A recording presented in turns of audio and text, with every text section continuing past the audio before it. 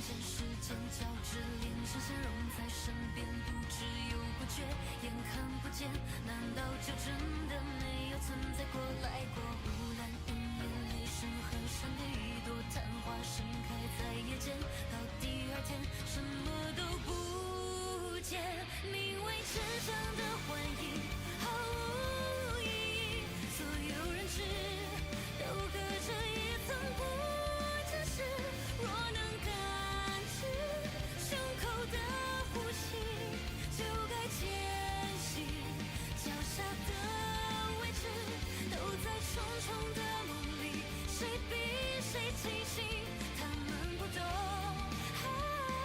停留是旅行，我要的只是我爱的人站在这里，我就守护这片土地。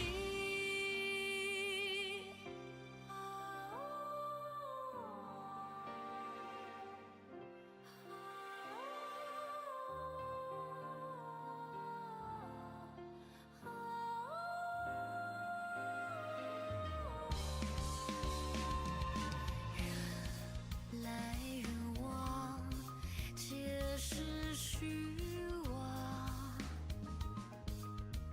看清楚你真实的形状。树影流星万物的声音，飞鸟掠过天空很平静，这些幻影总胜过虚无缥缈的真实幻语，天光云影我情的手心，诺言相约，心底的姓名都是假象，却让人爱着啊，名为真相的幻影本无意义，人却有心，倾注了血肉和热情，心动一下，万物就无暇，热爱与否本无关真假，都在重重的梦里何来清醒，只有真心，最真实无比，我要的只是我的歌声可以响起，而你的心可以感应。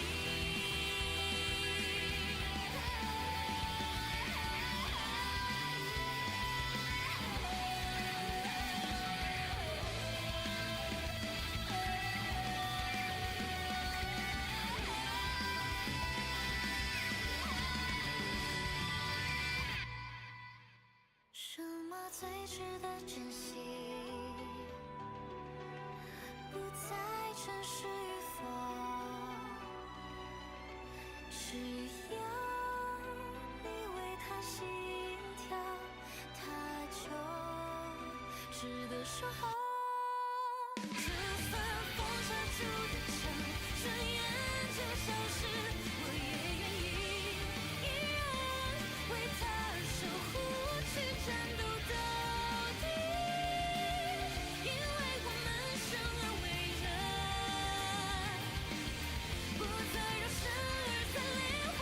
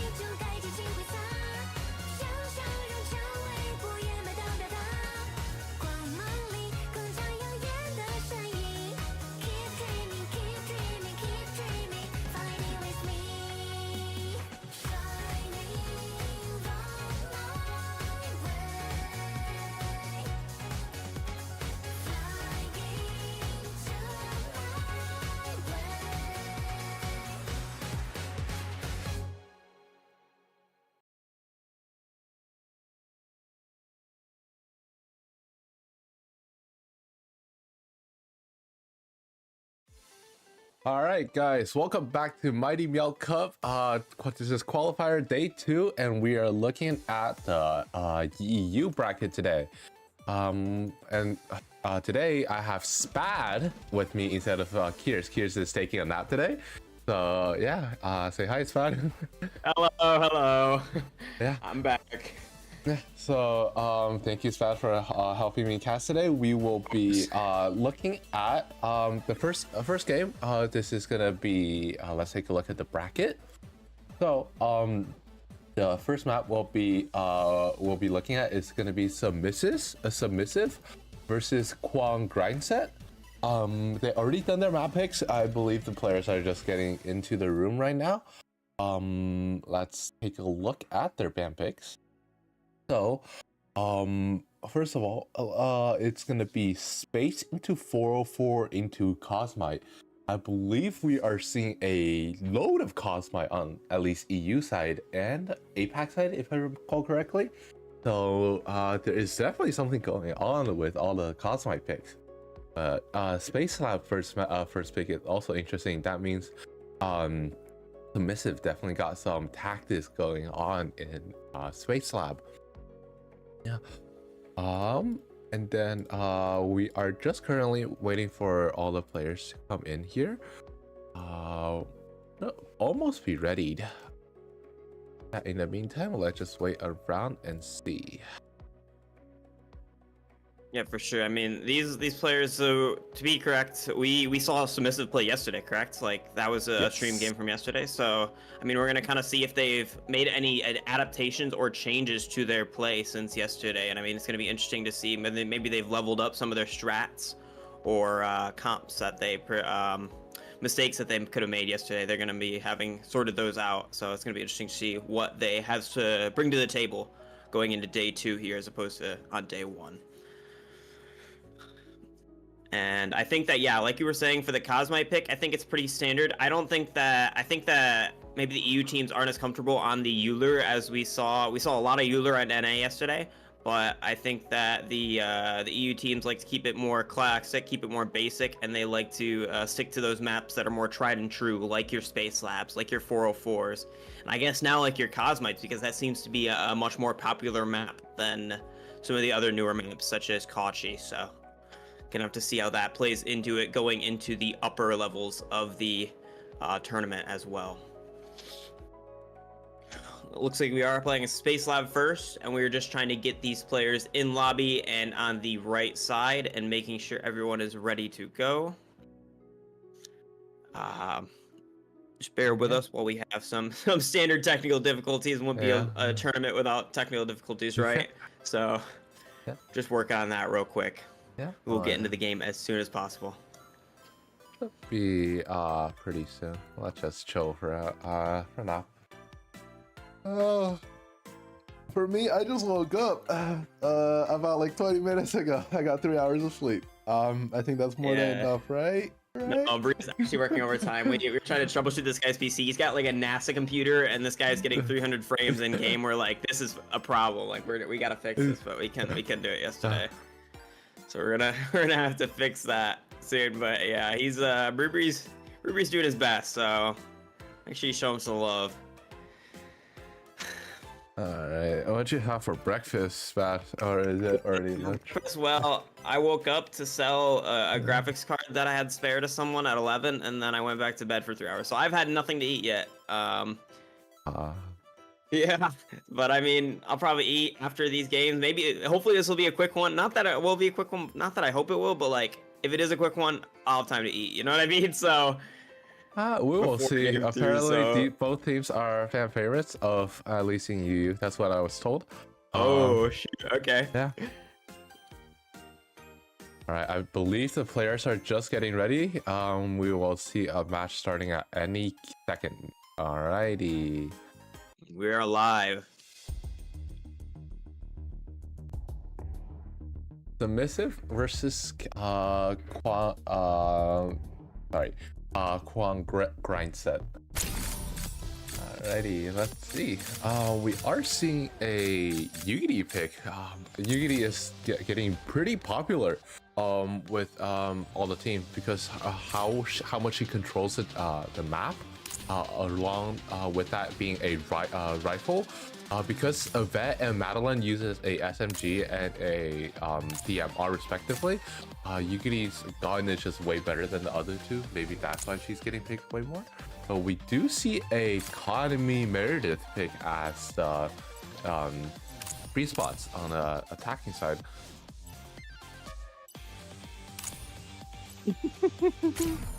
Yeah, well, I mean, I think these comps are pretty standard. I don't think we're seeing anything as surprising. Like you said, we're seeing that Yugiri picked a lot, which is honestly not surprising. I always thought she was rather overwhelming to play against when she came out on CN, and now that she's here on Global, she's proving to be in the same way. We saw yesterday in the game MLR versus the Grusslers. We saw Yugiri picked a ton from both sides, and Yugiri was almost able, especially on this map, able to completely shut down a site hit from B main just by draining 350 armor from all 5 players as they were hitting the site.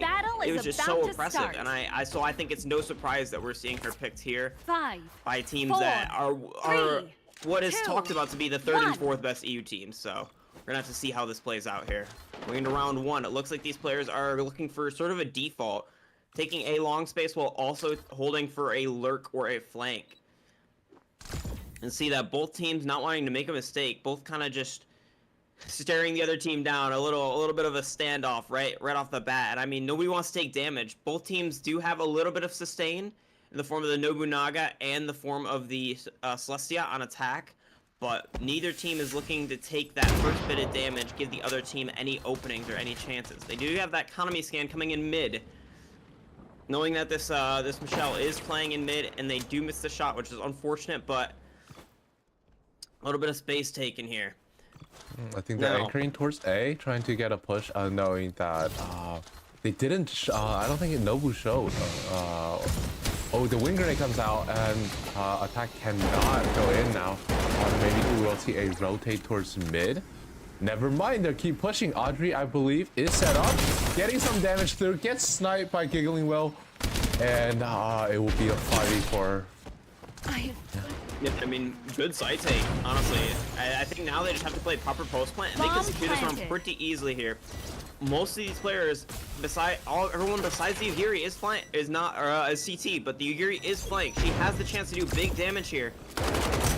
Here's the one. They know though, Ming actually pushing to get her out of there. If this Ming can secure this kill, this round is all but won here. Flavia does go down in heaven, and I mean, yeah, just like that, the site retake does collapse, and attackers are going to take round 1 here. Yeah, beautiful snipe from Giggling Will onto Steki Roar, or else the Audrey would have done massive damage to anyone who came into her. Yeah, 100%. I think that the shots there were definitely on point. The battle is about to start. And that is submissive on attack, so, yep.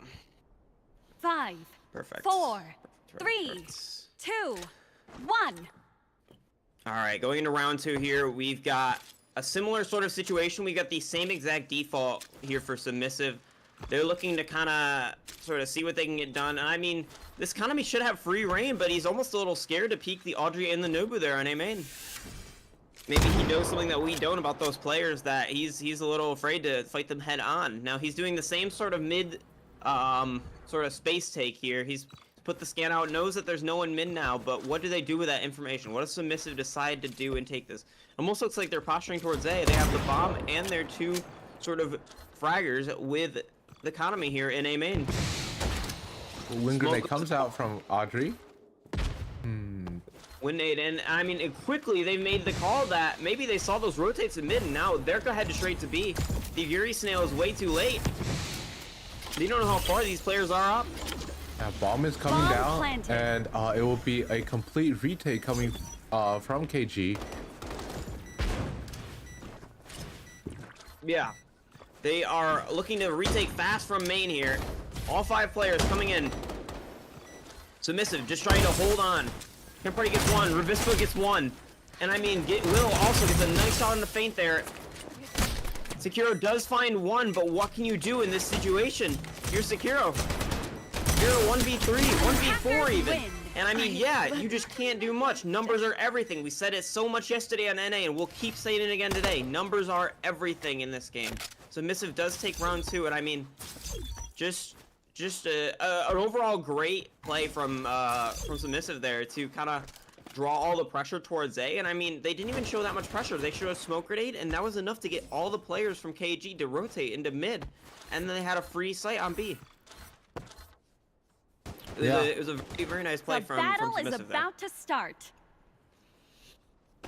And I mean, looking at round 3, it 4, almost looks like a straight up A 3, hit. They're looking to kind of 2, change the pace. They've done a 1. slow default for the first 2 attack rounds here. They're looking to speed it up here in round 3. We'll see if they're successful. And a nice shot from Will. 178 onto that Nobu. He is not feeling great after that. Almost as if like they can't hold that. This win nade's gonna expire, and then these players haven't rotated from B yet either. They're gonna have a lot of space. Now that Audrey is set up on A, so if they do decide to take win vent, or even just hit their main like they are now, this Audrey, ooh, she even decides to give it up though. Bombardment would be pretty. Gets one right there. Yeah, great damage from Sekiro. Yeah, Yugi coming from the flank, denying the res. And bomb is still gonna go down. Economy scan comes Bomb out, coming in, holding all the flank. Sorry for the wait. Yeah, and I would be surprised if KG is not able to clean this up here. Sekiro, nice shots. You do have this economy in heaven, but as long as you kind of give him the respect he deserves, you're in a 4v2. Health pools are not great, but you just have to play your... Nice snipe. Yeah, Will with a nice snipe. Does go down, though. 2v1, and KG does close it out. In, I think, pretty Defenders convincing win. fashion. They do have 2 alive, and one of them is very healthy, so not bad from KG. I think the crucial kill is that Audrey kill that we saw as the Sekiro fled into CT. I think genuinely that was the most important kill. Will does find some nice snipes.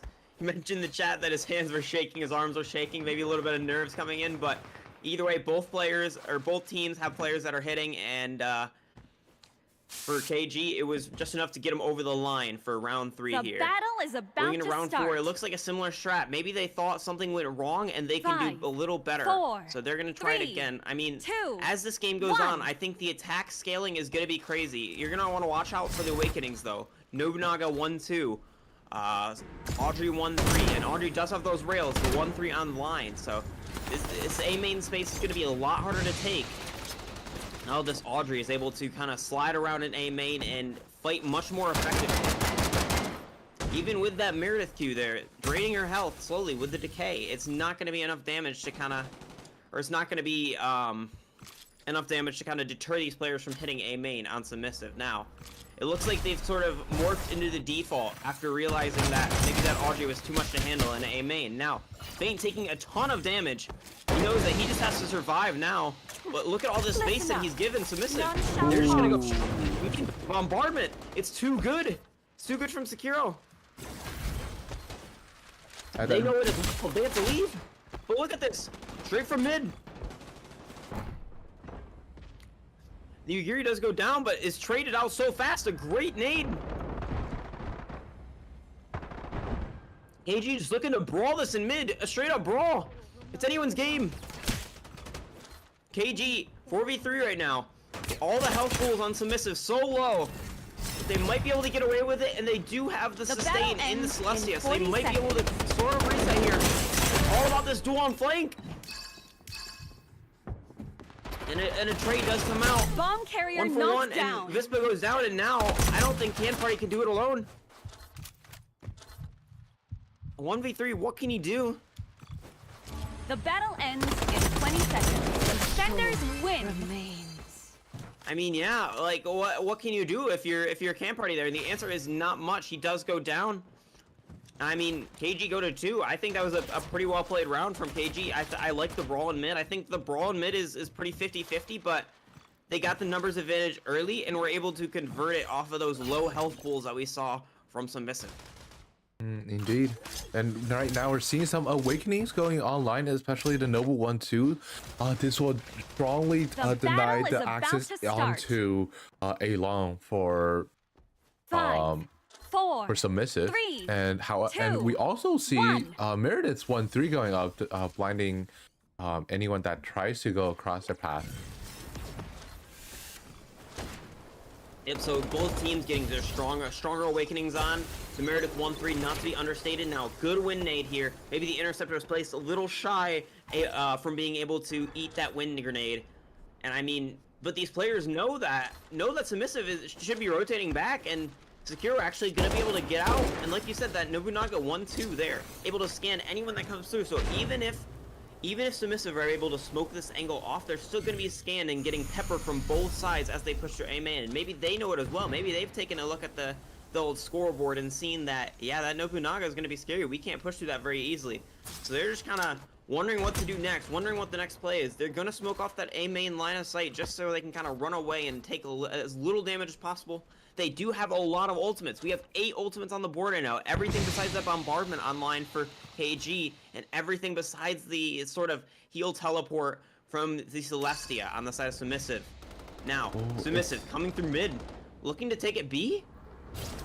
Yeah, it is. Flavia, I don't think it's able to hold it out.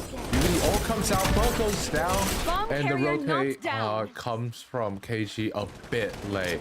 Flavia, probably ult does come out as well, stalling as much time as for KG as possible, and we might see an EMP, perhaps. Keep your eyes on me.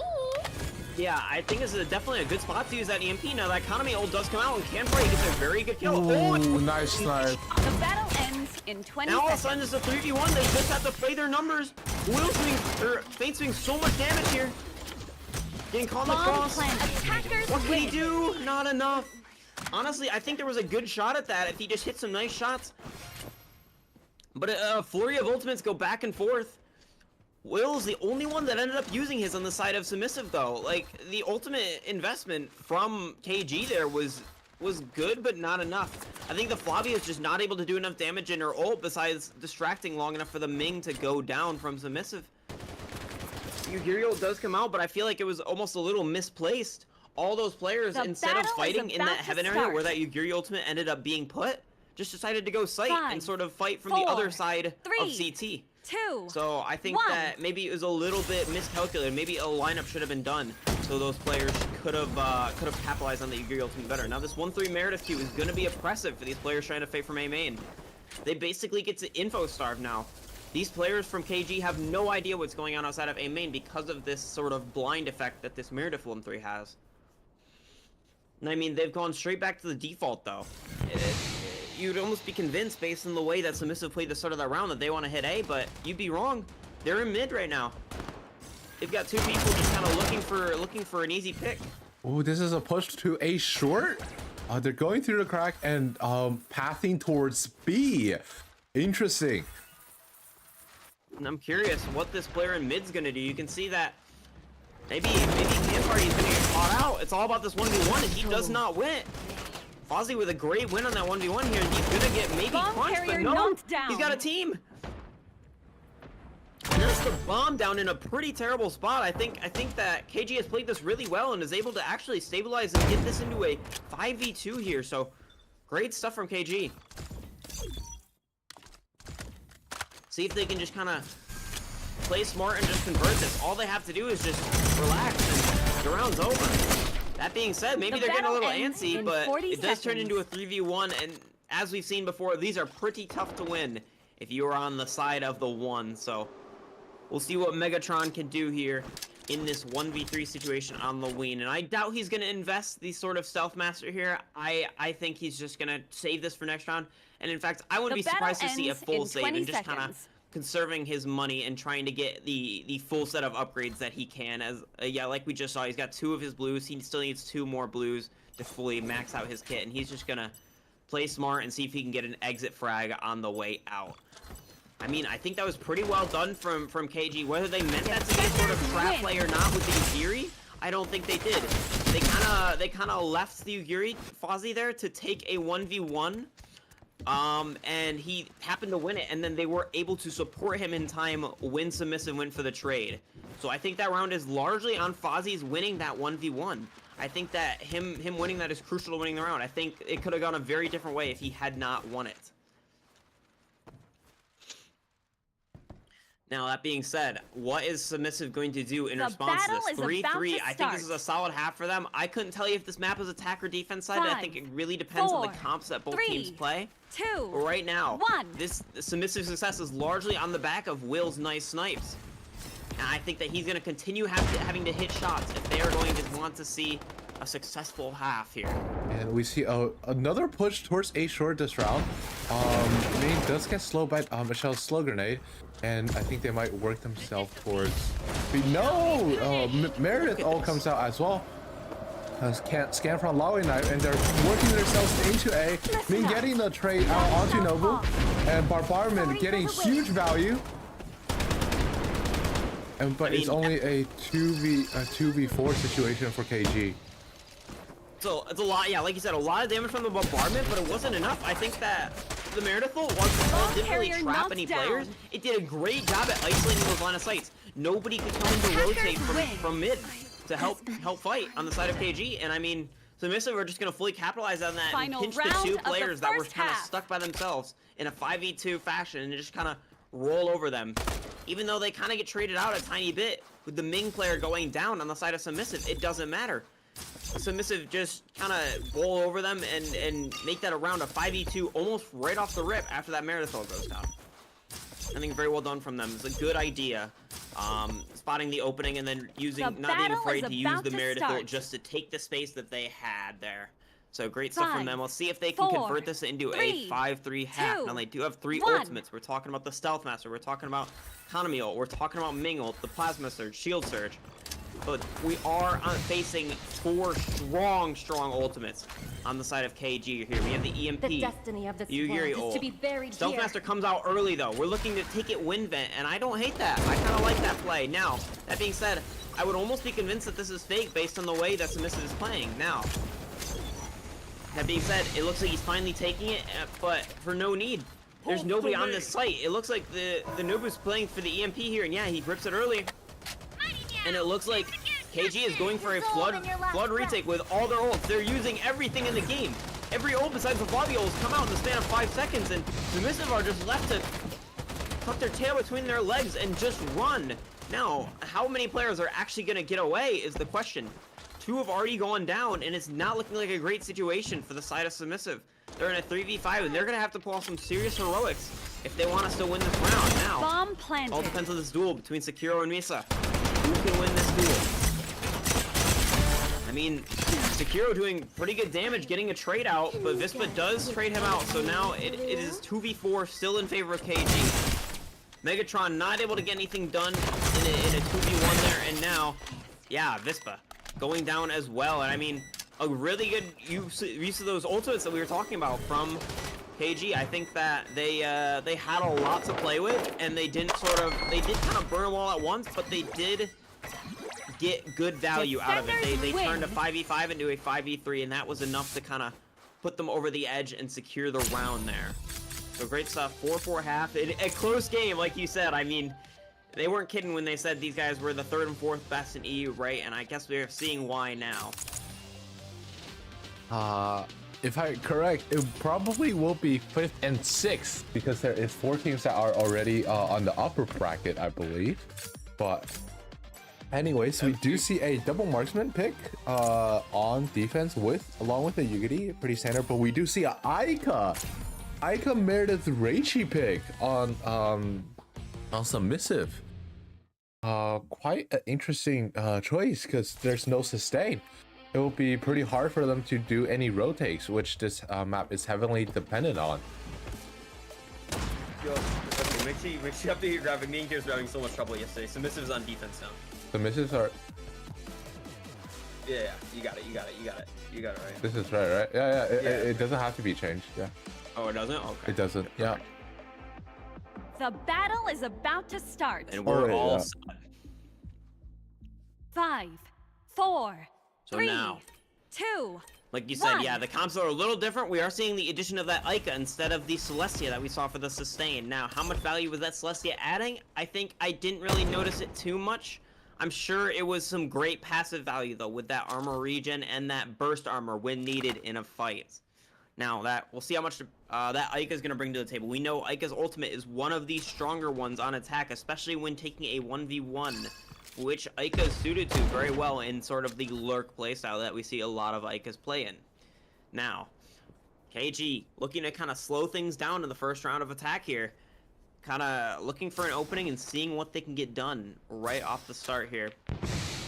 There's not much. They do throw a smoke. The smoke's a little high. I don't even know how that's landed up there. Well, Fabio pushing out onto the Ica. Maybe we'll see a pick. The wall does go into a rotate wall down to B. Fabio does get a little trapped here.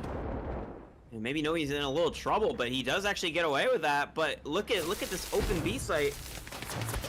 These players on Submissive should know that this is not good for them. And I mean, yeah, Megatron, a great beam. On the G's there, he does get traded out by Sekiro and a 180. But good nades from both sides. Will does get a nade kill, and now it's just a matter of seeing if they can deny these reses. Bomb planted. From KG. Game Party just trying to stay alive. He knows he's under a lot of pressure. Can't do it. Does take him out after getting res, and I mean, I think KG is just doing a lot better job of resetting after getting these reses. Despite having the Kokona for the easy tap reses, Will is not able to find the reses onto his players, and it does turn into a 4v1 situation for KG there, and they do win round 1. I think that it's honestly just the matter of over-rotation from Submissive there, that we saw an open B site into just a free site take. And I mean, post plant is pretty easy to play when you've got characters like Meredith, you've got characters like Ika, like Lewin. Like, you've got double controller and a Lewin knife to kind of hold that down on post plant, and they had to use minimal utility to get in that site too, because they sort of played the mind games with Submissive and were able to make them all rotate towards the A side of the map before hitting. So minimal utility used to get in, they can save it all for post plant. It's great stuff from KG in round 1 on attack. Now round 2 almost looks like a similar strat. I don't know, they have to be scared of Skakona, but what they don't know is that he's not even in a main. He's in mid right now. Maybe they finally realize, but a good damage from Revis, but now he's realizing he's in a little bit of trouble, and he's just got to kind of give all this space up. Now, is he going to get out? Yes, he is. Now, will he get naded? Will he get spammed? The interceptor does come out. The interceptor's no good. It's a little too shallow. Now, Hand Party and Will actually catching out Skyers on the flank. And now this retake, the map's sort of been flipped. All these attackers are where you expect the defenders to be, and now it's just going to be a complete brawl. All the players have fought towards CT though, but look at where the bomb is. The defenders have retaken the fight, and the bomb's not planted for them. They might just be able to stick this for free, and I mean, yeah, they even win the fight. This is the cherry on top, and they are going to get this res. It's a very clean round for Submissive to kind of tie things up at 5 apiece. I mean, I think that just the positioning there from KG, that they almost kind of shoot themselves in the foot there with deciding to 5-man push CT. I mean, I think they walked into Yuri's now. They walked into some bit of utility that just gave them a supreme disadvantage. I think I missed it. Well, I don't know what it was, but all of a sudden they were very healthy and just kind of started dying all at once. About to start. Despite looking like a pretty good advantage in what they were taking was a 5v2, 5v3 fight on that CT push there. So. 1. Not sure exactly what went wrong, but Submissive does play it pretty well and is able to retake that site. Now, looks like we're seeing sort of similar strategies from both teams. Will, once again, is not towards A. I'm really wondering what the solo Yugiri plan here is on A long, because we saw it last round and it did not work, so maybe they have a little bit of a different plan in mind for this second defense round here, third defense round, sorry. But now, looking to posture towards a mid-hit. Do they know that Will is here and ready to take someone's head off when they try to hit? This zero grab room here is so easy for snipers to hit headshots because of the predictable movement that players have while jumping inside it. Now, it looks like that maybe KG is onto them a little bit and not looking to kind of just glide in blindly. KG is just completely slowed it down now. And Submissive kind of, I think they should know that they're slowed down, and they should know kind of based on the information that they have, the general location of where all these players are. Now here comes the pop. They're just waiting for the rewall, and then the wind grenade comes out, and I think Reishi is taking the vent. No, Reishi is taking. Gets a 180 onto the Yugiri, and Flavia Phantom Flutter does comes out, stalling as much time as possible. I mean, yeah, Will goes down. I mean, what can you do? If you're submissive here, you just kind of gotta pray. And I mean, the Meredith comes out, seal Bomb planted. cherry on top of the cake, right? Like, there's not much you can do. I mean, Nisa does invest the Phantom Flutter, but it does go down. And I mean, now it's at 4v2. I mean, maybe he's gotten one, but look at all this utility that you're in the face of here. The players on the side of KG do know where both these players are, and it's just a matter of finishing them off. Win. Meredith doesn't even go down, is able to clean up both those players due to the low health pools because of that Meredith pull. And now, KG go up to 6. And I think it's a pretty well done round. I don't even hate the investment of the Sand Tomb there to sort of seal things off in the 5v3. I think that the Sand Tomb is an ultimate that is used in a lot of ways nowadays, whether it's space taking, whether it's post plant like we saw, whether it's kind of securing a round that maybe could go awry like we saw as well. I think that it was used in a good way there, and I think that a round one or an ultimate used to win a round is a good ultimate, right? So yeah, from the Nobu just came online, so she is already on his second ult, so she's not stalling out the ult charges with Nobu. Oh yeah, very true. I think that maybe he tried to use it there just so he could use it before the Nobunaga got his EMP online. And he would have to kind of play the mental game of who wants to use their ultimate first and kind of just hold both hostage, right? That's what we see a lot in high elo, is both players holding the other's ultimate hostage because one is a direct counter to the other. Ooh, they got a free A side. Meredith and Lawe working their way onto A. We'll probably see a plant coming down. Yeah, easy plant here for KG now. That being said, Will trying to stop things himself, not able to get it done. This EMP does come out. I mean, it's a good ultimate. They know where all these players are, all scanned up. In zone A. Not able to use the utility, but look at this pinch. The gunfire is just too good from KG.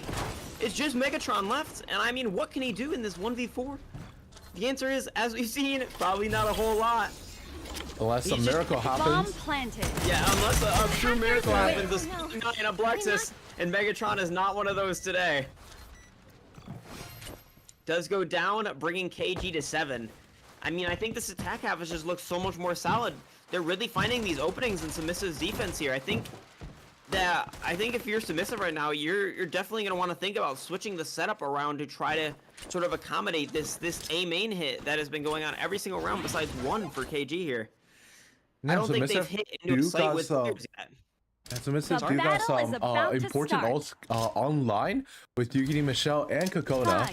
So we might see a Michelle flank coming this round, and Kokona res right away. Nobu 1-2 pylon does come down at B.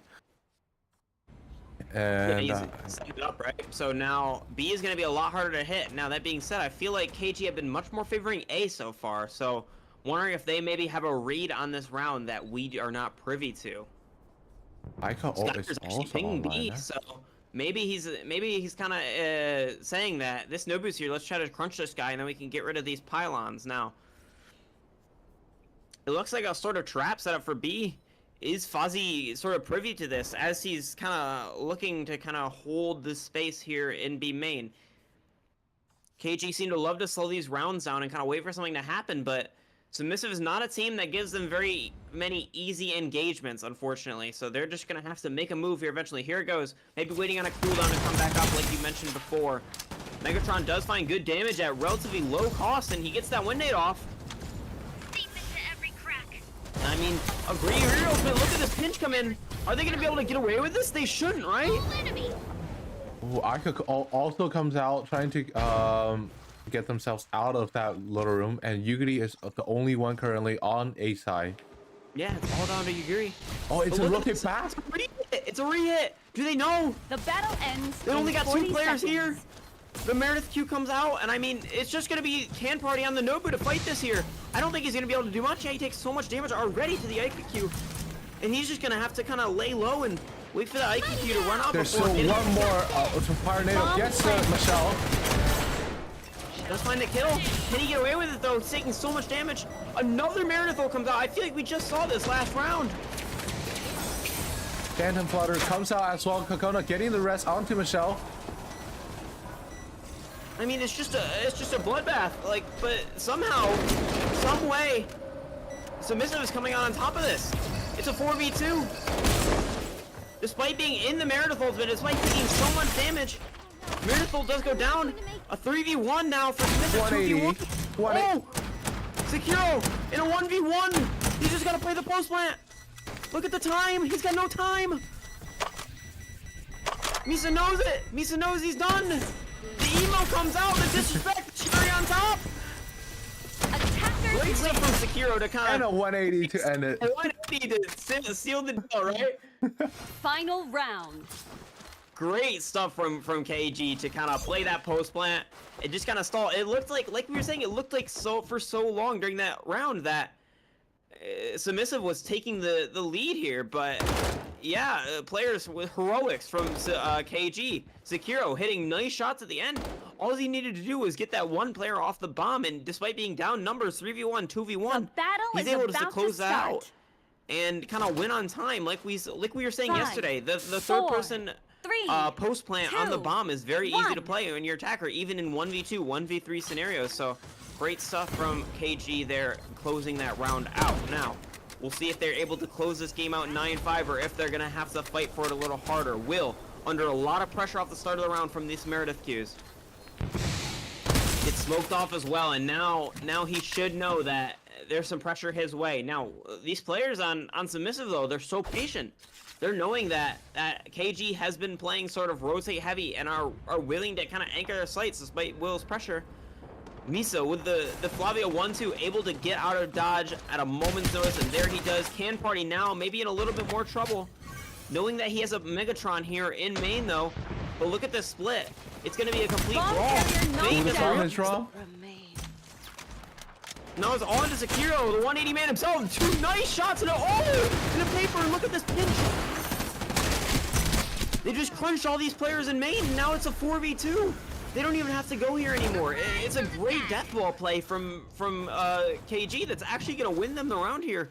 Now that being said, the resurrection does come online, but I mean, even with that, the numbers advantage still favors KG. They're gonna be in a post plant. They're gonna have the Stealth Master online, the see-through wall with the The Reichi battle 1-3. ends We're in not 40 seeing it on the seconds. spectator client, but I guarantee you it is a 1-3 wall. Bomb It is a planted. 1-3. Yeah, he knows the side of the wall to play on, and 180. like, what can you do if you're submissive here? What can you do? The answer is not much. I'm not going to make KG it. just deathball, and that's gonna be map 1. Great stuff from KG to kind of close that out in 9-5 fashion. I think their attack looked very, very good. I liked the addition of the Ica. I don't think that saying that they didn't get Submissive didn't get value out of Celestia is fair, because I think that they got a good bit of value out of Celestia, but I think that as a sort of 5th character pick, I think that KG was able to get a lot of value out of that Ica. Yeah, if we look Yeah. at Sekiro, he dropped a 5.4k bomb on with 13 knocks in a 14-round game. Yeah, I think that Sekiro was great on the Audrey and was even better on the Reichi, right? So I think that having a good player on a Reichi, like somebody able to aim, somebody capable, is so important. And we saw that here as he was able to close out numerous rounds just by hitting 1 or 2 nice shots. That's all he needs, right? The post plant round that we saw where he just had to play the time and hit 2 180s, and he's won the round. So great stuff from KG. And now looking forward to map 2. What do we have in store for us, Bree? Map 2, we do have base 404. If we take a look at the map picks, it is Submissive on attack for map 2, 404. Submissive did run KG ran the Ica, right? Yep, KG ran Yeah. the Ica on that last map. So we might see another Ica perhaps on 404. 404 is a shotgun heavy map, so we might see some of that happening. Yeah, I think the players are getting ready to start match 2. We'll take a 2-minute break real quick. Okay, for sure. Yeah.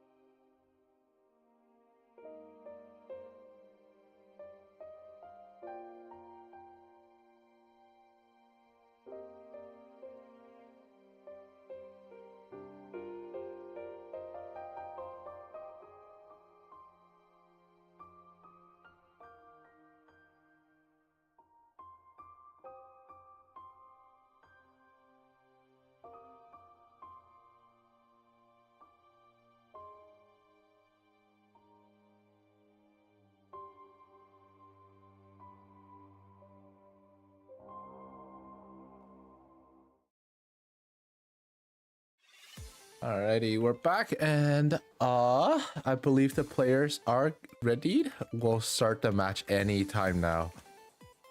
Perfect. And I mean 404. What, like you said, shotgun heavy map. I'm wondering if maybe we're gonna see some shotguns out of Submissive. I don't know if they have a good BIMO player. Unfortunately, I'm just not familiar with the EU ranks ladder and these players. So I think it's gonna be interesting. I think BIMO is still a good pick despite the nerfs that we saw recently to him and his kits. Specifically the capability to two-shot or do great damage in paper. But here we go.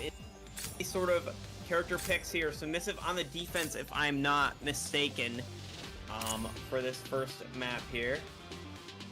And we're just kind of going to see what these teams decide to play. We are going to see the Ica come out. Wait, is that actually Submissive on the attack to start off? It's Submissive on the attack to start off. And we are going to see Ica actually come out from Submissive this time. So interesting to see what they're going to be able to get done with that. It looks like a bit of a role swap up here for Submissive. Maybe having cooked something. Is this their map pick or is this KG's map pick? I believe this is KG's map pick. So interesting. So Submissive, maybe not as familiar on this map, but still deciding that maybe the Ica was too good to go without from last map. They're going to try to bring it into this map and see what they can get done. Now, no BIMO. Maybe the BIMO nerfs were too much to, or maybe it was enough to kind of discourage some teams from playing it. Now, we're going to have to see. I know that there's some very, very good NA BIMO players and some very, very good EU BIMO players in Creeps, right? So we're going to have to see going kind of into the later stages of the tournament if we do see some of that BIMO play. Now, going into this match here, we see a pretty sort of standard defense come from KG. They're bringing back in that Audrey on Sekiro that was so important to their success last time. So much fragging power. Now, Jeej, looking to take an early fight on Flavia, does get smoke knifed out. He does get away. Minimal damage taken. All these players from Submissive now, they're out though. They're looking to take into sort of the heaven area on the B bomb site. And I mean, Feint just getting an easy kill on the Wildo to start things off. Megatron though, look at this flank. Does get taken out though, does great damage. Both these players are weak. I mean, now it's just a matter of capitalizing. Misa finds both. A great cleanup and now somehow a 2v3 though. Submissive, Misa just bomb carrier doing what he can, down. but it's not enough. Can party though. Yeah, we're looking to kind of close things out here. The He's rest is opening coming the out. door. Yeah, what, can he stop it? Defenders win. No, he can't. Sekiro, the hero from last game, able to close out round 1 for KG. And I mean, yeah, I think that it was well played from Submissive. I think they had a good idea with the Ica jumping up to sort of pinch those players in heaven, but there was no forward pressure. Both those players just turned around and kind of melted the Ica, especially in our pistol round, where the health pools are so low to begin with. The battle is about to start. Going into round 2. 4. A little bit of a different 3, idea from 2, Submissive here, 1. looking to take it mid. Ravispa didn't buy armor, interestingly. Maybe that's a mess up? No. Armor check, no. But I mean, yeah, like you said, maybe some nerves getting to these players. I know that there were some nerves yesterday in the NA matches. Maybe some players also forgetting Yeah, some teams, was getting nervous. Two of their team members didn't buy armor. I'm not gonna say which team. Well, yeah, I'm not gonna say which team, but definitely not the first time we've seen it in the Mighty Meow Cup here. So no sweat, no worries. Now, that being said, Submissive's still gonna see what they can get done here. It looks like a slow default. Both these teams in EU love to slow things down and kind of take a look at the map and kind of figure out where all the players are. Now, what are they gonna do with this information? A couple cooldowns used, namely that Ming Orb and that Economy scan. What? And it looks like now the Yugiri smoke comes up and they decided that they like that A side, what they saw a little bit better. Maybe not, I don't know. Oh, they're Yugiri snail to go down. Look at this, it's the blender setup. Gene finds one and maybe they're gonna capitalize on this. Look at this flank from Sekiro. The res in the middle of the open, are they gonna get away with this? Surely not, yeah, get off the res and Will finds one, but really, the damage is already done here for KG. But trades do come out. And I think it does slightly favor Submissive. It's just a flurry of trades going back and forth now, a 2v2. Post-plant scenario. Submissive know all they have to do is play their time. Lisa taking a 1v1, a crucial 1v1 to decide the fate of this round. He does not win it. Kin Party, however, does find the trade and now back to a 1v1. Kin Party knows all he has to do is just kind of do the dance, run around, play the post plant. He knows where Fozy is, and Fozy thinks he maybe wrapped and lost him. Look at this. Maybe could have stuck to half there, but kind of getting a little scared. Kin Party playing this so well and closing it out in round 2. I mean, great stuff from Kin Party there. I think that they just knew he had the time advantage, and he just has to play the post plant and get him off the bomb. That's all he has to do there. I mean, looking at the scoreboard here, we see not really many Awakenings coming online yet either. So I think it is still just a matter of who can be better mechanically, or who can be better sort of game sense-wise in these situations until all these Awakenings start coming online. And I mean, momentum is such a huge factor, especially in the early stages of games. So whoever wins these early rounds is going to have a big advantage going into the later ones with their Awakenings coming online a round or 2 earlier. That being said, Submissive looking to kind of hold things down with this sort of mid presence, and both teams are just taking it slow. Yeah, Economy scan is coming out, getting some crucial information. I believe the Yugiri snail does stop the push. Maybe we'll see a rotate. Force be short. Flavia didn't show yet. Gets the nade. It's a good nade. A lot of damage there for Jeej, and I mean, I think he's debating right now whether he wants to kind of invest that Phantom Flutter, but doesn't get the opportunity to. He's sort of stuck in the wing grenade, stuck in the IK coming out, and a massive push towards B short. Flavio might get caught out here. Phantom Flutter does come out and solve enough time. At this point, it's just to stay alive and take pressure, right? He's shooting at will, even though he's not his ultimate, knowing that his ultimate is no longer any good. He can't do any damage with it. But look at this pressure that Megatron is under. Submissive just getting pinched left, right, and center. Losing so much health. It's just Kin Party and Will. The battle ends in 40 seconds. Sorry, not Will, Megatron. And I mean, Kin Party just getting tickled by the turret. And I mean, Megatron does go down, and now Camp Party, sorry, in the 1v3. What can he get done? Defenders The answer is win. not a whole lot. I mean, Skyers with a great round. I think we didn't get to see many of his kills, but he had some great impact on the round. 4 on the round. I mean, fighting great with his team and able to clean up a lot of those frags we saw.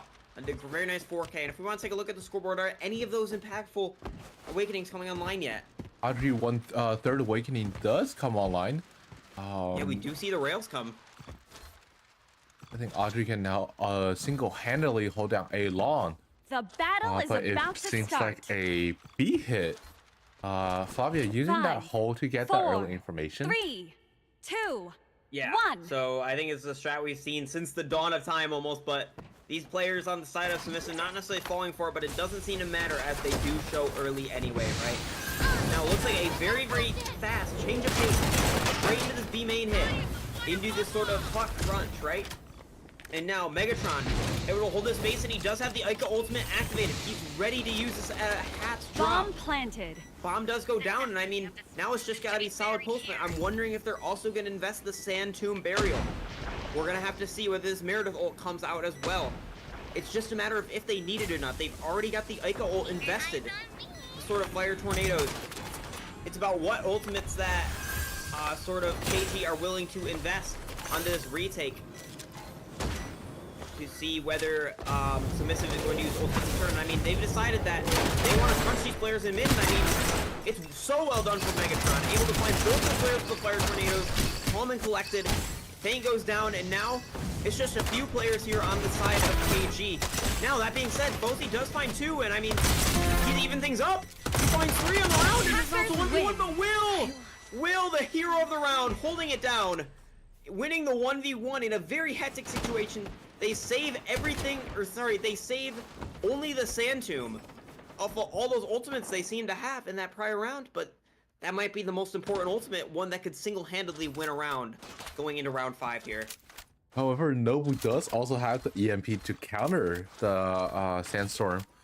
So we'll see how that goes. If I were KG, I would The just battle is about to start. KG. Yeah, no. If I was submissive, 5, yeah. 4, If I was 3, submissive, I would try to go 2, for a hit and 1. kill Nobu, and it might be what we're seeing right here. It's so wise from Bree. I mean, like he said, yeah, you can't really get that Sand Tomb out unless you Listen kill up. the Nobunaga. None shall You will Oh. just immediately counter with the EMP now. Almost wondering if maybe you want to use a bait play to kind of bait that EMP out, just kind of burn the Sand Tomb and use it as a faking tool. That's definitely a thing that we've seen from the past. In the past from different teams, and maybe we'll see it here as well. Now, that bombardment does come out so early and not able to find a lot of impact because the players were just not out yet. They are looking to fight this Nobunaga, maybe catch this Audrey out. They're looking to catch somebody out. Anything they can find right here is great. I mean, they did find the kill into the Audrey. The side of KG comes out. the EMP came out early, like, in the Imperial, they're using everything that they have in their power right now. As soon as the EMP goes down, they're going to be looking to rip the Sand Tomb. We'll just see if they can survive long enough. It's a matter of survival. It's a matter of endurance here. But look at these health pools. Everyone's so low. Anyone could drop the drop of a pin. Oh, no. And I mean, I'm not- Submissive able to close out those last 2 kills without using a Sand Tomb. I think that's great stuff from them. I don't even know what was going on, genuinely. They were all scanned up, all not able to use abilities, but they closed the round out in such convincing fashion regardless. Yeah, they were just holding the chokes, not giving a care about them getting scanned, and just winning their ones on their Genuinely like, just on the mechanic chokes. diffs, Yeah. right? So great stuff from Submissive there. They do go up to 3 on the half so far. The And battle now, is about looking to to take start. it A again. Once again, they're maybe getting a ping onto that sort of 5, part of the map 4, there. Maybe saying this is where the 3, Nobunaga plays. We have to 2, kill him before we 1. can get the ultimate down. I don't know why they'd say that, but that's kind of the read that I got. They're pinging that part of the map. Maybe they want to hit it. We're gonna see what happens. Sekiro, the hero from last game, looking to see if he can hold down this site in the face of overwhelming oppression here. The Yuri Snails 2 help, but how much help are they really gonna be is the question. Sekiro knowing that he's in a little bit of trouble and has to give, but look at all this damage coming out. Will finds the damage with, or finds the kill with this sort of splash damage from the economy note. But Feint and Jeej do find Bomb 2 kills planted. on the sort of reflank into generator area. And I mean, KG are getting this red off, and now all of a sudden it fell apart for Submissive. What all went wrong is what they're wondering now as the KG does close out this round and bring things to 3 apiece. Yeah, the Flavia flank really messed up the whole entire round. Messed up the Submissive formation off that site. Yeah, I mean, like you said, it's the Flavia flank feint as well, assisting with that flank, able to find a kill onto one of those players as well. And I mean, just kind of pressure from both sides. The CT players also providing pressure as they saw fit to kind of sort of keep the attention away from the players that were flanking. So they were just able to kind of clean things up in a very easy manner. Now, at 3 apiece, all these ultimates are going to start coming back online. We're already seeing the Phantom Flutter back that we saw get used, I think, just 2 rounds ago. So 5, a lot of impact 4, from Jeej there on 3, the Flavia, bringing his 2, ultimate back online 1. so fast. And we're going to see if he can find a good use for it in this round here. Yeah, we do see Megatron with the Ica ult down middle. I think they're just going to press W and run it down, maybe. I mean, last time we saw Megatron with this ultimate, he did find great value, so we're going to see if he can do a similar feat. Now, Will knows that maybe he's alone, or just kind of buddied up, and he has to get out of here. Takes so much damage. Look at his health. Barely gets away with that. But I mean, this A site should be relatively free. Maybe Vispa not knowing how free he has this site just yet. But does get the interceptor down, is going to get this bomb plant down, and then I'd be amazed if they do not invest in Sand Tomb here. I would truly be amazed. I think now is the perfect time to invest it in a 5-unit scenario. Misa does find a kill, a great opener, but they really got to be careful. The Meow comes out. I mean, they have to use it, right? They have to use it. You gotta use it, please, somebody use it. It's so ridiculous. Like, there's no way they would let this round go, but oh, but Will Getting a nade on Flavia and getting a kill on Mama. That secured the round. I guess you don't need it after all. Yeah, like it seems Final like they're almost saving round it for of the next first game. half. Like, I don't know when they're gonna use it. Like, Can Party maybe just kind of not thinking he needs it ever, but I mean, at this point you might as well just use it because that EMP is back online. Your direct counter is back online. The EMP sort of did not follow the rules last time, but I was amazed to not see that Sand Tomb come immediately out after. They've lost a round since, so maybe he was around, they could have won with it. It just kind of leaves me scratching my head as to kind of what their game plan is going into this last round. They do have some good ultimates to work with, though. Yeah, interesting awakening from Yugiri using 1-3 instead of 1-2. But as we see here, Submissive is going on to B side where Nobu is playing. Maybe we'll see a fake play with Sandstorm and going back out just to bait out the EMP.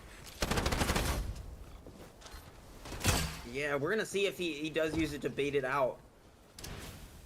It almost looks like he's getting ready to put that EMP down, knowing what's about to come, but the ultimate never comes out, and I mean, there it is. There it is. Let me get an EMP now. But look at how deep it is. I would argue it's not that good. It's a little too deep to find great impact. Half of it's off the map. But I mean, Vispa finds a pick, and I mean, there it is. There's a bait. After that, they got what they wanted. They're leaving. They're out of here. They got more than what they wanted. However, Lawi did get knocked with the bomb. Audrey going down to Will. Nice snipe from Will. This played on flank would have been crucial, but maybe Fozzie thinking better of it, deciding not to take the 1v1 versus the Ming, and they did actually recover the bomb and recover the res onto that player, and they're gonna get out of there in a 5v3. Somehow they've converted that into a very favorable situation for them.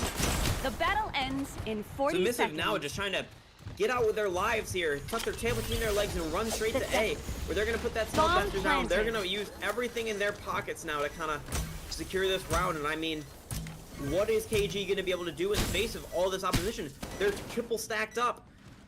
They've got a Lewin behind them. It's just a matter of time before he just lays into them, and there it is. He finds 2. And he finds 3! A nice round from Revispa. A great flank from the Lewin using that Stealth Master ultimate there. And a good way to end the half if you are KG.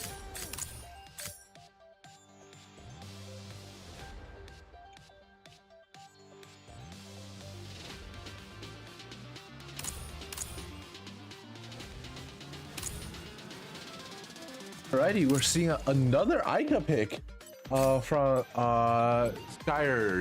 Skyer with Reichi and Meredith, a no Xinghui comp. Yeah, again. Yeah, we did see KG run this this Ica last time, but I think it's pleasant to see that they're running it again now. Is their comp any different from what was last time? I mean, they do have the they have the they did have the Meredith last time, so I mean, it is an identical comp to what they ran last game. Yeah, it's the exact same. So, and if we look at submissive part, submissive is running a Yvette instead of I believe last time they ran a Yugiri. It will be the exact same call. The battle is about to start. Yep, so just a slight mix-up. Maybe thinking the Yugiri is not going to find as much value as the Bear, and I mean, Bear is one of the better picks in this map on defense, I would say. So, not a surprising pick at all. We're going to see where KG is going to take this. Misa getting a huge damage out, but KG still pushes in, and we see a Nobu on site. Will he be able to do anything? KG on the attack here, looking to kind of take the fight to Bomb CT. planted. And I mean, yeah, like you said, this Nobu just trying to play his life. Can Party staying alive. Now look at this flank coming in from Hut. Misa and Will looking to see what they can get done with all this pressure. They have these players surrounded almost now. I mean, this ice is so good to just kind of take the space back. I mean, here comes Misa barreling down, doing so much damage. 2 or 3 players. I mean, Megatron cleaning up the kills. It's just the ring around the rosy for the players of KG here. And Submissive closing the round out so convincingly. I mean, KG just had no post plants, like utility setup, but I mean, the Bear Ice was so good. Defenders win. I almost feel like if you're KG, you're definitely going to want to bait out that Bear Ice because it seems so brutal to fight against there in the post plant. I think it was a very good display of why we're seeing that Bear over that Yugiri come in the first round here for Submissive. Or for Submissive. So, great stuff from them. I think you might have them backwards. Maybe not. The battle is about to start. Submissive is on defense right now, I think. 5, 4, 3, So, we 2, keep mixing them up. Yeah, it is submissive. It's on defense. Okay, perfect. We've got it right, guys. We got it. We got it right. Yeah. It was a notorious problem that me and Kirsch were having problems with yesterday. We're getting this sorted out here. Going into the round, this round is not really starting out slow at all. Misa does take so much damage off rip, gets away, he's barely hanging onto his life, and I mean, but look at all this space that they have, playing the bomb so fast now, they did not bait out the barriers once again. I'm questioning of how much space that KG is going to be able to hold on to. Will taking so much pressure off the rip, but Revispa able to trade it out so fast now. Look at this flood coming in. Will should be able to get that tap for free as well. There it is. I mean, just looking to take this fight onto the players where they find them. Skyers does get the reconfirm onto Revispa, but Misa finds a trade out, and Beach does go down as well. Now, it's just a complete bloodbath. Trades going both ways, but Submissive is coming out on top right now. Sekiro, the hero from last game, does find a 180 onto the player on bomb. He just needs to stall. Time is running low. Knowing that all he needs to do is survive, but he can't do it. Skyers keeps the players off the bomb as well, though. And it brings it over the line for KG. I think great stuff from the post plant there. The post plant looked a lot better. I think that what we saw last time was kind of a sort of they were a little lost, the players on KG, in that post plant, but this time they were able to hold on. What were you gonna say? Yeah, Giggling, I think, got a little anxious right there, sticking onto the bomb a bit too early before clearing at least one more person out. And Sekiro just get a free 180 onto the Kona. 3, 2, yeah, like you said, like not properly clearing the angles that could be watching the bomb there. Maybe they haven't cleared, and so they thought, oh, I'm good to stick this, but no, you've got to clear every single possible right-hand angle, even left-hand angles, like we saw there before you can start sticking that bomb scot-free, right? Yeah, very agile position that Michelle took, but and she will get punished for it. We see a Kakona on the flank. Maybe she'll get a flank. Shall be. Ooh, what a snipe. That has got to be just complete luck from Will there. All enemies. I mean, what can you even do there if you are the Reichi on the side of KG right now? Not much. Not much against Will when he's hitting shots like that. But I mean, Submissive, they just gotta wait this out. They have no EMP. They just gotta play slow. The Myrtle does go down, but I mean, the time is ticking away so fast. Aiko comes out as well. I mean, it's just a matter of cleaning up these last couple players from Submissive. Once again, time is Submissive's greatest enemy here. As we can see, Misa just trying to take a 1v1. Will trying to take a 1v1. Neither of them win it. And KG looking to tie things up this coming round. Up to 5 right now, though. Yeah, Submissive is still holding out strong because they know if they lose this map, it is over completely for them. However, KG is trying to take back the lead. They do have a Reichi ult. Not sure how impactful that is on on a small map like 404. 5, Yeah, so 4, they are going to be looking to use these ultimates effectively. 1. Both teams looking to get the most out of their ultimates here, as both teams have 3 apiece, trying to kind of see what they can get done with them. Now we do have this Mighty Meow Blast online, the namesake of the Mighty Meow Cup here.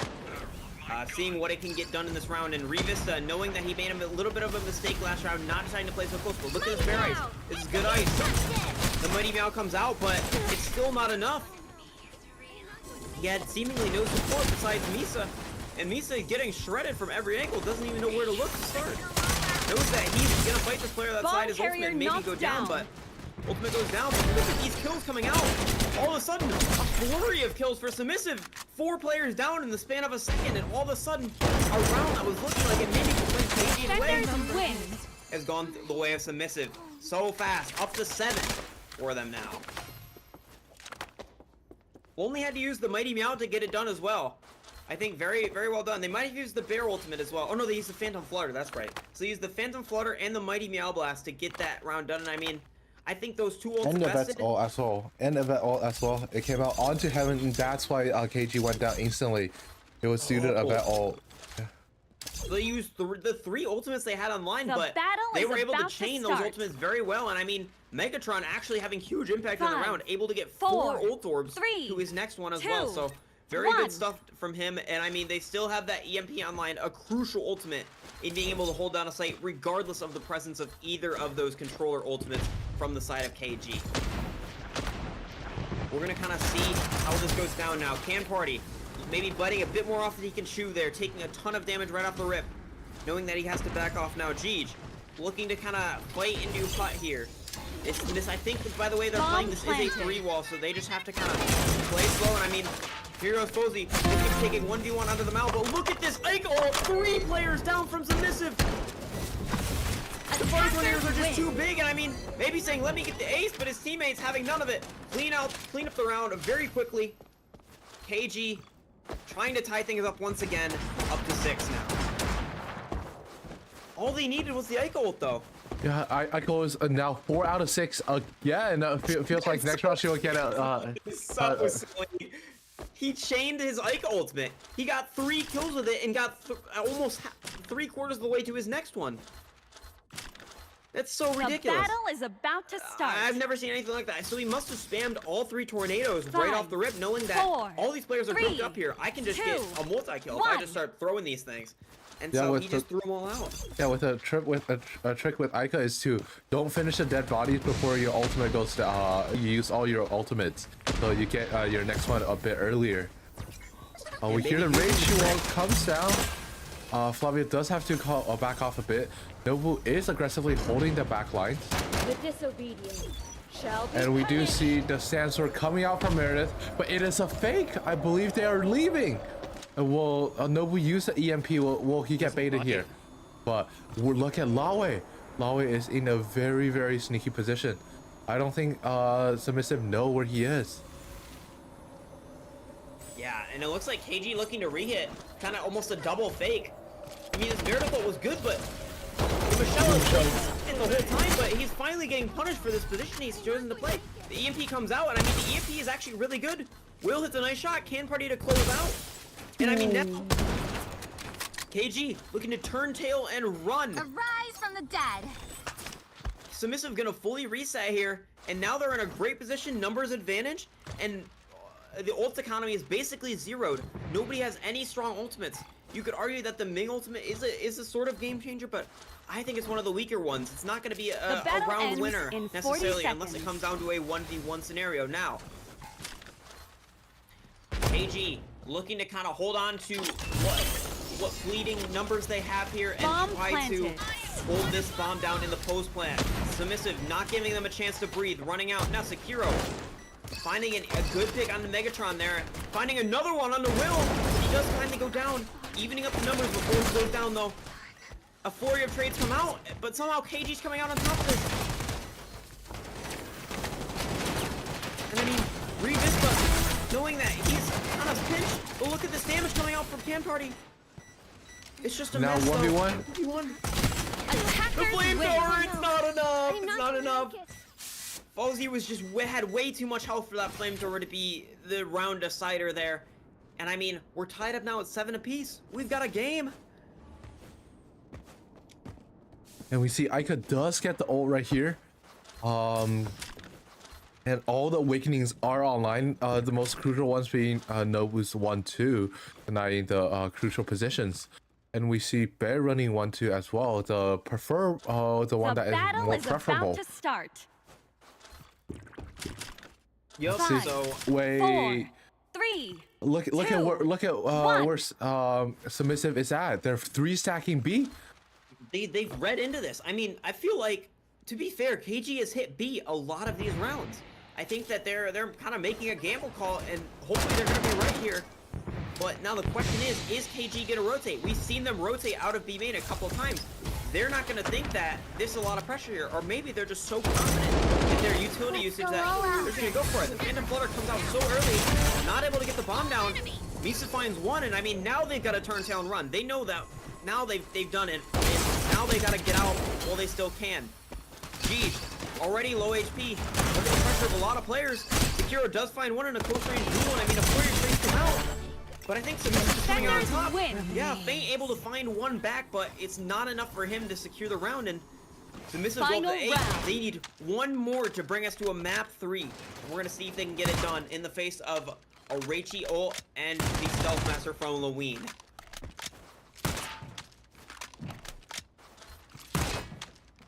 I mean, I think that the ultimates here cannot be understated from the side of Submissive either. If we want to take a quick look at the ult economy, is there anybody that could get theirs off a kill? The battle is about to start. No, everyone is not really close, are they? So I mean, unless the Flavia Misa has a great round, which I mean, he's been having a great game so far, 14 kills to his name, and maybe more to come. We might see Submissive try to close us out here with their Mighty Meow Blast. Now, it looks like a direct A hit for the side of KG. With the 1-3 ulted wall, I think the site is completely in KG's hands right now. Bomb planted. Yeah, the Bear Snowball is actually putting it work. Like we said, that Bear 1-2 awakening, showing why it is the most popular pick, right? Now here comes the post plant wall. The Reichi kind of playing for himself. The Mighty Meow Blast did come out though. I mean, a ton of damage taken. Submissive actually do close that out though. What went wrong? They had the post plant wall set up and everything. They had so much utility that they were able to use, but I mean, players just taking too much damage on the Mighty Meow Blast. From the other stuff, Submissive Defeat. winning game 2, bringing us to a map 3. Whoa, I mean, great stuff from Submissive there, right? Yeah, Misa had a super good game that game. And I mean, that is definitely what you want to see out of your sort of Ming Flavia player. What could be classified as sort of a duelist role. Definitely a high fragging pick at its peak performance, and we see why. Misa putting up great numbers, putting up a lot of impact ultimates on the Flavia. We saw a number of impactful Phantom Flutters, especially in that second to last round where he was able to deny the bomb plant and sort of keep those players off the B site. And I mean, Can Party on the Nobunaga, not necessarily always a high fragging role, but a specialized one nonetheless. And I mean, we saw that the Nobunaga was able to play with his teammates a lot and sort of clean up kills. The EMPs were also very impactful. I think we're seeing a lot less of the sort of ult hostage that we see normally when we're talking about a Meredith v Nobunaga matchup, but I'm all for it because I think that tends to kind of, it becomes a little stale as the game goes on with both players holding their ultimate for one to use it. So I'm glad we're seeing both ultimates freely flowing. And now looking towards map 3, what do we got in store, Brewery? Yeah, we got Cosmite with submissive on attack yet again. All three games submissive or on attack to start. And Cosmite, a very interesting map. Will we see an Ica pick on this? Probably not. Personally, I do like the Ica pick on Cosmite, but I don't think it is the meta pick. But maybe Ica could be really useful on the TP where she can get a TP in unexpectedly. She can really easily hold the choke points. Yeah, for sure. And I mean, these players are going to need a 2-minute break. And honestly, I need to grab a drink of water. So why don't we throw you guys to a 2-minute break and we'll be back to get into the action as soon as possible here. Alrighty.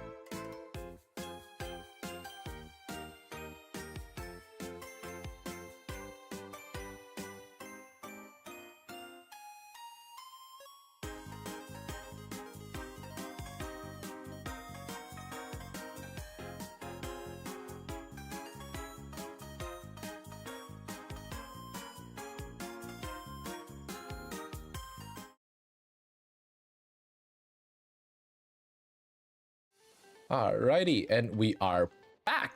I think the teams are just getting ready again. Again, we are on Cosmite with the misses on attack. Hopefully, I don't mess up the left and right on the top of the screen. But anyways, I think the players are just ready. This will be quite of a match. Both matches, map 1 and map 2 were both really close. So we'll see. Yeah, definitely. It looks like these players do need 1 more minute, so they are just maybe taking a bathroom break, grabbing a quick snack, grabbing a quick drink. So no worries either way. We are just gonna wait until both teams are ready because you know, this has been a long series so far, and I mean, I'm not necessarily getting my wish for a quick series so I can go grab a bite to eat before the second set of matches, but, you know, honestly, I think it's a fair trade-off when you're getting such a high-quality match such as this one. Yeah, we will get even better quality matches in the next week and the week after with top 16 where teams fight around the best teams from each region around the world. Yeah, and that will be definitely a sight to see, and I think that we got a little taste of that yesterday in MLR versus the Grustlers, and I mean, we've got hopefully more to come today with the NA matches, and even this EU match that we've got here, and the one coming up in just shortly after this one finishes, so. Looking to hopefully get into this game as soon as possible, just waiting on a few players to sort of finish what they are doing and need to do before we can get into the game. And yeah, I mean, so for Cosmite, like you said, you're looking to see that Ica, but honestly, I think we're going to see more of the sort of double marksman, the Sniper Reichi classic, right? Versus the maybe Nobu and Sniper.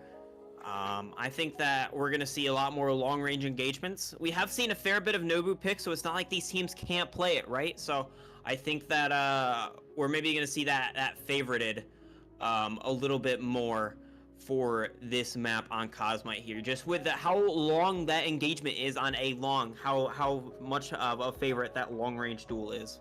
And it looks like both teams are ready, so hopefully we can get into the game here in just a second. And yeah, we'll have to see what these teams decide to pick, whether it's going to be the Ica, which Bree thinks is still very viable on this map, and I have to be inclined to agree because Bree's much more knowledgeable about the game than I am, and or maybe it's going to be the double marksman, as I said. We'll have to see. Alrighty, the game is starting. Let's take a look. 1 points to both team winning one map, and this is the third round of the BO3. I guess we are already seeing the economy on Will. Will's economy is super threatening, hitting multiple headshots already in previous maps. And does lock into Nobunaga and Audrey perhaps. That will securely secure a long. But they they aren't running any controllers. Controllers on this defense map is super I would say impactful. What is going on here? What? No, Ming, Ma check Ming. There we go. All right. There it is. All right. A second. But yeah, like you said, I am interested to see how they play the zero controller comp. They have to play super brawl heavy, and I mean, they do have the Fuchsia and the Flavia, so they're going to be able to brawl through a wall, maybe almost predicting the double marksman comp here from KG. Reading into that, or sorry, this is submissive on submissive. Yeah, submissive on attack here, starting off. Maybe reading that submissive is going to be picking the double marksman and playing sort of a brawl comp, so they can just bring the fight close to them, and these double marksmen are not going to get the chance to play at a close or at a long range engagement. The battle is about to start. Interesting to see how both teams play this, and it is going to be looking like that sort of favored a long hit for the side of submissive right off the rip. Now let's see how they decide to play it. Sekiro setting up with the Audrey. It looks like a heads-up duel here between the Audrey and the marksmans from submissive, so we'll see who comes out on top going into round one. Aiming a little high at the start, but Sekiro does find his mark, getting a little bit of chip damage onto some of those shields there. Actually hiding from the knife, but Fang got what is hit. his wall? This is a wall towards mid. Hey, the unusual wall towards mid. Oh, look at this brawl! They've caught Camp Party out. What can Camp Party do? Can he be the 180 hero? Miso does find actually help. I mean, it turns into a brawl. Submissive calls in the reinforcements, and I mean, they've cleaned up those players that decided to crunch fade, and now it's just a 4v2. Jicho's down, and now it's just Skyers for KG. He's gonna go down. Oh, no.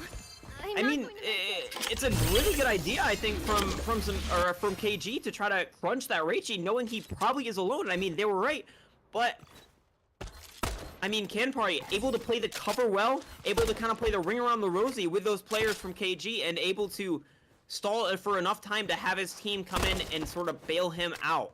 Great stuff from Submissive to start off round one, and we're gonna see what they do. I liked that wall. I think I saw on Carrier's stream actually the other day. He was like, these are the two walls that I think are good, and he showed the one for Heaven, and then he showed that wall. And I was like, what is that wall? I've never seen that before. But now I've seen it in action, and I have to say I'm interested to see more. So hopefully they bring that one out again. Michelle playing a little bit back than the normal position. Audrey setting up already, trying to get some damage through. The shield does go down. Nobu's right behind Audrey, giving Audrey as much support as possible. Pain grenade comes out, and it is a wall towards heaven this time. Bomb comes out from the Celestia, Bomb and planted. KG submissive. Submissive. Yeah, look at this. Oh, back right up. They're looking to just but nice shots from Feint. He's kind of keeping these long range players at check on Bay. And I mean, look at this. Oh, what is this? What is this? Are they gonna be able to stop this in time? Wait. Oh no. Oh, but look at this. The crunch has already come in. See, all these players from Submissive are focused on getting these two players off the bomb, but in the meantime, they're getting run down by the rest of these brawlers. I think this is the game plan the whole time. It had to be. Plenty of time to defuse as well. Narrow Very well done, victory. KG. I think that genuinely that was a strat that I haven't really seen much before. It kind of requires a very coordinated team with your duelist pushing while your sort of site anchors, your Audrey and your Nobu sort of stay back and stick the bomb. But everyone knew their role and everyone kind of did what they needed to do to win that round. I think very nice retake from KG there. Yeah, especially when they use that smoke against them, to get an extra couple seconds on the bomb. That was very well played. The battle is about to start. But, Yeah. Submissive is getting very easy onto the four, sides, even though they just three, lost the previous round two, because there was no one. controllers on defense side. Interceptor coming out and a Tattletale to prevent any flanks. Let's see. KG getting the early info and rotating. I mean, geez, looking to stop this push right in his tracks here. Good pain name, but he doesn't realize that people are out the other side of A site already. Or B site, sorry. He's gonna have to just kind of give up the space and, I mean, yeah, Bomb once again, planted. Submissive's gonna get a relatively free plant. Megatron trying to hold on. He's taking the pressure so well. But look at all these players shooting at him. How is he still alive? He's gotten away with murder. Gets his ultimate off, and now he's got a little bit more health to play with. Throwing the nade. These players on backside are now under so much pressure because they did not find the kill on the Megatron.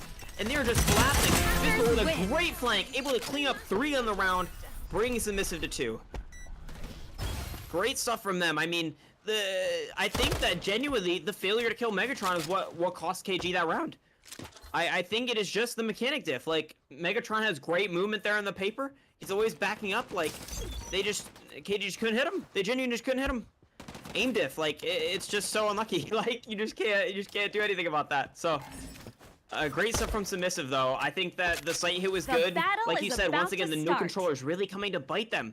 Not able to sort of Five, stall that four, hit at all. Only three, the Flavia with the two, pain nade able to one. do any damage for Submissive on the entry. Now, looks like they said that hit worked so well, let's try it again. They're just gonna run it straight down. The Flavia, the anchor. And now he's looking to I think he's looking to use this Phantom Flutter sort of aggressively. See what he's gonna do once he pops this Q. Now, Revispa actually finding Fozy and maybe not even getting the chance to use that Phantom Flutter as he goes down early. Now, this bombardment came in, but maybe seeing through the wall somehow, he does also go down to Megatron. Now, what are KG gonna be able to do in this 5v3? Or 3v5, I guess, for that. Submissive is just chilling right here with the wall and economy scan. They don't have to do much. They forgot about the res. I almost wonder why they let them get that. Now, what can Feint do from this position on the bomb site? And I mean, good shots on a Can Party. Can he find more, though? I mean, Can Party with a 180 and Revispa taking out the rest of the health that Feint had, whatever little was left. And I mean, now it's just Sekiro, and he can't do much by himself, guys. He goes down as well. I mean, great stuff. Good team play from Submissive, knowing that even though they had a res down, they just have to reset, play their post plant, play their right-hand peaks, and close that round out cleanly. So great stuff from them, bringing them up to 3 on the half so far. Halfway through this first half on Cosmite. Now, what will they do with the rest of this half? Because B has been very successful for them, but look at the setup has changed. The battle is KG about realizing to that start. they can't hold down that B site with just the Flavia, and now looking to play that sort of default Five, cross that you see a lot of the four, time three, on defense on two, Cosmite, holding with one. both duelists, the Meow and the Flavia. So now Sekiro actually holding down A with his Nobunaga. This is a much better setup from KG, so we're gonna have to see how it turns out this round. The smoke comes out early, right? Blocking the line of sight. Barrel of my gun. Oh wait, is this a mess up on the wall? Oh, he has to re-wall immediately because, yeah, like you said, he did not mean to wall like that. But look at this. The plant wall comes out. They're looking to get this bomb down ASAP and then get off. But they're not going to have that re-wall for Postman like they would if they didn't screw it up. If Postman comes out, they have to back out. Defense is now probably flooding through, especially with a Mighty Meow and Phantom Flutter. Yeah, I mean, they're just going to have to sort of hold tight. I mean, I'm wondering There if it is. they're going to go for a similar play as they did in the other round. It looks like they're sticking the bomb. Meanwhile, all this chaos is happening. Will knows the bomb's being stuck. He finds the kill on the Feint. I mean, now it's just a matter of killing this Flavia, but he can't get it done. 3v1 for Misa and is not able to get it done either. And I mean, once again, this same play. Stick the bomb, so much pressure while that bomb's ticking down, being stuck. They have to all look. In the meanwhile, they're just getting run down, and the frontliners for Submissive are not able to hold the line when, I mean, both the DMRs are looking at one guy trying to stick the bomb into smoke, right? So there's just not enough of forward pressure for Submissive able to sort of stop these players from KG from just running them down in A main. The comp from KG is being played to its perfection. I would say that, like you said, the lack of controllers is really hurting them, but they're playing their comp that they have, albeit not the best one, very well. They're using their superior fighting power and sort of dueling capabilities to kind of just run the enemy down in those post-plant scenarios and making sure that they have no chance to play their double marksman to his full potential. Now, looking into a B hit from the position of the defenders this time, looking for Sekiro, actually 3-seconding this, but Skyers does go down early. I mean, they're going to be looking to kind of secure this kill and maybe back off. Even then, they're not even securing the kill. I mean, I think that KG might find this, and Sekiro finds a kill with the ultimate. This is well done so far from KG. I mean, they're actually stabilizing this. And I mean, Will goes down, maybe getting caught out a little bit by the Audrey on the rails, and I mean, they're just collapsing on this. Look at this. Jeech coming in from the right side, and I mean, it's just a complete collapse.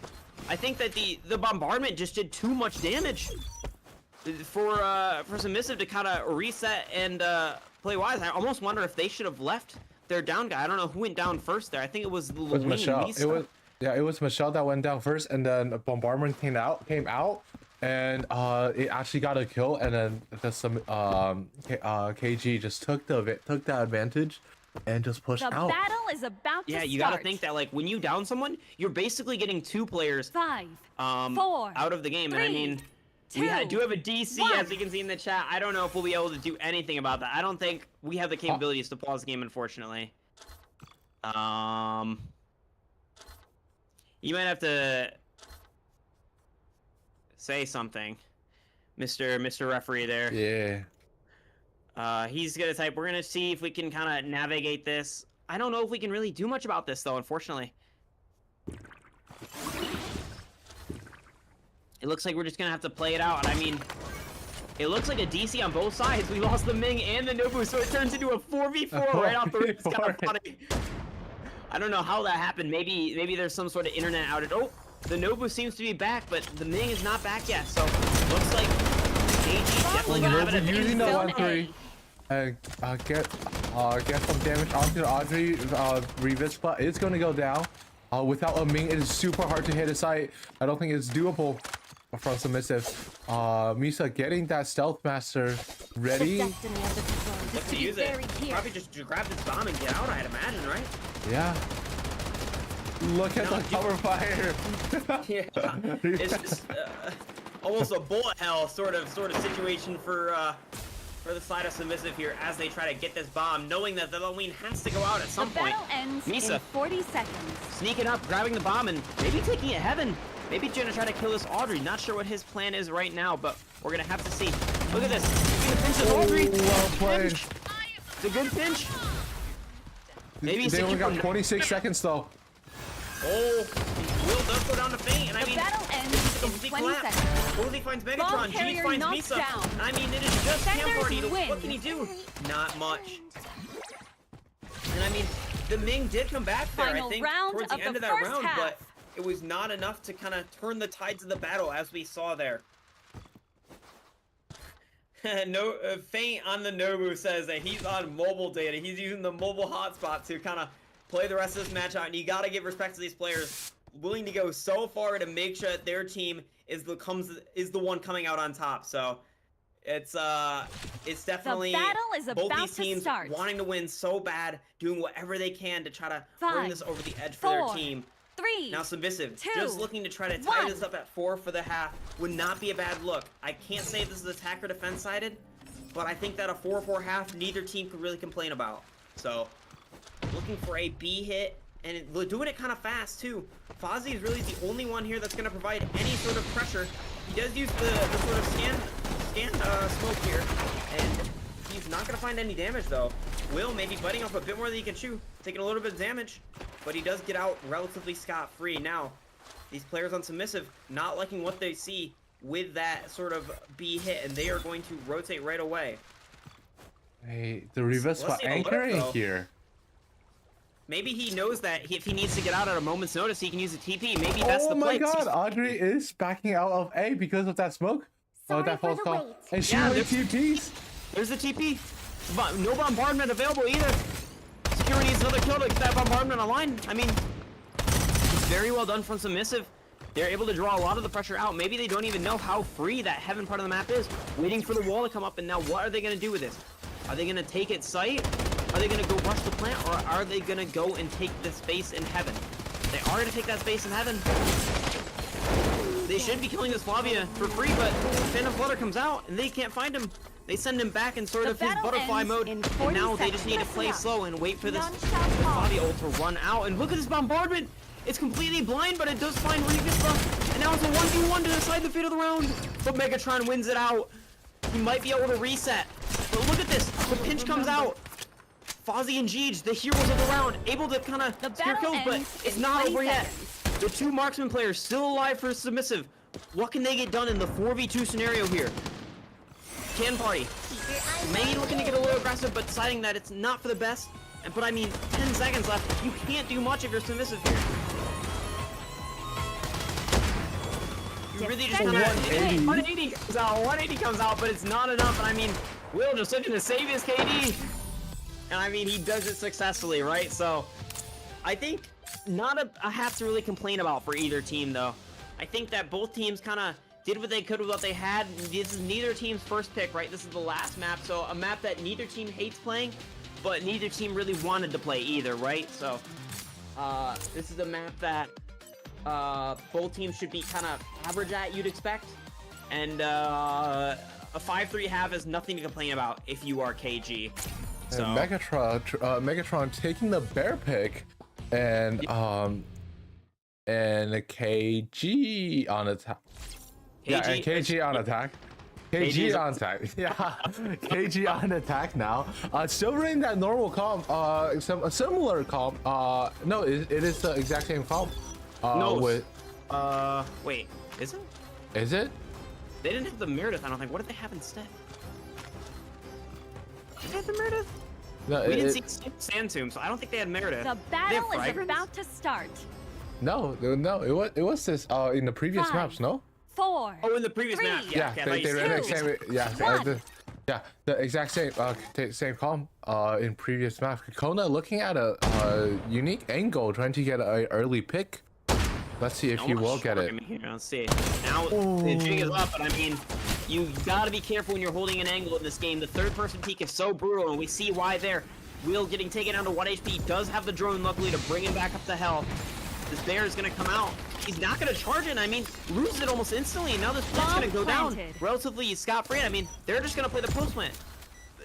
This is not an uncommon strategy that we see here. Both teams employing, just looking to kind of sit back and play the post plant from the A long part of the map here. We see snipers getting kills from both ends, and the rest coming in, coming out. A reverse one, drawing a aggro. Misa getting some damage through, but I don't think she probably will go down. Oh, so close though. Both those players so weak. Oh, look at playing the bear. But the bear goes down so fast, it gets melted. Now it's just Will. 1v5, man. Attackers I mean, he win. got 2 knocks, but what can he do?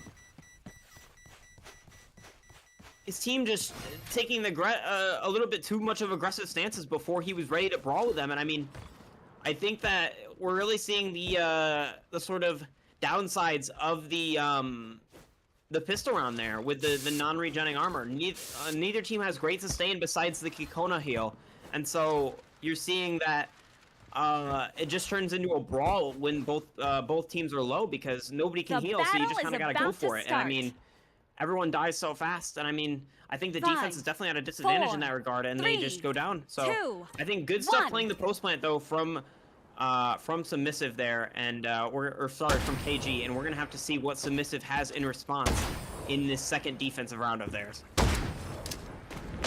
Yeah, Misa getting continuously scanned out by economy passive, and has to fall back. Barely getting out there.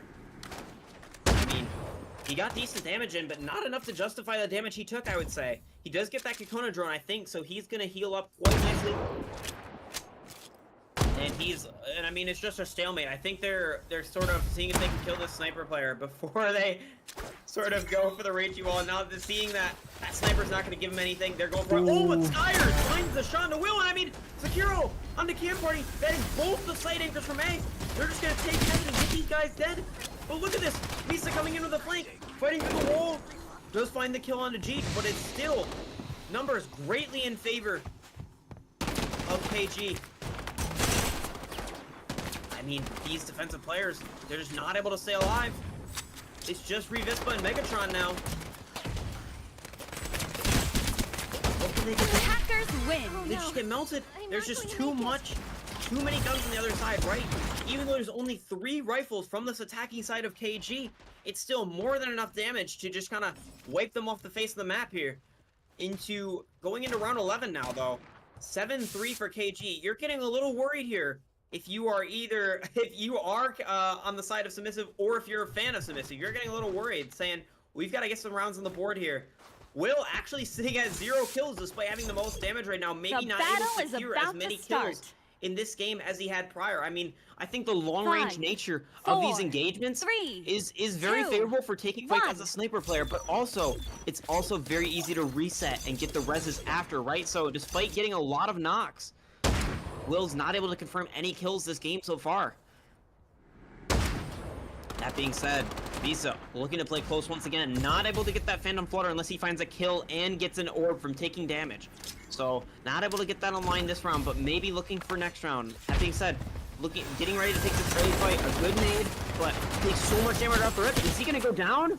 He's taking so much damage, but he gets away with it. He gets away with absolute murder, and I mean, he gets the Kikona drone. Heals him up quite nicely, and now looking to spam that plant, but not finding it. Vispa, just not able to land any of the shots there. And I mean, KG, they're doing it again. It shouldn't be surprising at this point, but Submissive has not adapted at all.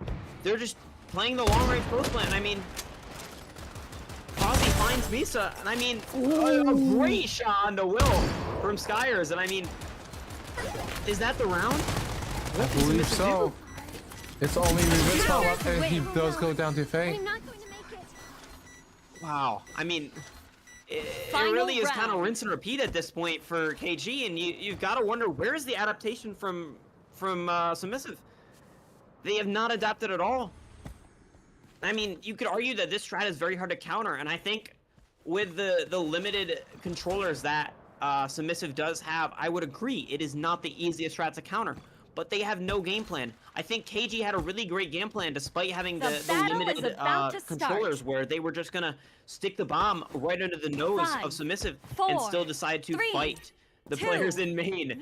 But Submissive not having as sound of a game plan. So maybe KG realizing this and just deciding to bully B. And I mean, they're doing it again. Misa does have the Phantom Flutter this time. We'll see what he does with it now. Will finding a great pick onto Sekiro right off the start. They are going to be able to reset, like I said. Despite these great shots that Will's finding, it's not enough. Oh, but they do find the finish. These actually took the fight straight to them. Lost the Phantom Flutter right in their face. I mean, they got to back off this. Can Party finds another. I mean, finally things starting to look up for Submissive here. Misa finds a third, and now this round is all but over for KG here as these last two players get cleaned up. There's one, and I mean, Revispa finds one, or sorry, Jeej finds one back, but it is not enough to bring it over the line. And Submissive clinging to life here, 4 to 8. Yeah, in their Will, favor. I think got his first kill this game, no? Yeah, that was his first kill, but like I said, I think the scoreboard is really doing him a disservice because he's been hitting some nice shots all game, but he's just not able to get the conversion. I think finally, maybe they realize the adaptation is once he hits the nice shot to sort of capitalize and just full send. They only had to use one ultimate. They have 4 ultimates in pocket now to close out 4 more rounds. That's all they need. They use 1 ultimate round. They win this game. They're still very much in this, and I mean, Misa getting a third of the way to his next Phantom Flutter as well. Definitely had some great impact in the latter half of that round after that ultimate ran out. So we do see 5 ults from KG. If they all use all 5 ults, I don't think defense can use only a single ult to counter them. We do see a Reishi 1-3 wall. 1-3 wall. Come out. The EMP is the ultimate you kind of expect to counter this. Yep, there it is. So now here's the problem: is that Sand Tomb goes unchecked. They can just take this B, and especially if they get a free bomb site, or maybe they even re-hit here, they get that Sand Tomb down, the round might as well be over. They play the post plant 1-3 wall, they play the Sand Tomb. Oh, look at this angle, this is dirty. Oh wait. That might be an illegal angle. Yeah, that's illegal. Yeah. I didn't know that one was illegal. Yeah, I feel like I used that one in ranked before. Yeah, so. it is usable in ranked, but that is illegal in the tournament. Now, that illegal angle aside, Misa does find a kill. I think they are going to be able to reset that. That was the Meredith. That was that Sand Tomb that we talking about being so important to the success of KG here in this final round. And maybe KG getting a little spooked after having lost a round, maybe getting a little scared, but the Sand Tomb does finally come out. And now, they just have to get this bomb down. All they have to do. Great Yvettal, and I mean, it's just going to be an all-out brawl, but the Nobu one too, finding so much value on the scan. Gage so weak, but Sakura finds a kill on a Megatron. I mean, it's just looking like they need to stall to get this bomb down now. Gage providing so much space, but he does finally go down. Mighty Meow does find one on the feint as well, and I mean, that was the miracle. It does go down. I mean, it's just a brawl though. A 3v3, the resurrection comes out. The health pools do favor slightly. Oh, but a great shot on the Will. I mean, I was gonna say the health pools favor Submissive, and I mean, that's still the case. Now it's a 5v2 for Submissive. They just need to convert this number advantage, and I mean, it looks like they'll have no trouble doing so. Will Osiris hits a nice shot, but not enough to secure the round. And despite that Sand Tomb being what I thought would be the end-all be-all to this game, Submissive cling to life. Defenders once again, win. Bringing things to 5-8.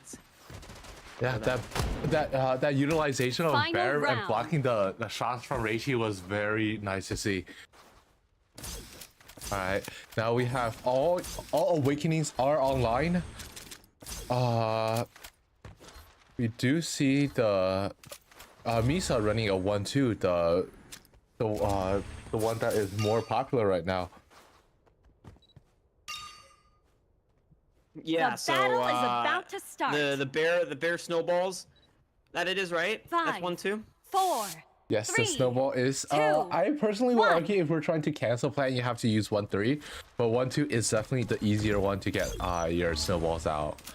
Yep. So the ice looking to cover a lot of area with that ice, and I mean, definitely getting these awakenings online for both teams, regardless though. Looking for just a straight up B hit though. The wall comes out, the Meredith cubes come out, the ice comes out. Everybody's used all their rechargeable utility here, and I mean, it's almost turned into a stalemate though. I think that Submissive has done a very good job at holding on to this bomb site despite all the util that came their way, and now, but look at this. Wait, it's a re-hit? Hey, it's a re-hit, but look at this, they're already starting to rotate. But Misa, a great trap on the Fozzie there. Revista baiting for him almost, kind of running away, making noise. And then Misa coming out of the shadows, kind of surprising him.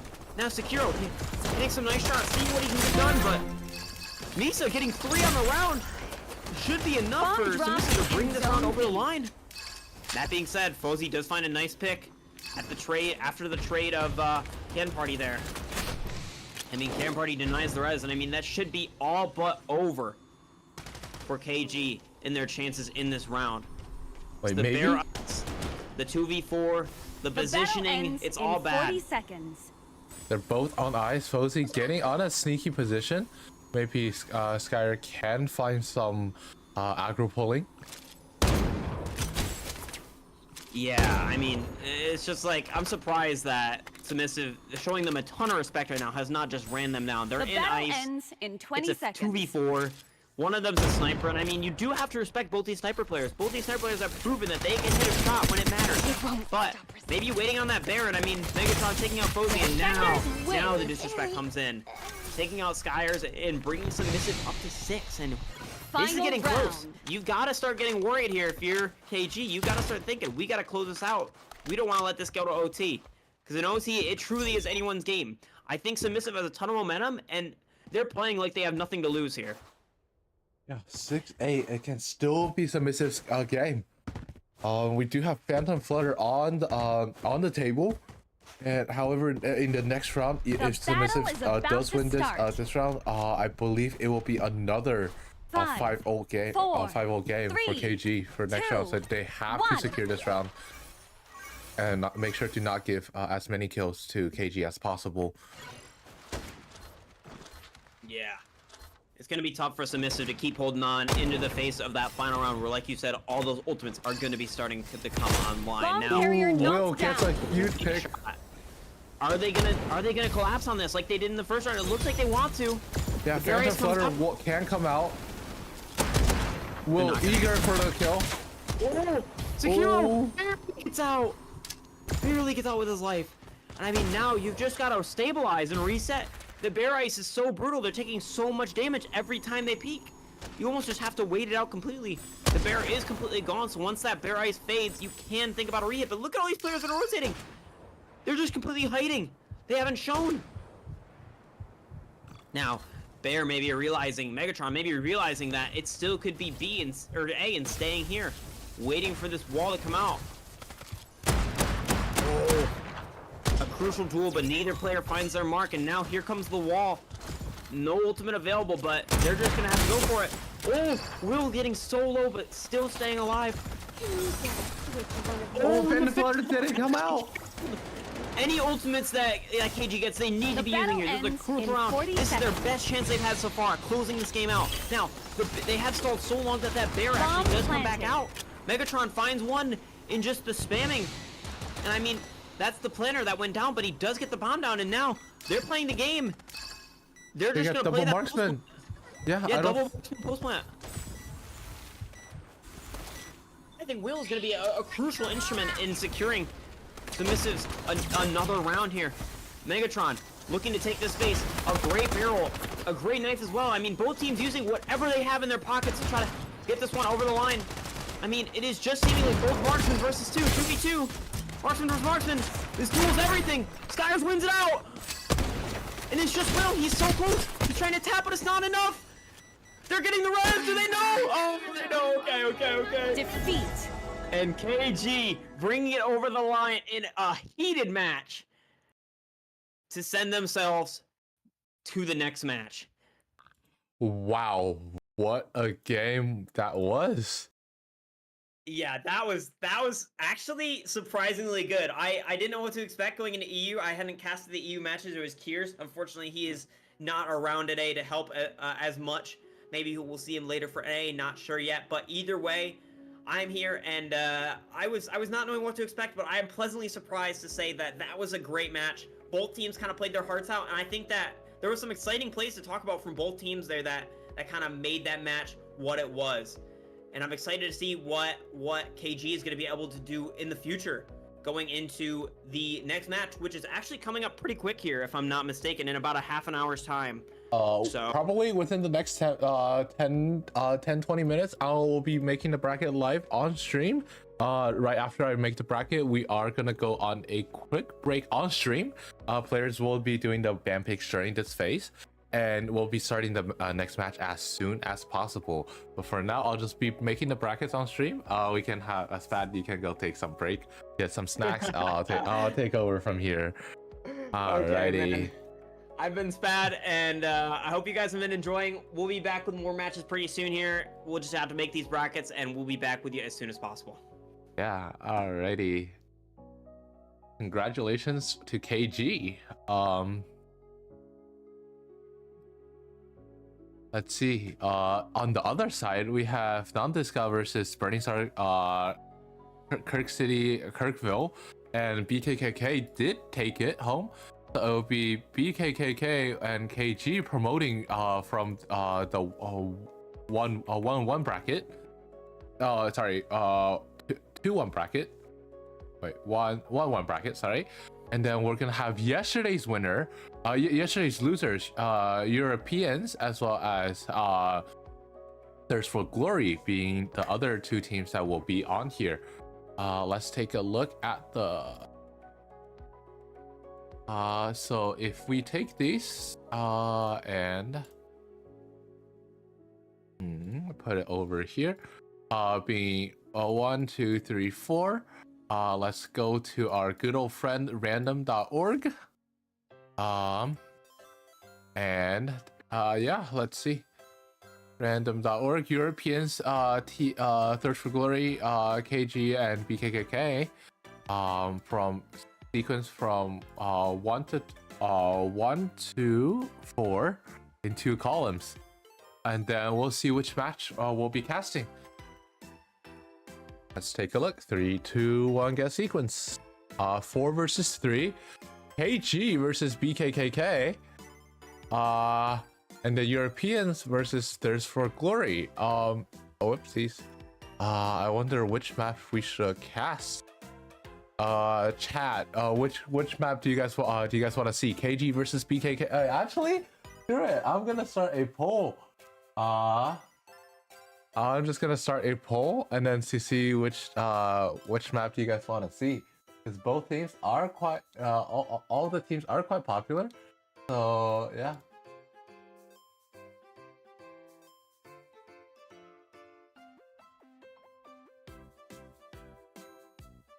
Manage polls. Okay. Question: which team you guys wanna see? Responses: KG, BSB, KKK, or Europeans versus Thirst for Glory.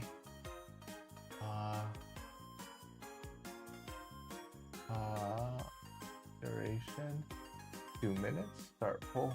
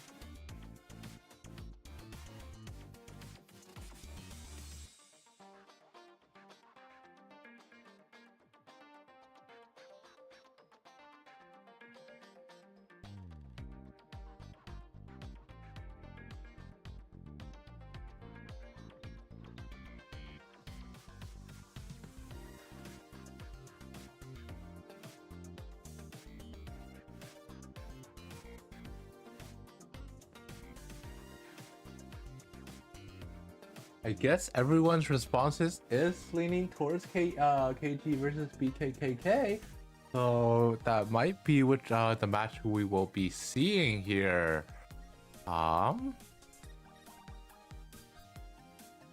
Since there is a stream delay, you guys will get this just a bit later.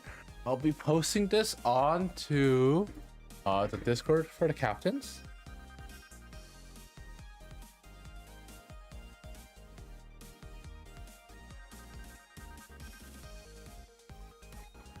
Alrighty.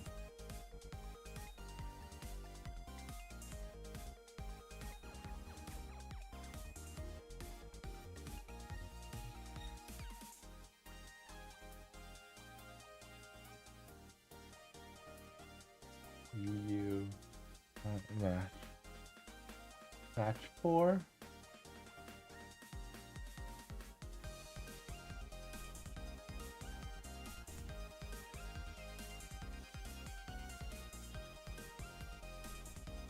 Okie doke. And while we get ready with the teams, we will be on a quick break. We are already 32 minutes behind schedule. Sorry for Europeans and TFG for waiting this long. But we are gonna get the match started as soon as possible. We'll be taking a 10-minute break on stream. That's it. But however, I'll just be doing the ban picks and all that, so we can get it out as soon as possible. But as of now, we're going on a quick break. Right, a quick break.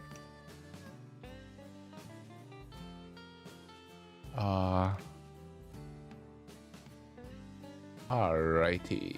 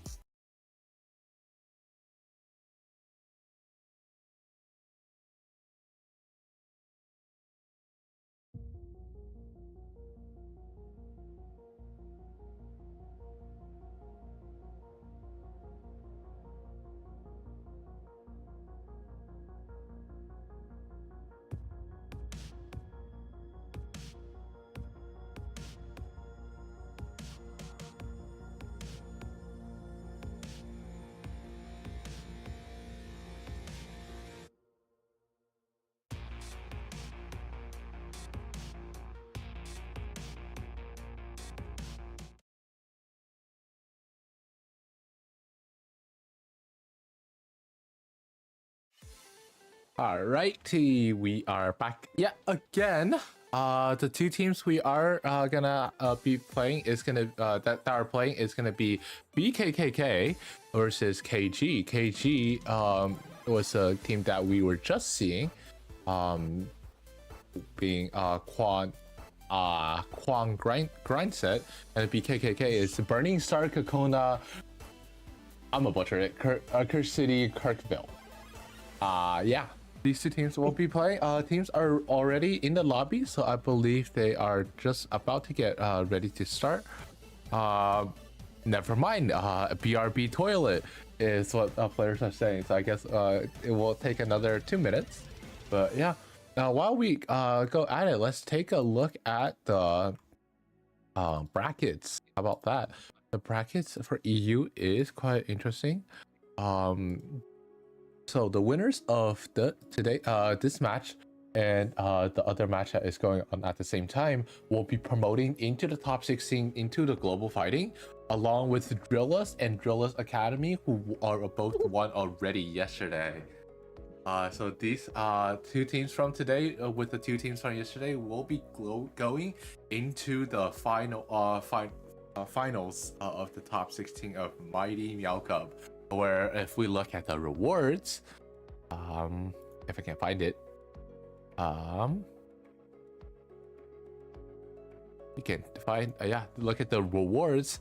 Top 16, you get you already secure yourself some base stream.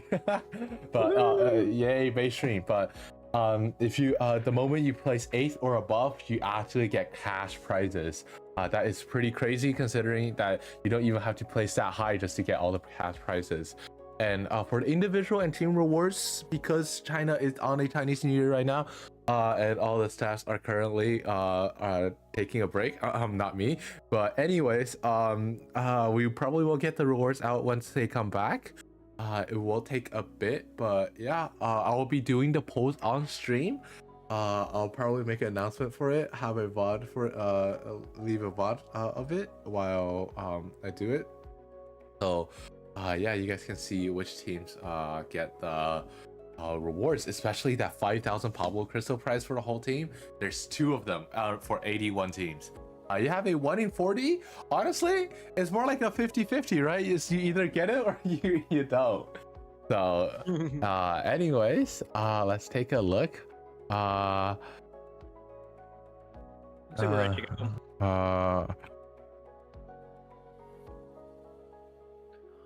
Hopefully, my fat ass is gonna be eating during the start of this one. I apologize in advance. So, you know, I just couldn't go another minute without getting some food in. So, alrighty. Gonna be getting underway regardless here. And yeah, it should be hopefully an interesting match. We've already known what to expect from KG, and I'm going to be calling the other team BK to kind of simplify things, right? I don't want to kind of get my tongue tied over the longer names.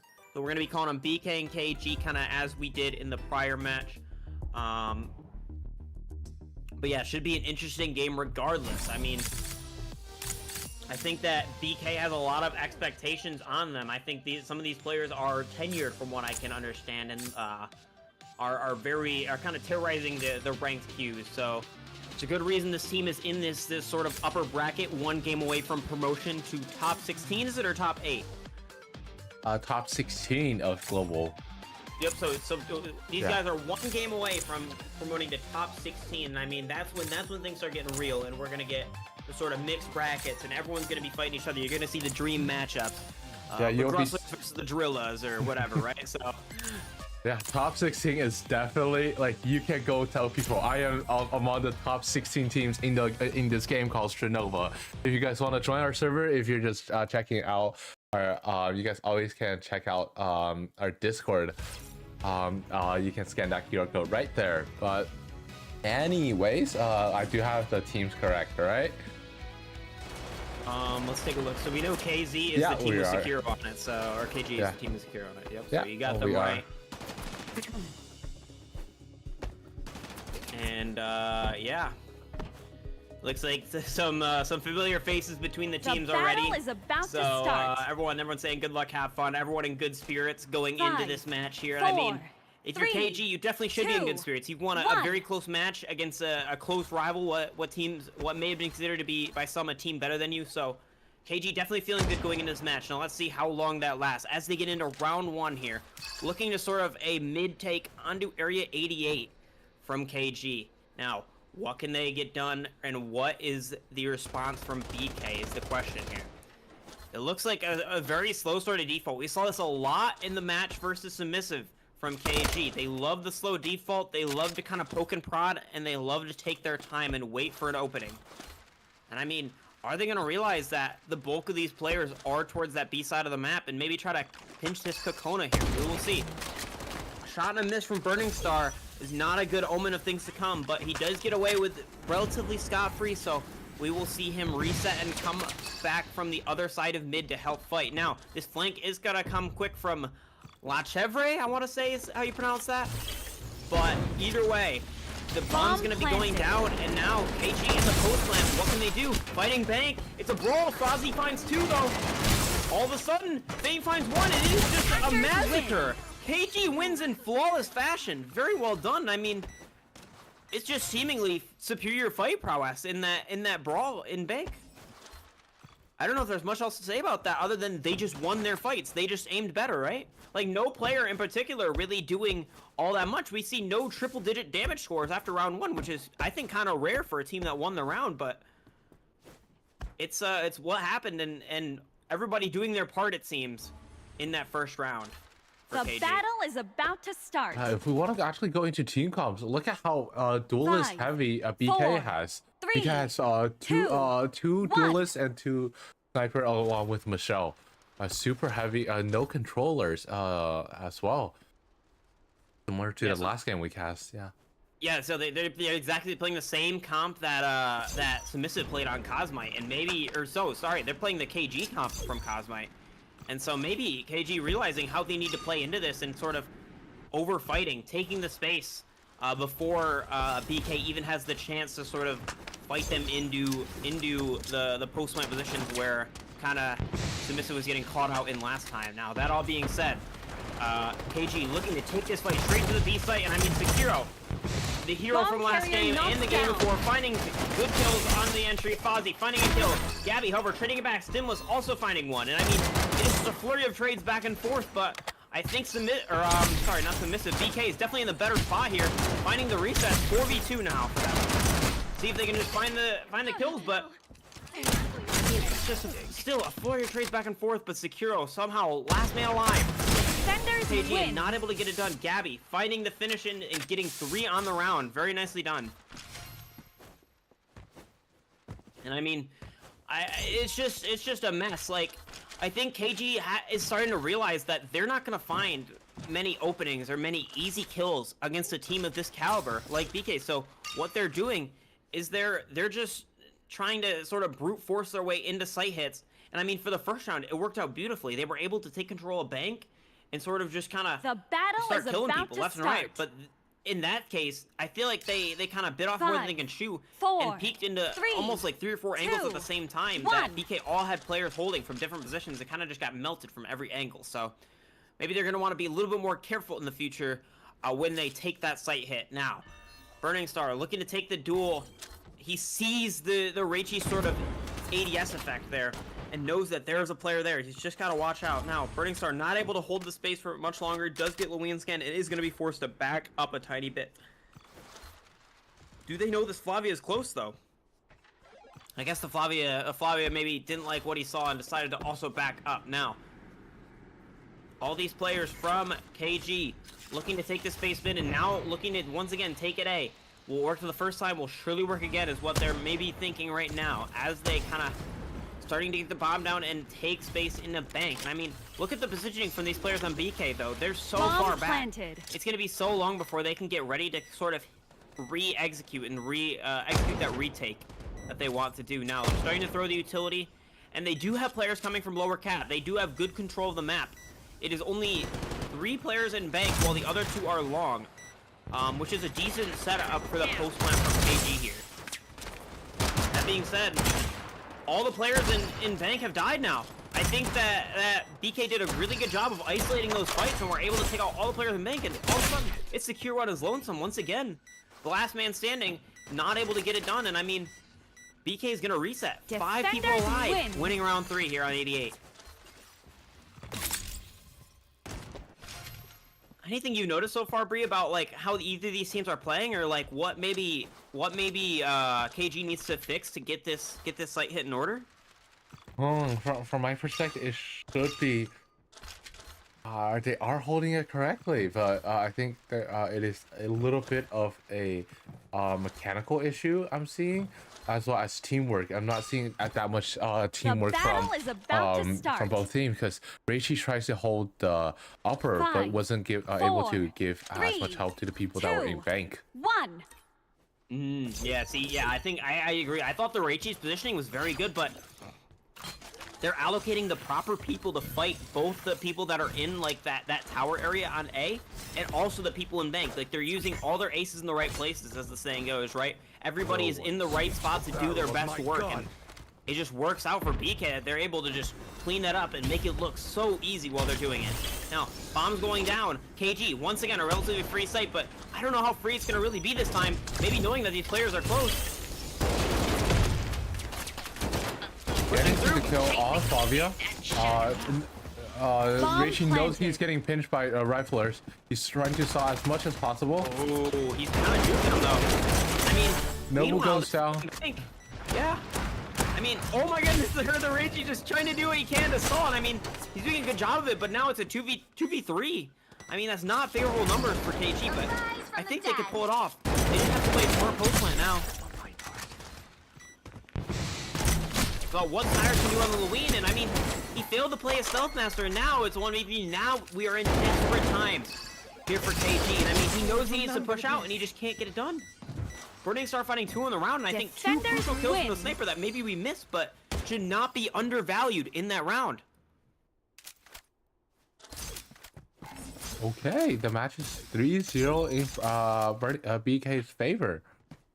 Yeah, 3-1. I mean, halfway through the first half of the map already, and I mean, it felt like it's gone so fast already, but BK is showing why they might be the dominant team going into this first map. Whose map pick is this? Just so we're aware of what kind of the implications of this are? I believe this is gonna be. Let me just double check it. The battle is about to start. It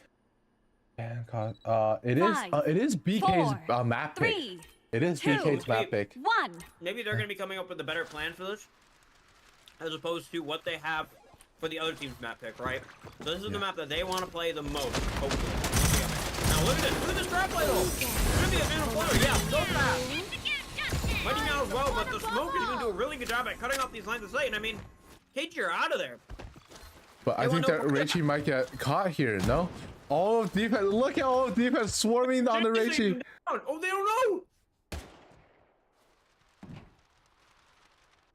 He might be in a position to easily kill one here, but no, they have to know he's here, right? Bomb planted. No way. Reichi is now on a lurk position. Wait a second. What is it? What? Look at this. 180, 180. I mean, what do we even do? This is terrible now. All of a sudden, for BK, it's disaster. They can do that much damage for here, but he doesn't even need to. The damage has already been done. Reichi's still outputting damage outside. Gets another 3K. Oh, Sekiro with the 3K.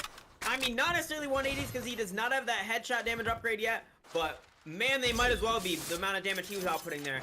Great stuff from Sekiro, securing his team the round. I mean, I think it's honestly, I can't say, it'd be hard to convince me that he meant to do that though. Like, Yeah. I mean, genuinely think that lurk play was complete luck, but it worked out so well for them. Yeah, he was just trying to bait out as long as possible, and defense just The battle is about to start. Not KG. Oh my god. BK just couldn't find him, so they just 3, left the site. 2. Yeah, they lost 1. him completely, and I mean that worked out so well for KG. We're gonna see. I don't think they'll be able to replicate anything like that, but I mean, it's a great round for them to win, and I mean, I think any rounds you can get right now on this attack half are gonna be good because I think defense is easier to play without strats. So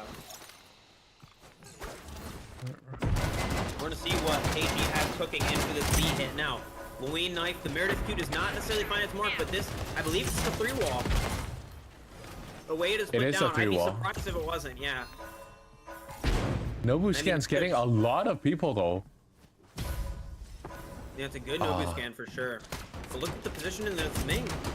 Jeez, The res does come out. Maybe they should invest the Sand Tomb here. If they're wise, they really need to invest this. But Nobu does have an ult, so I think it's Meredith goes down as well. So it's only Celestia and Reishi. Will Reishi get some 180s? Res does come out on the Fusha.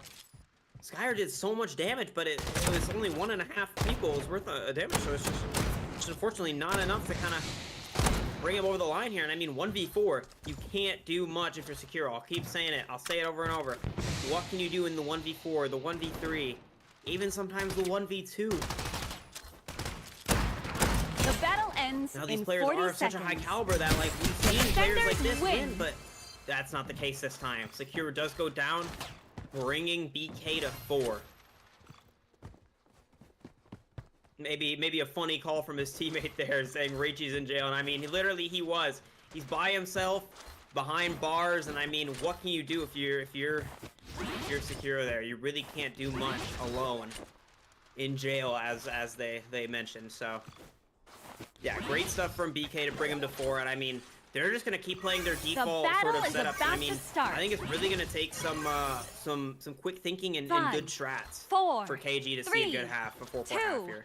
Yes, I think indeed. BK's definitely looked like the stronger team so far.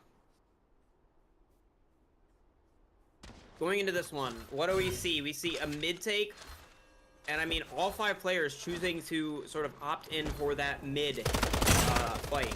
Now, Cozy taking a little bit of forward aggression onto Burning Star, and I mean, Gabby getting forced off the angle by that Meredith 1-3 smoke. Actually abusing the sort of new nature of those. It doesn't necessarily block line of sight, only when you're inside does it obstruct your point of view, so still able to see those players that were lower cat despite the 1-3 Meredith smoke. Now, Here comes the wall. yeah, here comes the wall, here comes the Self-Master, here comes it all. Straight to heaven. Yeah, KG works their way up to heaven. Reishi getting some damage onto the Flavia. Phantom Flutter comes out. And we will see how PK will deal with it. Bomb dropped in zone B. Yeah, and I mean, the answer is they're dealing with it pretty well. I mean, they have stabilized to a 4v4. They're still holding on to that EMP. I think this game is definitely going to be one of those situations where both ults are holding each other hostage. I don't think we're going to see the EMP or the Sand Tomb until one of the or the other is dead, right? I mean, namely, Maybe bomb is The strong battle outside. ends in 40 Wait, seconds. that's such a bad situation for KG. KG, They're yeah. not going to be able to plant that. They can't even run away. They're so stuck. They do have that 3-wall up though, so definitely got to be careful if you're PK here challenging these angles. They've decided to fight into sort of The alley battle here. ends in 20 seconds. But I mean, it doesn't seem to work out. Secure goes down and is still a 2v3. Now 2v2 though. 12 seconds. What can Fozzie do on his own? He does Defenders find the bomb, win. but gets sniped by Burning Star and a nice shot. And I mean, the 2 heroes of the round, Stimeless and Burning Final Star, round able to of the find first the half. 5 kills needed together as a duo to get that round over the edge. And I mean, they're looking to secure a 6-2 half, which I think would be pretty good for BK on the opening half of the map here. Yeah, but we do see a Reichi ult and a Meredith ult coming on from KG's side. 2 ults, they can bait one out for the EMP, use one to bait the EMP out and use the other. Just like the strat with The battle is about to on start. 404 on the previous game. 5. Yeah, 4, I think that, 3, like you said, you can't 2, use the EMP for both 1. ultimates unless for some reason there's a miscommunication on KG's side and they use them both at the same time. If you're KG, you definitely got to be thinking of which ult you value more and which ult you're going to use to just kind of bait out the EMP with, so. Here comes the Reishi wall. Yeah, here comes the Reishi wall. He's going to ult it. Is the EMP going to count in response? Because I think if you don't EMP, you risk just losing the round without ever seeing that EMP come out, right? So. And here comes the He's going to go for it. here comes the EMP. I think it's good. Now it's Burning Star versus Secure, and I mean, what can We you will do? have to see a Meredith ult soon. No, Yeah, you the have bomb to use it. is sticking. But look at this. they're just sticking it. The positionings are kind of terrible for. Oh, but maybe not. Secure does find a 180, and I mean, oh, that has to have been luck. There's no way he meant to do that. I mean, now it is really good position all of a sudden. That's 4 180s in a single game. Fired. Just farming him. He's just farming him. Win. Looking for the 4K, and he gets it. I mean, Sekiro, just the hero of KG, I would say. I think he's single-handedly the reason they won 2 of their 3 rounds, and I mean, he's proving why. Immediately into the sniper lock, he's feeling good about his aim, and I mean, he should be. After that round, hitting almost all headshots. I would say any shot he did miss was a headshot in that round. He was just on point, and I mean, he was using his utility well. They never even brought out the Meredithol because they didn't need it. I feel like it almost would have been a hindrance to kind of block the line of sight onto that bomb, so I think smart call to not use the Meredithol, because if I was in that position, I might have been using that Meredithol, to be honest. So I think great stuff from KG to get what they can in terms of rounds there, and I don't think 3 is anything they should be disappointed with after that half. With how BK was playing it anyway. I think that BK played a very good game, and I think that KG kind of pulled out some heroics and got those 3 rounds on the board, so good stuff from both sides there. We're gonna see with this attack comp, I think this is a little bit different. We're losing the Reichi, which is usually a staple on this map, in favor of the Economy. So I'm wondering what Burning Star can bring to the table with the Economy, as opposed to what Secure was able to bring to the table with the Reichi, which I think was a lot. Was with what Secure was able to do. So now, I think what they're gonna try to do is they're gonna try to focus this A play, right? They're gonna try to take control, get the bomb down, and just play that post map with the Economy. So we'll see if they're able to get it done here. Nobu just trying to hold on. He's got both pylons set up and the interceptor, and maybe already BK not liking what they see. And I mean, they had this Luween mid to make sure they weren't getting flanked, and I mean, Luween's made the call. Yeah, it's all clear. We still have this space, so now. But I mean, the re-hit may be coming through as well? I don't know. BK seeming unsure of what to do, what play to make. Lowy might be trapped in here by the Flavia. Oh, the knife comes out. The knife. Doesn't get the Flavia scan. And BK working their way into bank. Flavia does find the kill on Meredith. And it's a 5v3 situation. I mean, I think KG doing a really great job of taking off some of these players. The Ugiri is not something we saw from the last half, or even from this team in any of the other maps, I don't think.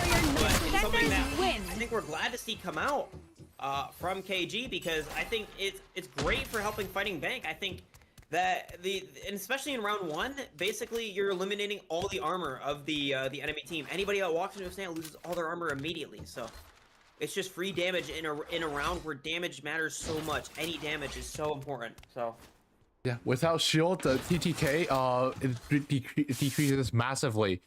I think it did help them out so much in that round. The battle is on round 2, I believe it looks like BK is looking towards a mid hit with Economy lurk. 3, 2, 1.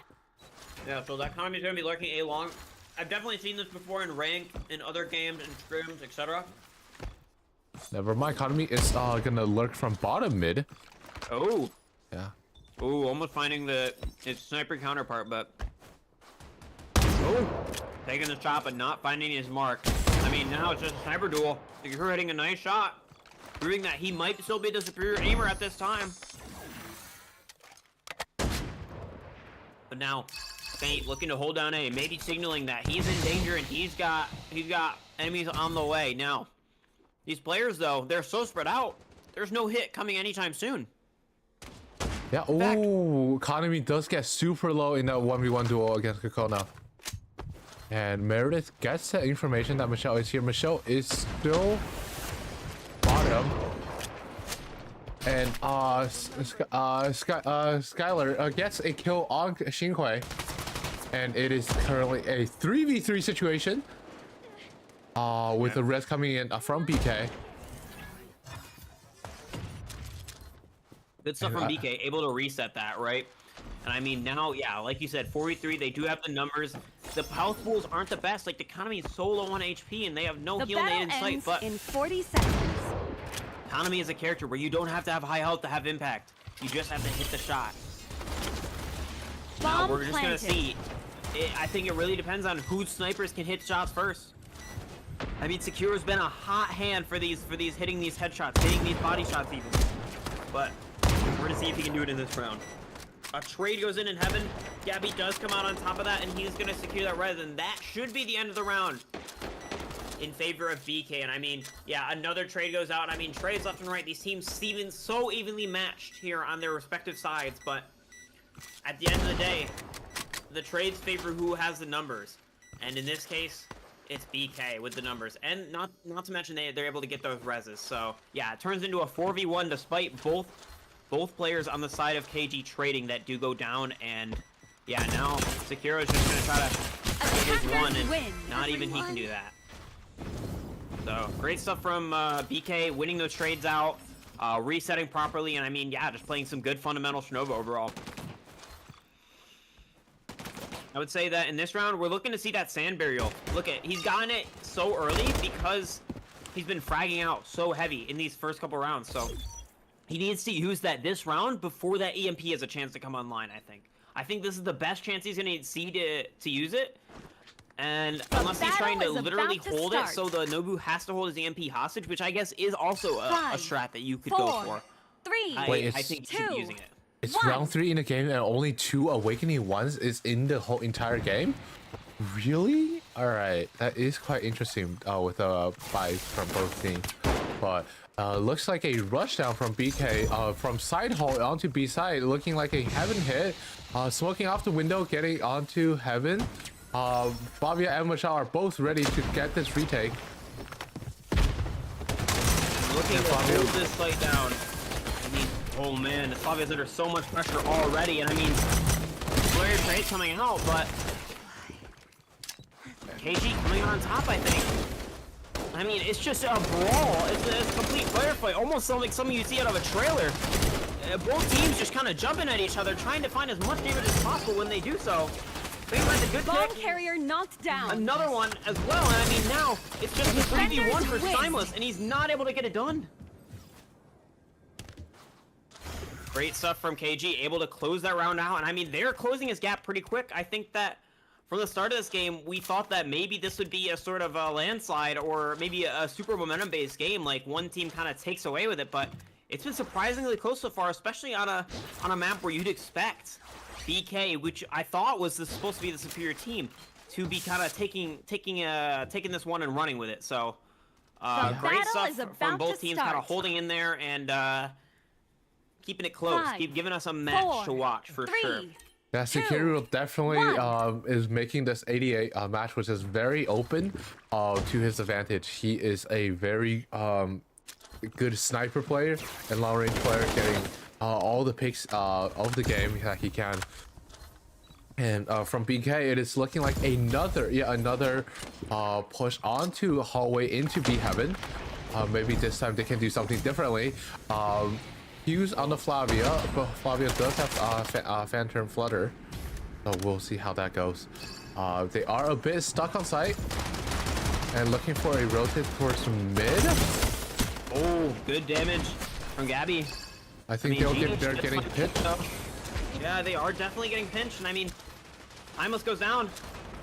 Red goes down, and I mean, it's just a collapse of these players. But that being said, Burning Star finds a nice pick. Gabby finds one as well, and I mean, we're evening out all of a sudden. So 1v3 for Sekiro. What can you do? Not much. Gabby with 4 on the round on the show, and not necessarily always a character you see with the heavy fragging. And I mean, drawing a little smiley face on the corpse there. Just kind of insult to injury for Gabby, and I mean, that was a great round. Like I was saying, not necessarily a character you always see heavily fragging, but one that definitely has the potential to in the right hands. So, great stuff from Gabby. Now, I do want to mention really quick, we did not see that Miracle come out in the 3rd round there. So, it's definitely a situation where we're going to see both ults held hostage again, which, I mean, is okay. But I would have liked to see that come out, especially when they had such an advantage and could have converted their momentum so well into that 3rd round win, which they did end up losing in the A Heaven Brawl. Yeah, but now Meredith and Nobu, both Awakenings are active. We do see Economy Lurk play coming from BK, while the rest of the team is going from down middle. No, I mean, they're just walking it down. They're using their util to scale properly, and I mean, it's just pretty textbook here so far from BK. And I mean, yeah, Burning Star getting on the angle.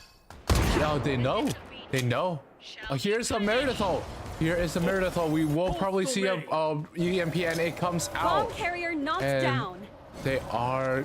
Meredith does go down in this situation. Not looking so good for BK. Ming Orbs trying to get some kills on the Flavia. Cannot secure it. It is a 4v4. Rise from the dead. Kakona also out making a 5v4. Flavia Phantom Flutter comes out as well. Further securing the round. I think, oh, Burning Star getting a huge snipe onto Flavia outside of her Phantom Zone. And it will be it for another round to KG. They are really still in the match, even though this map pick is BK's. I really do want to question what they were thinking with that Meredithal. Like, they might be a little tunnel vision there, resulting in KG using that, or sorry, BK using that Meredithal and just thinking that nothing bad could happen. I mean, they didn't even think about that EMP as a potential, it looked like. The way they sort of immediately ran in. Sorry. The battle is about to start. But yeah, I think that they're definitely going to be hitting themselves in the head after that one, thinking, why did we do that? Because now they've given away one of their valuable ults. They've played the ult trade, and I think that Nobunaga is definitely closer to his EMP than the Meredith is to her ultimate. So definitely an interesting trade-off for sure in that round. Now, Burning Star hitting a nice shot right away. And now, all these players from the side of BK just looking to scale into mid.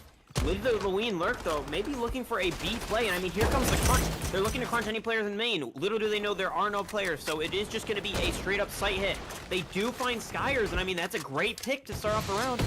The Kakona doesn't have res, so that's going to be a permanent death if they can find the secure on this. He does get around the corner, but it looks like they want to fight for it. I mean, just an all-out brawl with Chevrolet taking damage and dealing some out himself. This would be a great situation for that Meredith if they still have it, but alas. Now, look at this flying from Lechevre, though. It's so good. He's dividing their attention so well. I mean, he just has to survive. His existence here is a thorn in the side of BK. Or sorry, of KG. And I mean, look at all these players. This Fury Smoke is so potent, but it forces all these BK players off. But I mean, I think the damage is already done. The time is so low. Is it gonna be enough? He just has to hit the shot, and he does! I mean, Lechevre making sure insult to injury, he secures this round for his team, and I mean, wins the fight out anyway. Great stuff from BK there to kind of secure that round. I mean, it looked kind of destitute at times. I feel like that was so back and forth for so many times, with Reses going back and forth, and then numbers obviously going back and forth in turn, and then even at the end, BK down on numbers, but still manages to close it out. A nice shot from Burning Star, able to keep it cool, calm, and collected in the moment where it matters, and hitting the shot on the player defusing. It's great stuff from there. I can't say that if I was in that situation on Sniper, I'd be able to hit that shot. So great stuff from BK, able to close that round out, bringing them to 8, 1 round away from taking us to map 2. 4, 3, 2, 1. I mean, looking at this ult economy here, we got a lot more ultimates on the side of KG than we do on the side of BK, which I mean is kind of an indicator of how many rounds each side has won during the half. I think that KG is being a lot more conservative with their ultimates. That being said, we expect them to come out here this round where it matters the most, where their life is on the line for this map. So we'll see if these players on the side of KG decide to use these before they go down or not. You'd imagine they would, but that doesn't always happen the way you think it will. So Fozzie now throwing the snail, trying to deny this plant. He knows it's about to come through. Dodges the Luwin knife. So now he can play that upper position if he wants, but I think that bomb plant's gonna go down. And I mean, they're gonna have to start using their ultimates here if they want a good chance of retaking this. But look at this Fury Smoke. It's so good. Sekiro finds a pick onto Kreese, and then all of a sudden, they're sticking the bomb. There's nobody in a good position to watch for this. He's gotten half. They can't see him because he's in the Phantom Flutter. Look at this position from upper, though. He's on! Oh. I mean, Timus just not able to see that he's on the bomb, or maybe didn't know. Maybe scared of the Mighty Meow. I'm not sure what the deal was, but at the end of the day, does not stop the defuse from coming through. And I mean, KG, well played. I mean, They used all their ultimates. They used the Phantom Flutter. They used the Mighty Meow. They're coming up on some other ones. Like if they, I mean, I guess it doesn't matter. But if Sekiro does get a pick in this round, they are gonna have that Resurrection online as well. So some big ultimates coming up. However, the one you really gotta watch out for is that Sandstorm Tomb Burial. You gotta acknowledge that the Nobunaga does not have the EMP to counter. The Sandstorm is gonna go unchecked. I mean, it could be the round decider if placed in the right place at the right time. So if you're KG, you really gotta be watching out for that. That being said, BK looking for another A hit. They're sort of running down Sekiro, maybe showing him a little bit of disrespect. As this hit comes in, and a nice shot. He does take out the player that did have that Sandstorm. Is he gonna be able to find the finish though? I think this would be a perfect time to use that Yugiri ultimate, provide a great amount of pressure. I mean, are they able to be able to kill him? He's so weak, and they do kill him. That's bomb down. Ultimate gone off the field. At this point, if you're KG, you just want to call a fight because you have the numbers. You're in a great position, but instead they make the call to retreat. They take their numbers, they take their ult advantage, and they leave, which I don't hate either. I think that's the equally smartest play. Now, BK though, realizing they have an opening, taking it to B, and I mean, they're gonna be in a 4v5 post plant without their main controller, which is that Meredith, but I think either way, they're still gonna have a decent shot at winning this, just based on the whole third-person post plant mechanics. Now, here comes the Yugiri ultimate. Great timing, not letting them get that bomb down. BK, ignore this, they're taking straight to heaven. I mean, Sekiro does find one, but Lechevre trades. All of a sudden, it's just a mess. Trades back and forth. BK trying to close it out. Numbers disadvantage. 2v3, so low on health. And I mean, it's just so scrappy. Jeej just come out on top, though, and it looks like the 2v1 is going to go in the favor of KG, and they're bringing it to overtime. Our first overtime of the day, and hopefully not the last. And they better vote to continue match. So they do, and we're good to go. So, yeah. Wow, what a round. Overtime. I'm surprised the hesitation to use the Sandstorm, I think, is genuinely BK's undoing. So, yeah. I mean, looking at this round, obviously no ultimates on the board. Overtime just started. Everyone's got full kits. It's a matter of who can play better fundamental Strinova with all the awakenings in play. The battle so I think is about to start. I want to say that KG, who's on the attack starting off, does have the advantage. I think that the two controller awakenings are the better awakenings in this lobby right now, and I think that they're going to be showing that off here. Just taking it straight to A. The only player here is going to be Timeless on the Nobunaga. They're going to be kind of trying to see what they can hold down with their 1-2, but how much can they get done on their own is the question. Now, will this bomb be able to go down scot-free, or will it be a struggle? I think they're pushing into bank instead. Is 5 men push into bank? They might go all the way through to B. They will now getting some back shots. The defense knows that they're going all the way to B. Will they be able to make it across? I don't know if they will, to be honest. Like, they're taking so much damage away. Look at these health pools. Look at the top of your screen. 4 players less than half HP. Planted. 2 of them critically weak. And I mean, they are regenning. They all have that regen armor, but is it going to be enough? Sekiro, the hero of the rounds, finding the first pick onto Lechevre. And I mean, Gabby finding a trade back. Sekiro saying, I got the wall. Let's play back. Let's play post. But I mean, the damage has already been done. It is now a 2v4. Some serious heroics are going to have to come off for this round to be won by KG. And it starts off well, but he's got somebody on his back. What will he be able to do? He's just spamming, finds a shot, but it's not enough. The defuse is going to come through with plenty of time to spare. Defenders win. And BK are going to go up to 9 in this first round of overtime. Wow, this is such a close match. It really is, and it really is just ceasing to disappoint. Like, these games are so entertaining. I'm really glad that they turned out this way, because nobody likes a blowout, and I'm just really thankful that we get to see these games play out in this manner. I'm glad we got to watch this one as well, because I think for KG, maybe not a lot of expectations going into this match, but proving to be that they're still holding their own, and I think on their own map pick, they should, on paper, have better odds at winning it and taking us to map 3. So I think regardless of the outcome of this first map, they got to keep their heads held high. 4, and just 3, look to the future, because 2, they still have a shot at winning this 1. match and getting sent to top 16. Alrighty, being as we said- see, Yeah, Yugiri go is ahead. along by herself, getting this early information. The Xinhui and Hanami just flying out the window. I think Yugiri just saw that, maybe, and it will be a push into bank again. And then let's see what will they do. They don't have a Reishi like BK on attack, so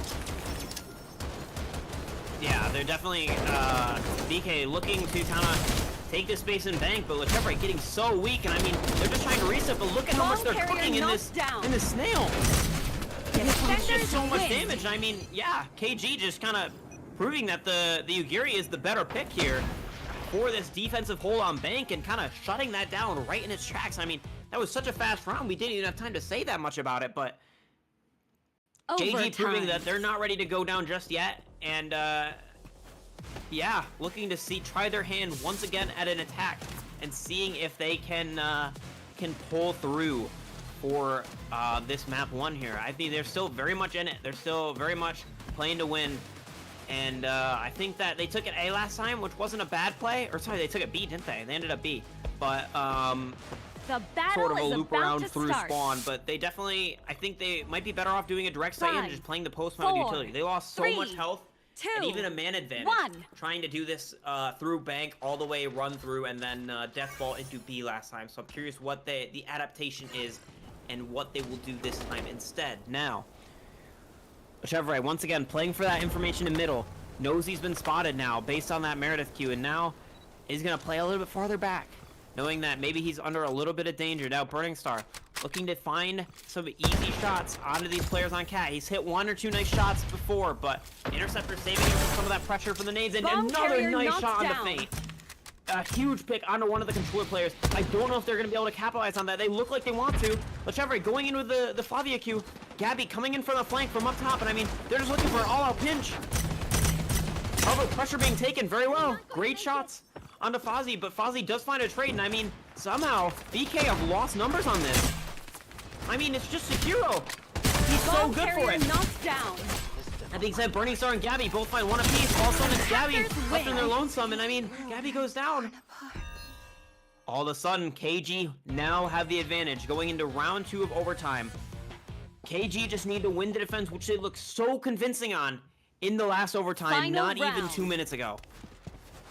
You definitely got to be feeling the pressure if you're BK now, knowing that your map pick is 1 round away from being stolen from you, and you've got to do something. You've got to find a strat that works and mix it up in the proper situation to kind of take yourself to a 3rd round of OT. You do not want to go down 0-1 going into your opponent's map pick if you are BK right now. So we'll have to see what they cook The up battle is in about terms to of the start. strategy going into what could be the final round of Area 5, 88 here. 4, 3, 2. Now, it looks like a 1. straight up B hit. Unsurprising, I think that A was pretty brutal for them last time, but look at this. Yugiri has started here.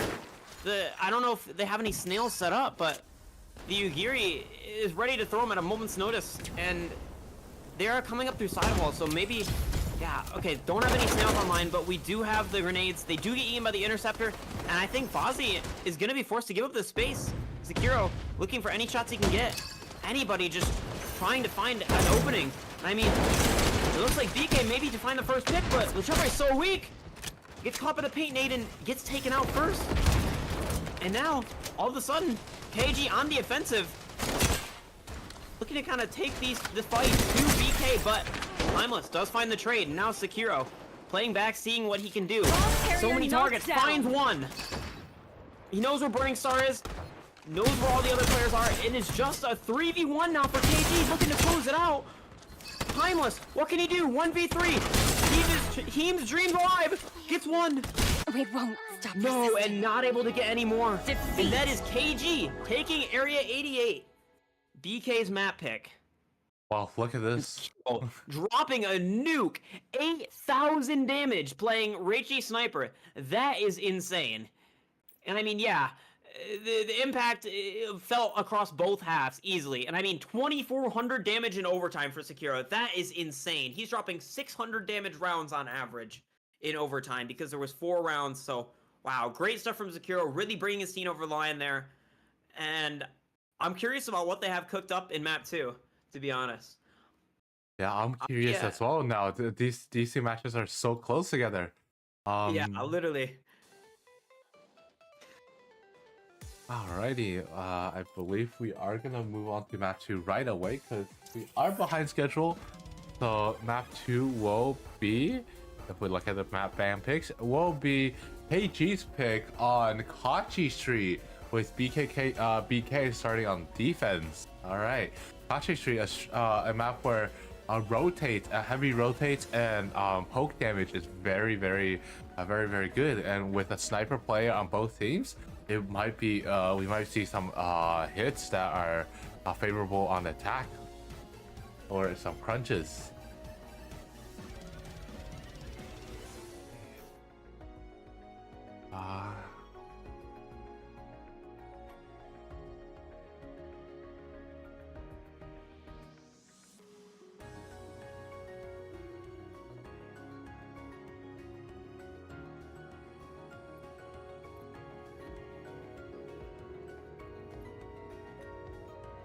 Okay, so Sekiro is needing 2 minutes. I guess we'll be taking just a really short break while we just what shall we talk about? Or do you want to go into a little break, Spad? I guess we are. Let's take a 2-minute break. We'll be back in just a second. Yeah, we'll see you guys soon.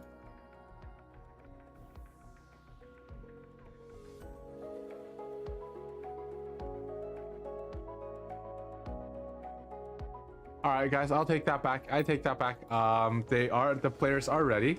So we are starting already. Yeah, a take seat, back seat. Let's look at the game.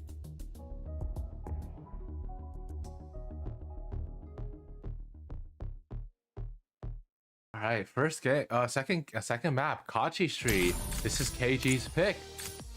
KG already picking out the Ica Meredith Reichi. That is Ica on this map is quite interesting. Kachi Street, it's in the hometown. Ica's hometown is in Kachi Street, Kachi district. So wouldn't be but her playstyle doesn't really fit this map as much. Personally, I would say, and we are seeing a double marksman. Double marksman, double controller coming from BK, and with Burning Star on Michelle instead of the normal sniper. Burning Star was doing really well on the Kokona and economy. A double controller on this map is quite crucial. If attacks don't rush onto site as fast, they will be stuck outside of sight. BK. Let me just change the side. There we go.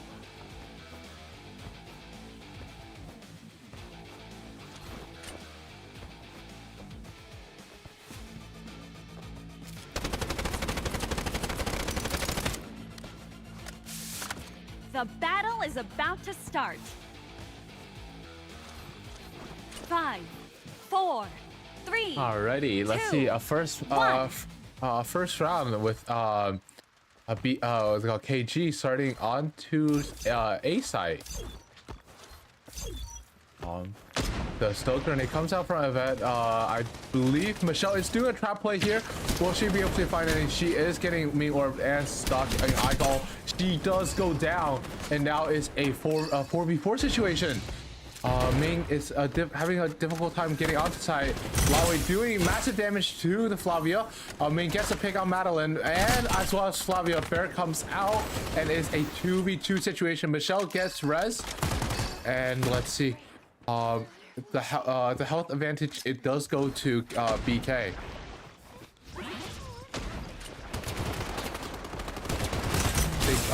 However, KG got the rest off, and then it finishes a round off. Wow. Bomb planted.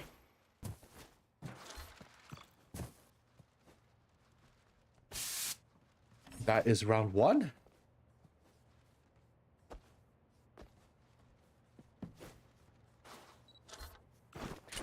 if we look at the line, how defense sets it up, right? We have Bear playing down middle at B, and the Madeline playing A long, and Nobu interestingly battle playing is about C to instead of start. A. We'll see. They're Five, actively using 4, 3, her 2, passive 1. invis to deny the scans, and let's see how it will turn out. Faye is put up front onto side at B. The Bear rotate will come out pretty late. Madeline Paint is there to stall. Let's see how it goes. Michelle throws a paint grenade on the paint, and yeah, gets blocked off by the vision of the wall. Madeline has to get some space right here. Looking for a kill. Does kill the Lawe, and backs out from the ratio side, line of sight. And Aika is working her way off, getting some damage through. Ming goes and dice, and Aika dice as well. So it's currently a 2v4 with a bomb planted. Gets 180, 180, 180. Bear getting some extra. Another 180. But that is not enough. 2 180s not enough. You need 5. And the second round goes to BK. Defenders win. Spat muted? Wait. Yeah, no, Spat is just not talking, right? Or is he muted? Oh. Hello. You not be fucking doing it. Yeah. Oh, I Oh my god, this guy keeps talking over me like, oh my god, bro. Yeah. It's okay, man. It's okay. You've been great for these first 2 rounds. I appreciate what you've done. The battle is about to start. All right. I thought you went to grab food or something. 5, I thought you went to grab food or 4, something. 3, We're good, we're 2, good, we're good. 1. Round 3. We got the Meredith, we got the Miggle online. What are we gonna see? What is this? Who is this? KG. What are we gonna see him do with them? Yo, fix this view, bro. Okay.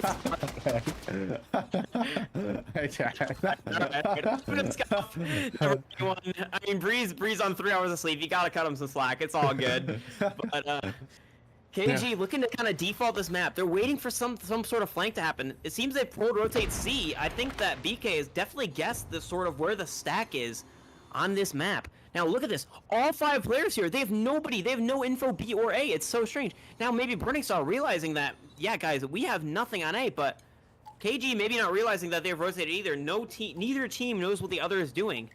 The info sarv is pretty brutal from both teams here.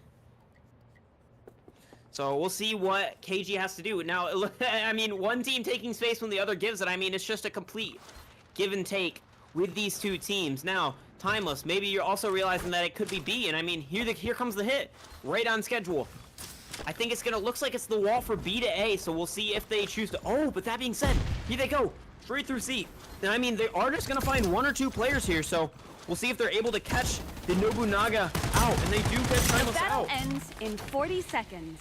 All of a sudden, these players from BK are in hot water, now down numbers, and having to sort of retake with limited utility and limited numbers.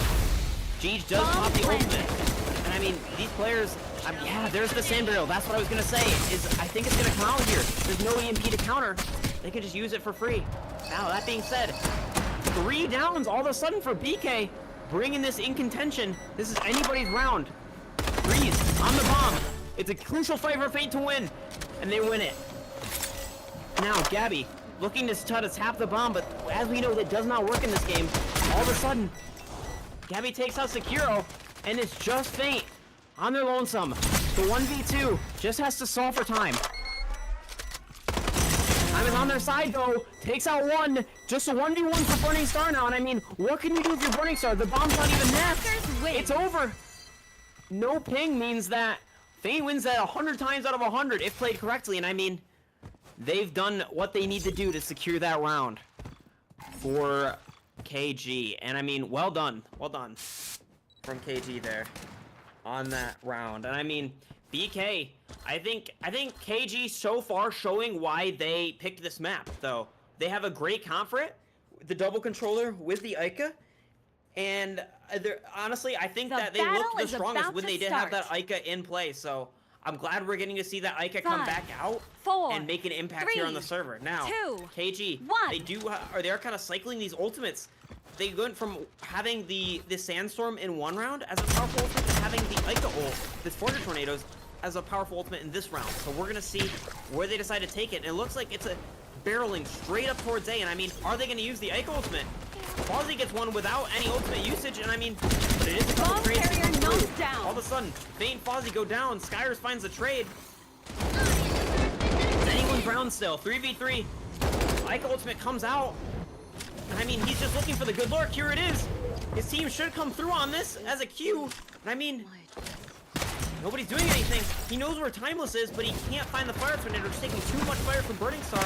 Just find the Fire Tornado onto Burning Star. And I mean, KG were able to reset, but is it going to be enough? 2v1 versus Lechevre, and I mean, they should be able to get it over the line with this damage. Attackers win. Yeah, G's just playing the fight right. Didn't even need his companion in Skyers to help there. And I mean, taking KG to 3, and I mean, KG looking like the superior team. We said BK looked like the superior team in the first half on 88, and I have to say, it's definitely the other way around. Is there anything you noticed, Bree, that BK could do to kind of turn the tide of this game so far?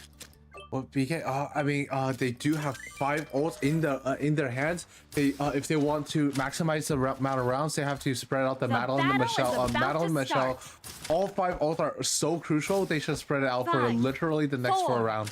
3, 2, 1. Because if they use the ult dump in 1 round, they might lose the next.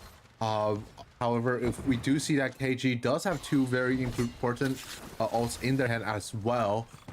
This wall right here, super good wall. It blocks off the vision from main as well as the upper window. There you can't really get vision. I think this is a little misplaced, but this allows the attack team to go wherever they want if they just by blocking all the visions from mid. Does go down super early though, and I mean, with seemingly no space taken, it kind of makes me wonder what KG is cooking with this one. They've thrown the wall so early, and I mean, like you said, they definitely misplaced it a bit, so the Yvette was still able to get good info. Not to mention, she probably had the bear out as well to also grab info, but they still, BK still has 3 players towards A, anticipating that this is A, and I mean, they might be right on the money with this one based on the positioning of these KG players. Now, here we're comes going to see where they decide to wall take it. again. Going into see Laue is right in front of the Flavia. Maybe we'll see a smoke knife into sight. Slow grenade comes out. The nice instant come out from sewers. There it is! Oh, the American fly play. It was a fly play. They're straight up into heaven. I mean, flanking that Flavia, forcing him to use that Phantom Flutter as early as possible. Now, Zakiro and Fate looking to try to pinch this Meredith here. I mean, the paint bubble does come out, but is it going to be enough to turn the tides of this round into BK's favor? Lechevre does go down on the flank, and Burning Star is going to be left to do it all here. Timeless also in a bad position. I mean, you'd almost be convinced that they had a pinch set up, but Burning Star only able to get 1 off the pinch. Now it is a 3v1 for him. Not able to get anything done. He does go down. Yeah, that was so unexpected from the fly play from Meredith. They just get free sight and so much control, gets the bomb plant down, and yeah, that secured the round for them.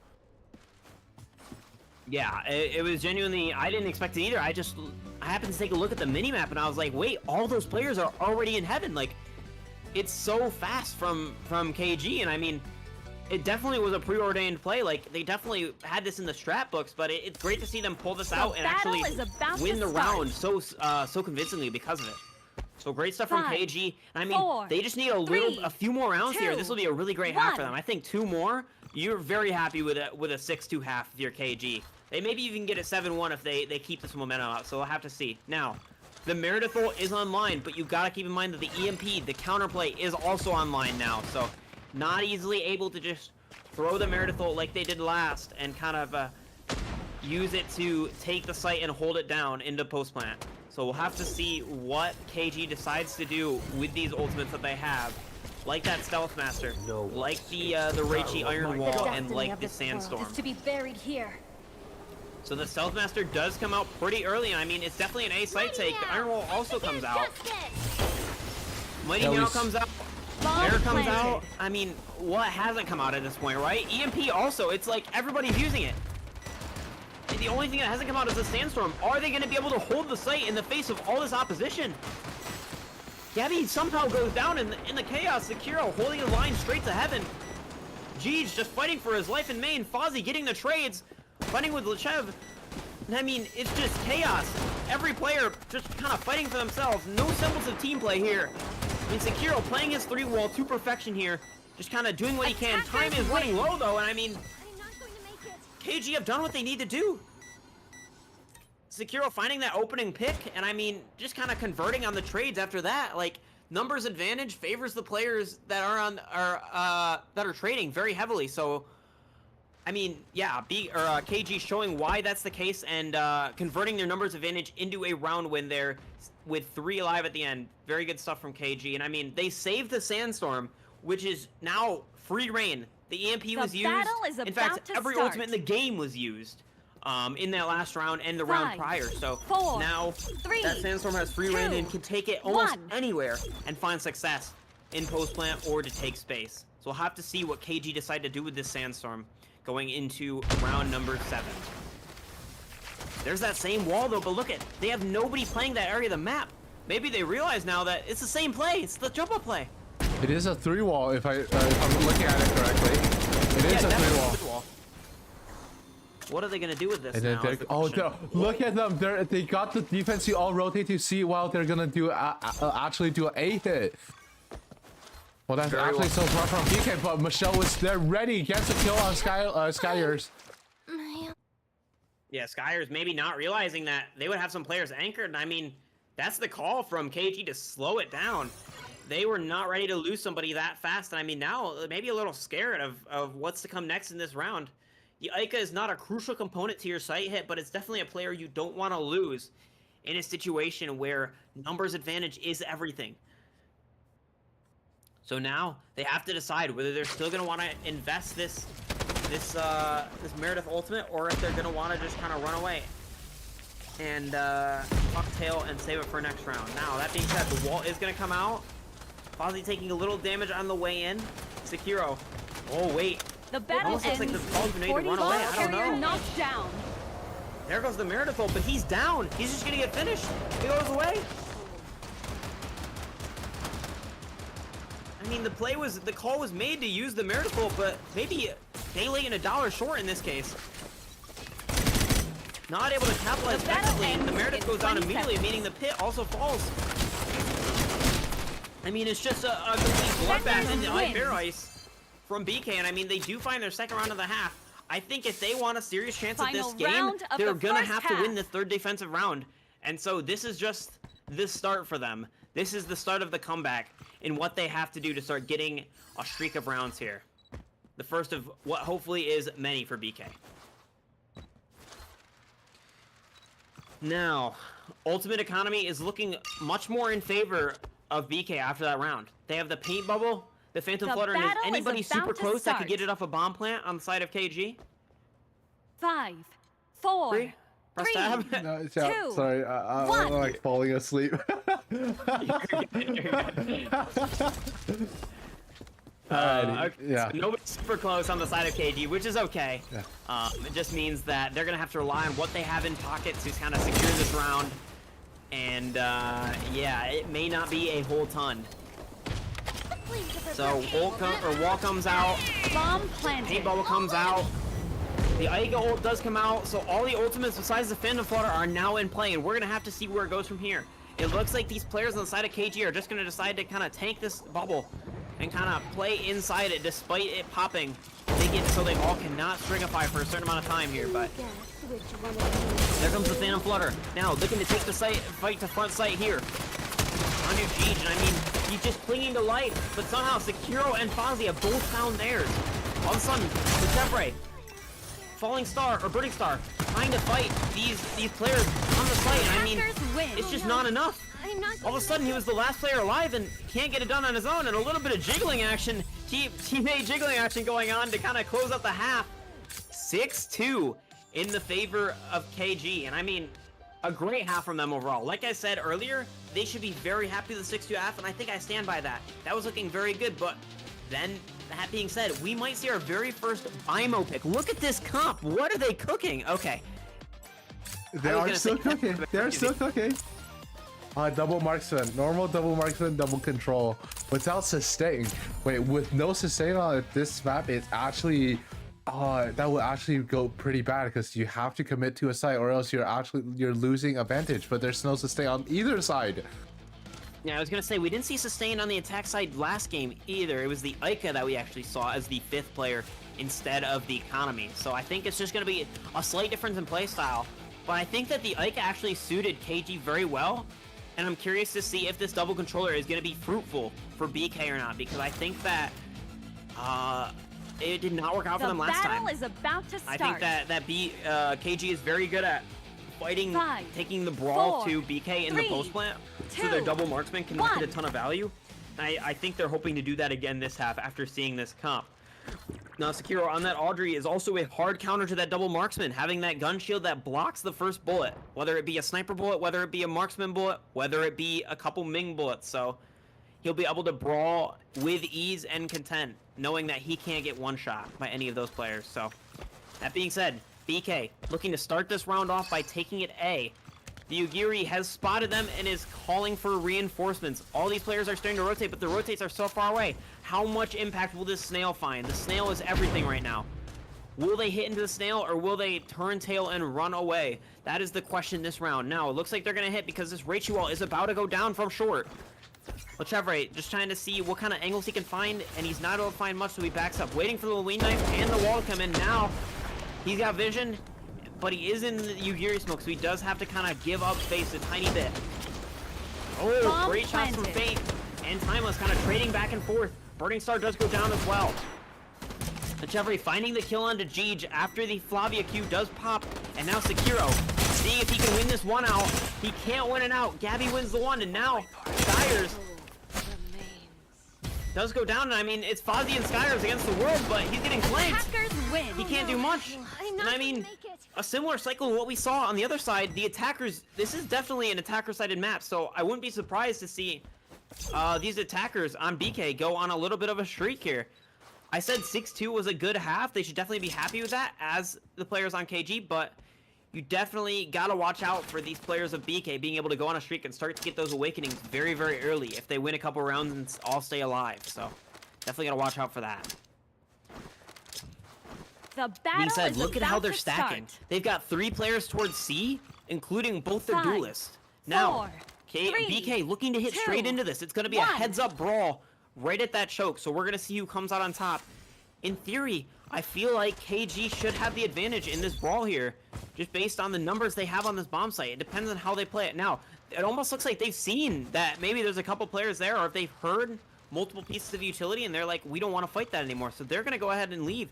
It's definitely made the right read on this round as BK. They've wait, are they going to take a picture mid-round?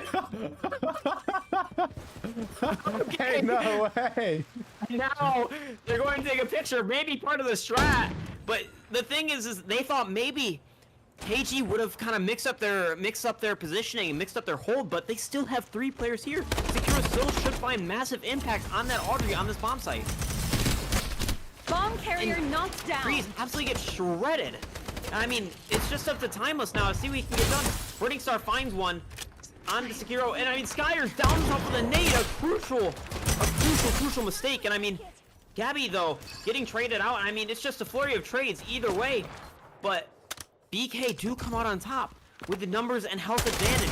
Significant margin. Now Jeej getting crunched, and I mean, if you're Fozzie, you can't do much in this situation. 1v3. He does almost find the first. Not able to connect the last couple bullets. 40 seconds. Attackers Does find the win. first, but not a second or third, or even a fourth, as they got the res onto that 4th player there. And BK do find another round.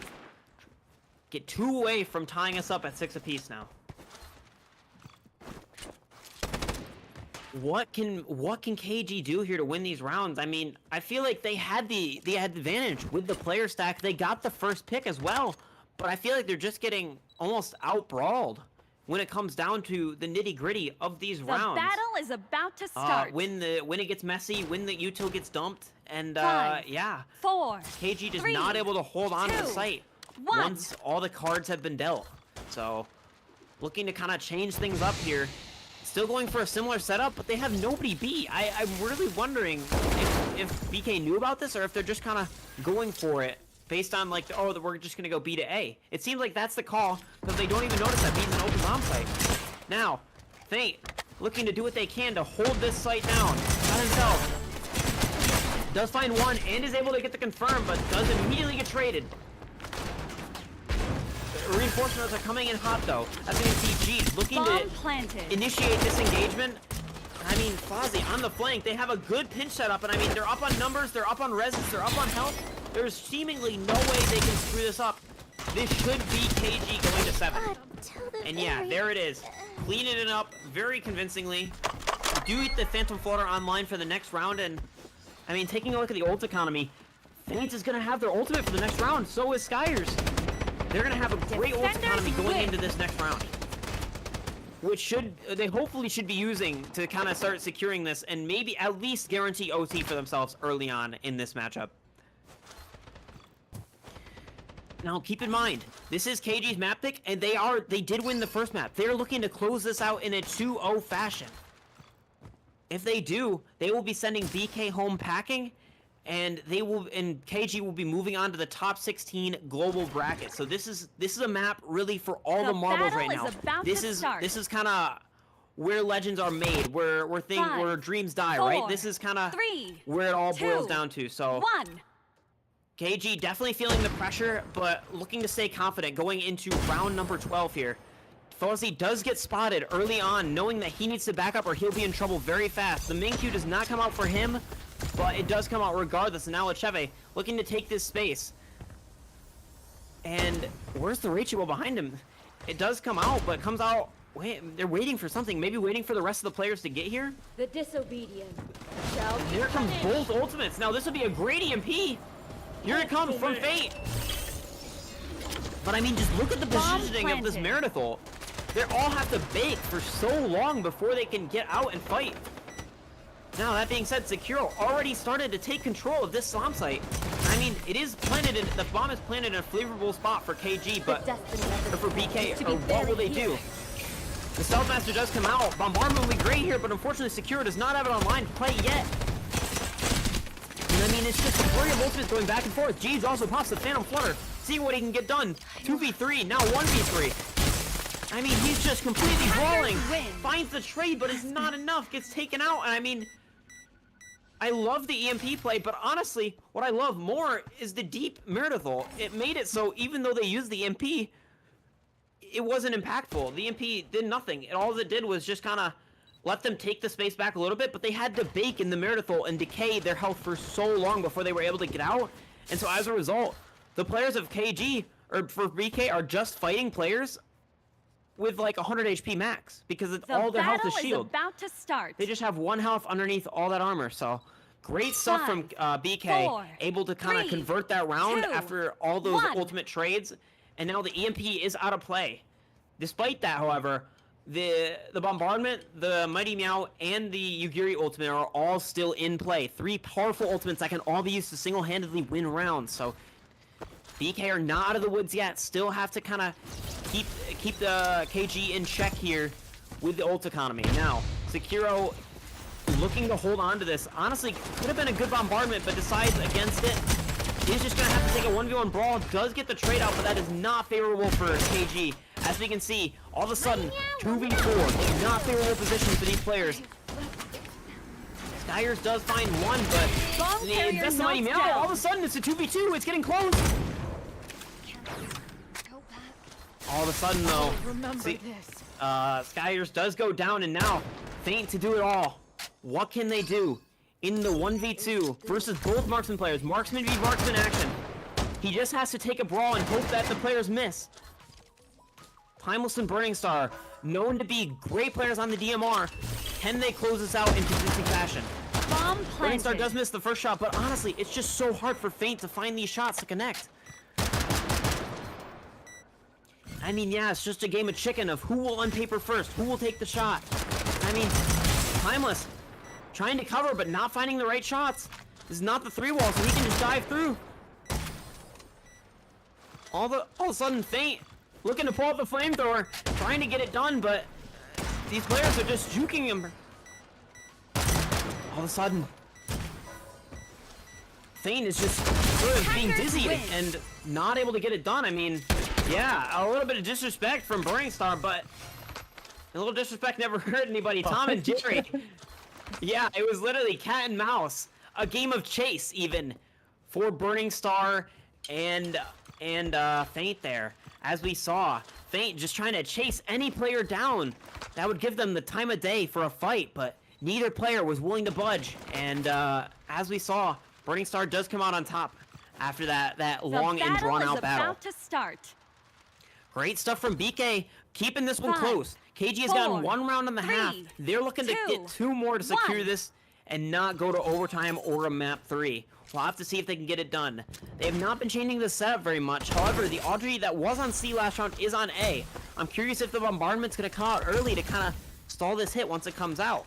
We've seen great bombardments to Kiro in the past, getting great damage onto a round and kind of securing it, but we're going to have to see what Sekiro can do this time around. Now, Feint still has control of all the space in heaven and is able to take the fights despite the wall's presence, so kind of curious what BK is thinking here. It almost looks like a rotate has been called, but look at all the presence that KG have on this side of the map. They're going to have nothing for this rotate. However, once they see these players, surely they're going to be starting to rotate. Yeah, and here comes the rotate in. Now I'm wondering, yes, they want to call a rehit. Look at this, it's so smart. It's so smart from KG, or from BK. They're just pulling the rotates over towards C, and then here they come for the rehit. Now, will the bombardment come in? Audrey turret set up on the rails, and I mean, it's just a back and forth for BK. They don't know what to commit to. Oh wait, this is a fly play. Wait, is this gonna be a fly play? You might be very right. It might be the fly play. He's waiting for it. Waiting for his team to come along, but no, maybe they've called another A. They're just trying to hit the site with the fewest players, but they can't decide which one that would be. Now all of a sudden, they might catch out Jeej in an unfavorable position. They do. He does go down.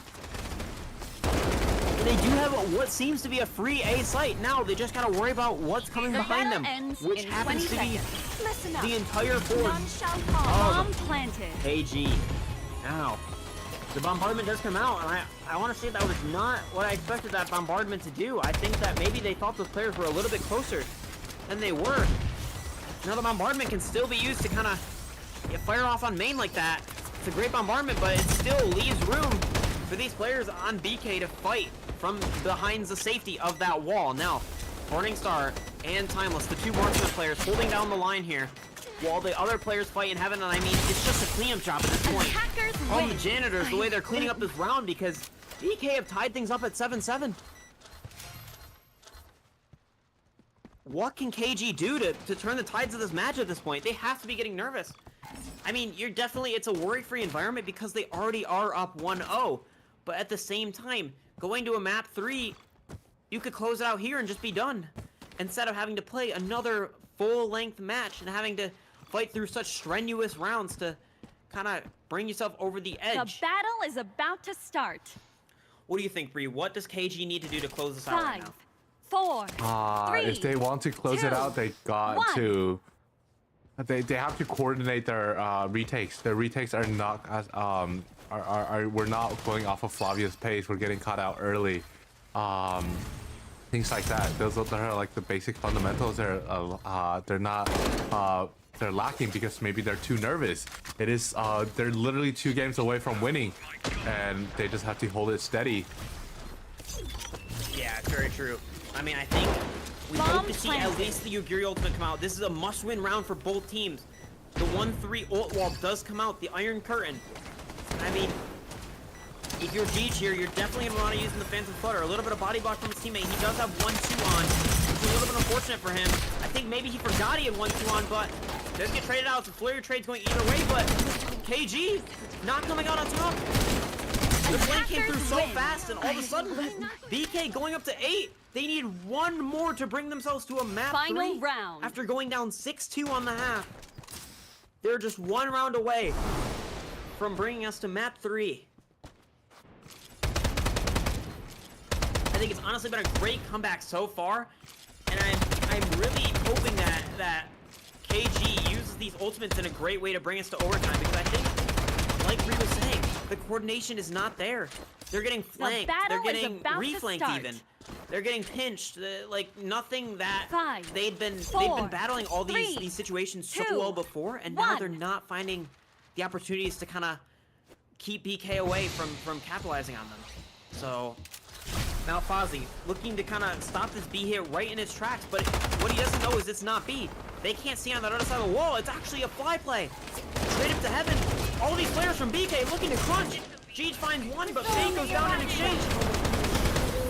Murder's Bolt comes out, and now it's Sekiro looking to do it all. He finds one. For once, KG is on top. Not for long, though. This is a 2v3 for KG now, and a 1v3. Ball carrier knocked down. Jeej up on his own. Flavia 1-2. Stays alive for a little longer. But it might just be all he can do. The 1v2 now. Low HP.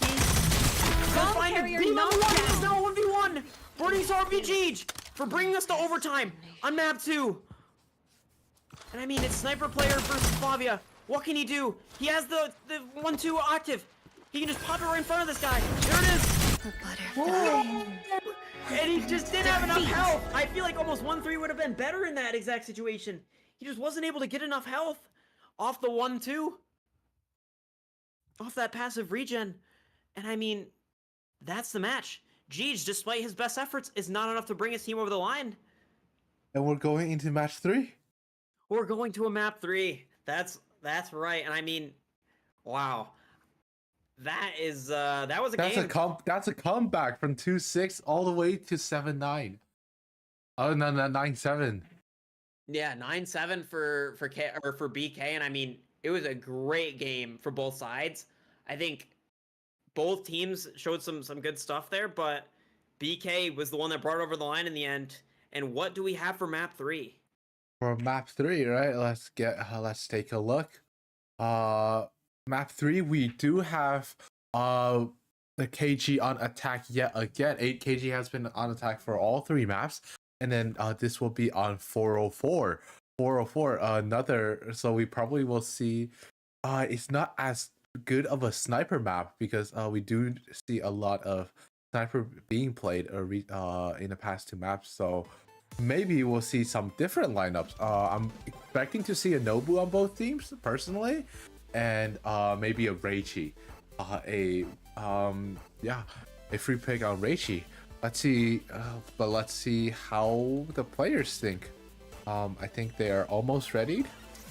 Hopefully, yep. We can just get right into map 3. We are a little bit behind schedule as both these games that we've spectating have gone to map 3s, have gone to overtimes, are just so close between these 2 teams. And action doesn't stop here. We've got one more map coming at you.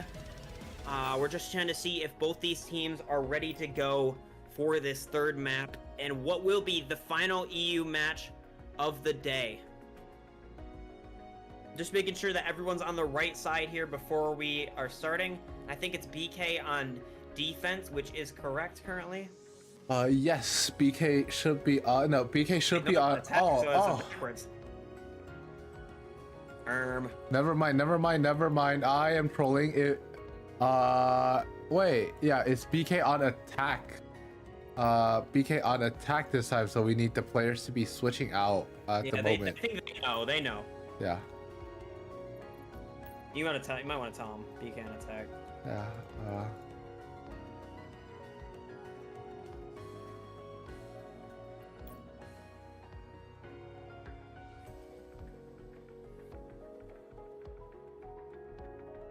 All right, just a little bit of technical difficulties. Bree's been on 3 hours of sleep, and I've been talking a while, and I'm starting to get mentally fried, but we're going to persevere. We're going to get you guys one more great map between BK and KG here, and then we'll be back in just a few hours for more NA action, so... Yeah, personally, I have a match in 2.5 hours. Bree's gotta play, so if Kier's doesn't show up, I don't know what we're gonna do, because I've never streamed this before, so we're just gonna try to make do and see what we can get done for the NA. But that's a problem for later today, right? Right now we gotta focus on what's in front of us, and that is this map 3 on 404 between BK and KG. Let me go grab some water to keep myself awake. Spat, you take over for a second. You're good, and I mean, I think that there's a lot to talk about, but really what should be talked about is the fact that neither team, despite having sniper players, played a lot of sniper on that last map. We did see the double marksman coming from BK on their attack, but KG, who was so good with Sekiro on that the Kakona, he found 2,000 damage in 4 rounds of overtime on 88 to win them map 1, did not pick Kakona on map 2. And I mean, it's definitely something they had labbed up for that map as it was their pick, but you gotta keep in mind that maybe that the sniper was a surprise to Sekiro as well. Like, maybe he did not intend to be that good on sniper. Now, finally, getting into map 3 here, we see that we are gonna have the sniper coming out from BK. No surprises there. We're gonna see what we see from Sekiro. That's the player you want to keep an eye on in this agent pick here. And he does pick the Audrey and not the sniper, so what is going on from BK? Bree kind of highlighting it. What is happening here? Maybe a little bit of trolling before the game, kind of a little bit of silly. It looks like we're gonna lock in a pretty standard comp though with the economy. Now, I mean, no surprises there, right? Burning Star has proven to be great in the economy. And I mean, despite all of the praise I was giving for Sekiro on the sniper, he's still proven to be great on that Audrey. Not finding as much impact last game, but on the other match versus Submissive, he was great on that Audrey and proved to be the winning factor for many of their rounds on defense. So we'll have to see what he can do in this match on 404. I think Audrey is still a great pick on 404, so we'll have to see what they can get done. Now, round 1, what do we expect here from BK on the attack? We see that they're posturing towards A, but this team loves to rotate. The battle They love is to kind of put a about to pause on start. it and take their time with things. So we'll have to see 5, what they decide to do 4, 3, as a result 2, of kind 1. of what they find here, which will be that Nobunaga and that Audrey, both the kind of side anchor characters that you'd expect to be normally split up. So we'll see. Sekiro holding the line. He's gonna have players keeping him all at once, but he finds so much damage. All of a sudden, finds it down onto Lechevre, and now they're forced to reset and kind of regroup. They do have the Celestia for the sustain, which is something we had not seen in prior maps. They are going to be able to reset and play slower much more easily. They do have a heal nade. This Ming should get back up to full HP by the next engagement. That all being said, it looks like a quick re-hit into mid, and now, I don't know, they're gonna see that they hit 2 with this Minkyu and maybe commit off it. I don't know. Oh, but look at this. Chris going B main with the bomb. He definitely posturing for a B hit for the side of BK here in round 1. Now, Timeless also just making sure they're not getting flanked. It almost looks like an A fake because they want these players to rotate off of A. Now, Sekiro does actually find Timeless, which was their sort of flank watch lurk player. But Chris on the other side of the map on B, he's coming in for the pinch. Here it is. Lechevre finds 1. Now Chris not able to find a kill, but he should have an open sight to go plant the bomb for free. Now, will that matter? battle ends Numbers do in not 40 favor BK seconds. here. They are down 2-3 currently. Will they be able to convert this man disadvantage into a round win with the Bomb power of planted. Pulse Plant here? Burning Star, sort of using that smoke for fun, I guess. Kinda, maybe thought he had a heal grenade in that slot. Did not, after all. Chris actually finding one, though. It's all about the one on site, and he flamed it with the flamethrower. Burning Star hitting the other shot and getting 2 apiece to win the round for BK. Round 1, a very close round, but a round for BK nonetheless. Very nice stuff from BK in round 1. I mean, Yeah, KFC that was fried chicken really burger. that was so unexpected. It's 2v3. Looks like they were supposed to lose with not a lot of utils, and they still made a comeback. That was some crazy The play from battle is BK. about to start. Yeah, genuinely. I think that Chris did really well on site to get 2. We didn't actually 5, see exactly how I got the 4, first kill, but the 3, second kill, the power of the 2, flamethrower shines 1. again. I was talking with Kier about it yesterday, but the flamethrower, a lot of people hate it, but man, it gets the job done in a pinch. So great stuff from BK to win that first round. We're gonna see what's the sort of strat going into round 2 here. And it looks like just a mid default with the economy lurk A. The economy allowed to kind of have free reign over this part of the map, and I mean, it would indicate that they want to hit towards A, but at the same time, the economy deciding that she doesn't like what she sees in A, moving towards mid now. And I mean, they're just slowing this down so much. Like, they're really trying to put us to sleep with this one. No, but I mean, Burning Star, seeing what he can get done in A main. So slow, so patient. And I mean, finally, the slight hit comes through. Maybe waiting on some of that rechargeable utility, the Ming Orb. Perhaps the Meredith Q's coming back online fully. We have 2 in pocket now. Halloween Knife. All getting used in the name of taking that space towards heaven. Now, all these players from KG backing up, giving the space, letting the free bomb plant go down, and now it's a matter of playing the proper post plant and not getting pinched. Seeing if they can do a good job of that. Now, Sekiro does find one. Chris with the trade onto Fozzie. Jeej finds one as well. It's just a mess. Burning Star in heaven with his compatriot. Finds a no-scope. Still goes down to Skyers, however. Jeej also finds one, and now it is just Lechevre and not able to get it done in the 1v3. The trades just slightly favor KG there, and so they win the retake.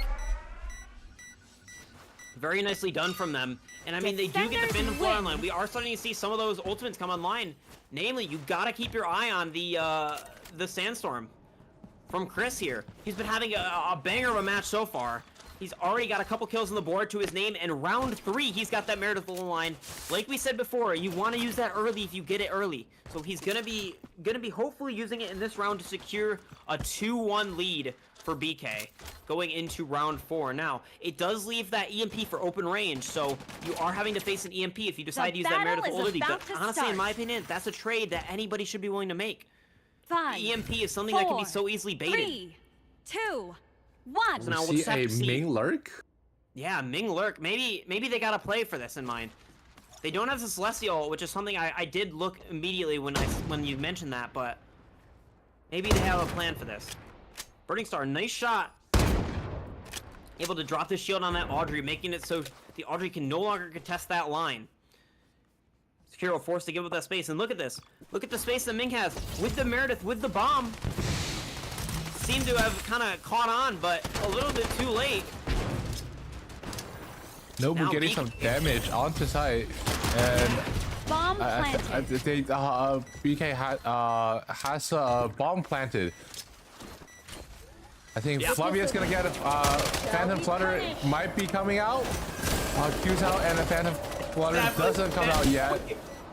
He's not doing it. He's saving it. They're just giving respect to this Sandstorm. We find kills. Onto site is currently a 4v3 with Meredith inside of Meredith. All Phantom Flutter does come out, gets a one more pick, making a 3v3, and is now only up Fusha left in KG. Hackers win. Yeah, and BK winning that round. Like I said, choosing to use that Meredith ult, choosing to make the trade offer, right? They have all their ultimates left in pocket, but they use the Meredith ultimate before that EMP can come out. Now, the Nobu has a dilemma to face. Does he use the EMP and risk the Meredith getting the Sandstorm back before he gets his next EMP? Or does he hold it for eventually when Chris, who has been fragging heavy this match, does get the next Sandstorm? It's going to be interesting to see which choice The battle is the about Nobunaga to start. decides to make here, but regardless, a lot of ultimates on the board, 5, one apiece 4, coming from each team. It was the 3, ultimates that we 2, talked about at the start of that 1. round that did come out, and BK does come out on top because I think the Phantom Flutter is just not the right play to be used there when you're already down numbers in the Sandstorm. So unfortunately for KG, does not go their way. Now BK looking to scale into A ton of damage on the Secure already, looking to kind of scale and take these players that may be stuck on A out. I mean, Maybe like, it might be a re-hit. it's a rotate, yeah, like, they're unsure of what they saw. There was nobody even fighting them, and they just still didn't like what they saw. Maybe realizing that they have a ton of retake ultimates on the board, like that Bombardment, like that EMP, like the Mighty Meow Blast. But now, look at this, here comes the re-hit. I mean, the situation has not changed much, but BK don't know that. They're still gonna hit. Listen up. Here does take Bombardment comes out. Oh. Flubbed one of them, but still really great damage. EMP comes out as well. Your eyes on you. So many ultimates all at once. Fozzie somehow finds one in the chaos. All of a sudden, they have to back up and reset. Are they going to be able to fully reset is the question, though.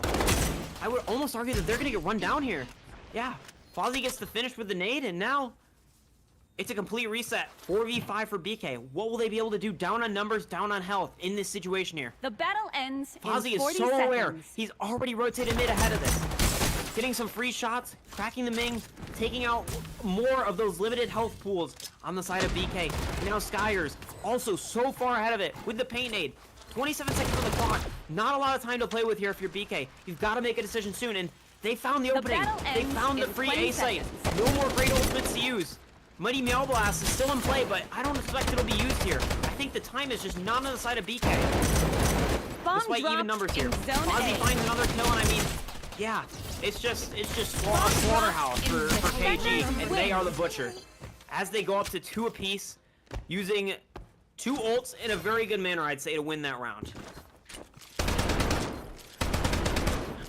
Now, what do you expect that the response to be from BK here after this round, after they've used 2 strong ultimates?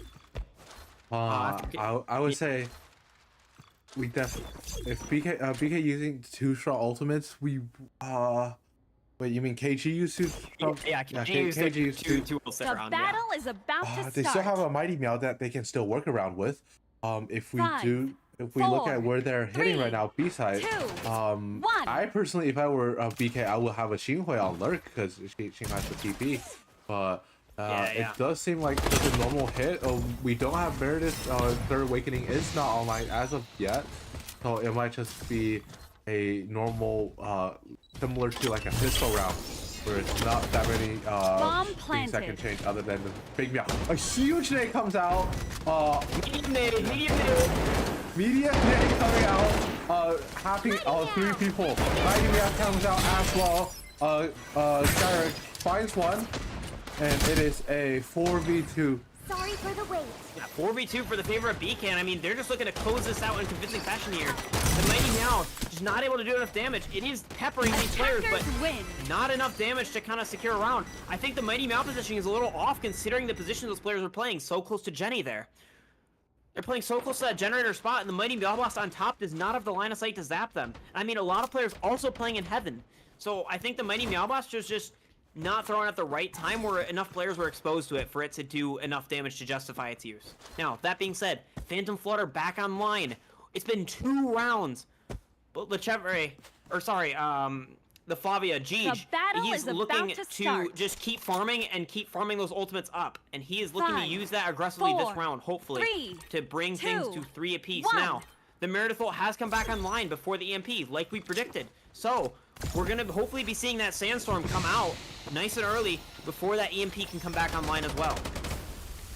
Sekiro looking to see what he can do, holding down the tide of players, flooding into the site, and he might be actually getting pinched here. Lechevre, wise enough to know that he's about to get shot on the side and does back off, but Timeless with the follow-up does take out Sekiro, does go down himself to Jeej, but are they going to throw the Meredith ult down? I don't know if they are. It is basically what is a 3v5 for them. It would take some serious heroic for them to win the round at this point. And yeah, 2v3 though, still very winnable for the side of BK. Oh, and not able to win the brawls out, but still winnable. Oh, 1v1 for Gabby. Just has to saw for the paper shots. Great damage. No, and the flamethrower prevailed for Fate, winning KG the round, and honestly, very great attempt from Gabby, but not enough to bring it over the line. We go to 3 apiece with 2 rounds left to go in the half of map 3. Oh man, that was close, and they did not use the Meredith ult, but they have one more chance to use it here. The EMP still has one more ult to come online. If Fate even gets a kill, though, in the middle of this round, that EMP will come online, so they gotta be careful. They could, at this point, be playing to hold it hostage. We'll have to see how they decide to play this. They are going B, which is where they used that Meredith ult last time, so maybe it's in the cards to just use it as early as possible and then kind of go from there. We'll have to see what the decision is. Now, this might be a mid-pinch. Yeah, right? Look at this. The hot pinch. Will the Flavia be aware of this? Fusha is surely aware of this, getting some shots onto the Xinghui. Flavia knows it as well. They do back off, but going down to a nade, Fate. Not high enough damage to tank that nade, or maybe have it hard to use the Nobunaga 1 ability that gives them basically a second life, and here comes the Miracle. Now the Nobunaga's down, there's nothing that can be done about this. Maybe BK just waiting for the right opportunity to use it, and they found it. Now all of a sudden, up supremely on numbers and on health. All they have to do is just close this out. Skyers doesn't even know where he is. Trying to double up the Sekiro here, just trying to take a fight together, but I mean, is it gonna matter? The answer is not a whole lot. Chris actually takes out both of them. His ult is still up, so he doesn't get the ult for that. Of the first but half. the damage is already done. Now, it's just a matter of if KG can use these ults to secure the last round of the half and bring things to 4 apiece going into the last half of a very, very close series so far. Yeah, if we look at the ult tower online, we have the EMP bombardment and The battle is Phantom about Flutter. to start. While on attack, there isn't really that much 5, good ults that will 4, change the course 3, of a round. 2. So it is 1. heavily favoring BK right now. Not BK, KG. KG. Yeah. It's okay. No. Yeah, you're definitely right in that. I think the bombardment, the EMP, the Phantom Flutter, it's all so strong. It could all ults that can be used to win around on their own. And when used together, unless flubbed horribly, like, there should be no way that BK can find a way into this round unless they start baiting these ultimates left and right. So it's gonna have to be some masterful play from BK if they want to get an advantage and make this half 5-3. That being said, a little bit of a whiff of the Meredith Cube leads to some info that they would not have had otherwise. Listen up. And None now shall toss. BK just looking to evacuate B completely and kind of resetting, going to mid. They should know that most of these players from KG are towards B, but they've pulled rotates, and now here they come again. The re-hit. They love to do it. They've done it again. It's a matter of if they can kill this party on site. EMP comes out, Phantom Flutter comes out, and it's not looking so good for BK. Yeah, it seems like they've used all the Bomb ults at all the right drops in timing, zone put B. the aces in their places, so to speak, and they've turned what was a 5v5 on the site hit into a 5v2 very fast. 5v4 or 3v4 now, but yeah, not much BK can do about that, and we're tied up at 4 apiece with the Sekiro Reichi in play, and we've seen this guy on Reichi. We know what he can do. He was the hero on 88, and we'll see if he's the hero again for KG going into what is very well is the last half of this series. So now, I mean, pretty standard comps from both teams, though. This is nothing we haven't seen before, I think, from both these teams. Yeah, we see a Vet Nobu pick, pretty standard, and you also see a Ica pick. Ica is being played a lot more, especially after the fire rate buff. It is probably one of the strongest character on 404 right now on attack. Yeah, so definitely capitalizing on the Ica buffs, like you mentioned, and they are going to be capitalizing on the double controller as they have before. Both these teams like to play slow. It might just be an EU thing. Maybe all the EU teams like to play slow. I don't know. I haven't seen Drillas or any of the super high-rated EU teams yet, so I don't know if they play in a similar fashion, but definitely a lot slower than the NA teams. The battle play is usually. about to So, start. it suits their playstyle very well is the point I'm 5, getting at here. 4, And 3, we'll just have to 2, see if 1. Sekiro can diff the sniper of Burning Star and the Nobu of the players on BK here.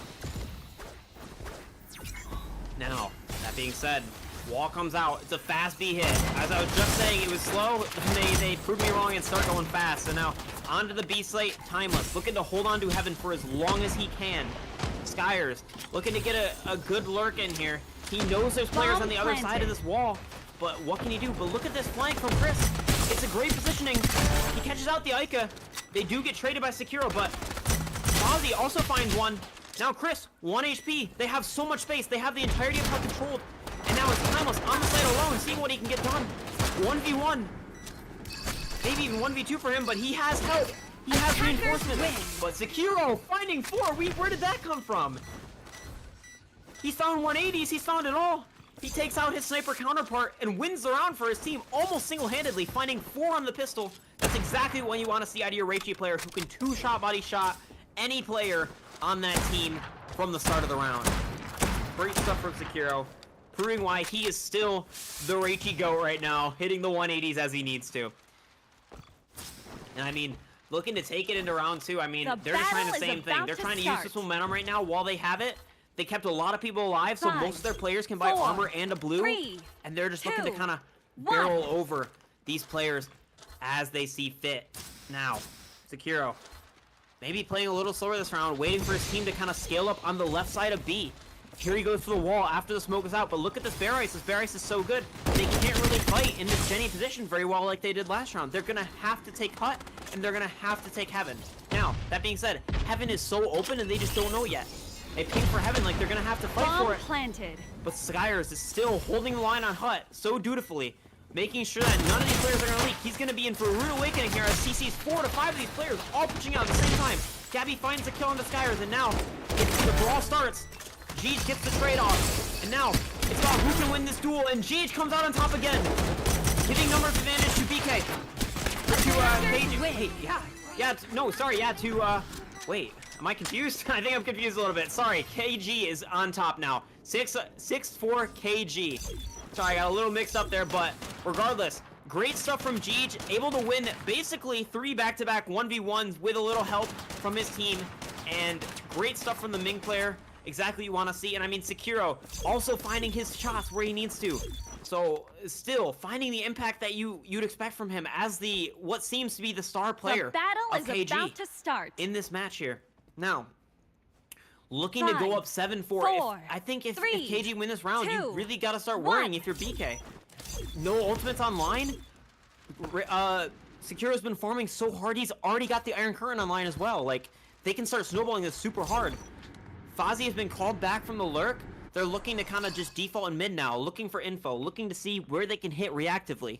They don't have a set strat in mind, it seems, but rather they're looking to play off base where the enemy rotates. Now, the bear comes out, and maybe this is what they were waiting for. Wait, it's a fake. The ball was in hand. It's a fake B into A. No? Yeah, I think so. I think so. Look at this. Sekiro finds a kill, a huge opener. They lose so much health, but the damage has been done. Jeej has an open sight, and he should know it too. He's straight up to heaven, and I mean, he's waiting on his min Q to take this fight. Like Q comes in to help, and I mean, now it's just a matter of holding the space they have. Bomb planted. The Nobunaga is still alive, but the pylon gets broken, and now it is just a matter of if Fozzie can hold out this flood, and I mean, he's got help. He's got help. Sekiro and Feint taking out 1 apiece. Sekiro getting 2, hitting another 183 on the round for Sekiro so far. Attackers win. And just great stuff overall. I mean, the space taking, the fakes, the play. They even baited out the bear, which is something we hadn't seen in prior matches from either of these teams. It was just so well done from KG. They are looking to be in peak form when it matters the most, when everything's on the line, when it is the last half of the series to get them into the global bracket, top 16 of the Mighty Meow Cup. And now, this Meredith ult and this Rachel are both going to be crucial. They can choose which one they want to use. They don't even have to use both to fade out this EMP. There's no EMP in play yet. 5, the Phantom Flutter is in play, so I would argue for using the Sandstorm here first. But we're going to have to see what KG decides to do with the resources they have. It's the same setup as last round, with Laoe on B, Ica on A, and then the last 3 mid. Maybe BK can read this and anchor towards A a bit more. Yeah, definitely. I think that they're gonna have to kind of decide. I think they've been playing super reactively so far, and once again they baited out the bear B, but this time they're gonna throw the wall. Now, what are they gonna do with this? Meredith has the bomb in mid still. They haven't committed to either side, but honestly, BK is not buying it. They think this wall is fake, and they might be right. But they did have to read. Ica is getting left out, and then they're all going to flood B. They're gonna sell Ica out. I don't know how they know. It's like they have walls. Like they know exactly when these players rotate off. They have such great info across the map. A great net of players watching for crucial information points. The bear does come back online, but they don't even need to take heaven. They can use the Meredith ult here. Meredith ult is coming out probably, right? You would hope. Phantom Flutter comes out. Meredith gets stuck in a position, gets knocked. Yeah, I mean, Lechevre doing God's work here to just kind of secure this round. I don't know if KG's gonna be able to do it. Both the controllers go down, and now it's just a matter of the riflers versus the entire onslaught of BK. Now, that being said, the Mighty Meow comes out, and I mean, he's doing they're doing what they can, but somehow they've won. He got 4 since when? Final round. When did he do that? We had the wideout view because I think me and Bree were both so sure that BK had that on lock. They had the Mighty Meow in good position. They had numbers advantage. All of a sudden, Fozzie, he hasn't even used Stealth Master. He hasn't even gotten a sneaky position. Maybe he was hiding up top in heaven or something, was able to get a double spray down? I'm not sure. I wish we had a replay client or something to look back at that, but man, Fozzie, the hero of that round. Not necessarily a super high fragging player in the other 2 matches, but somebody who's always been able to hold their own and get theirs when it counts. 9 and 7 on this map with 22 assists. The impact is definitely being felt across the server now as KG are 1 round away from bringing themselves to the top 16. Now, Skyer looking to take this into heaven. He has the Ico, and he knows he does. These enemy players on the side of BK should also know, and they should fear it, because this could be the round-winning ultimate.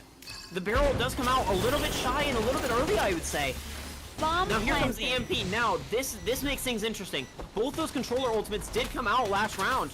So it's all onto the Ica ultimate.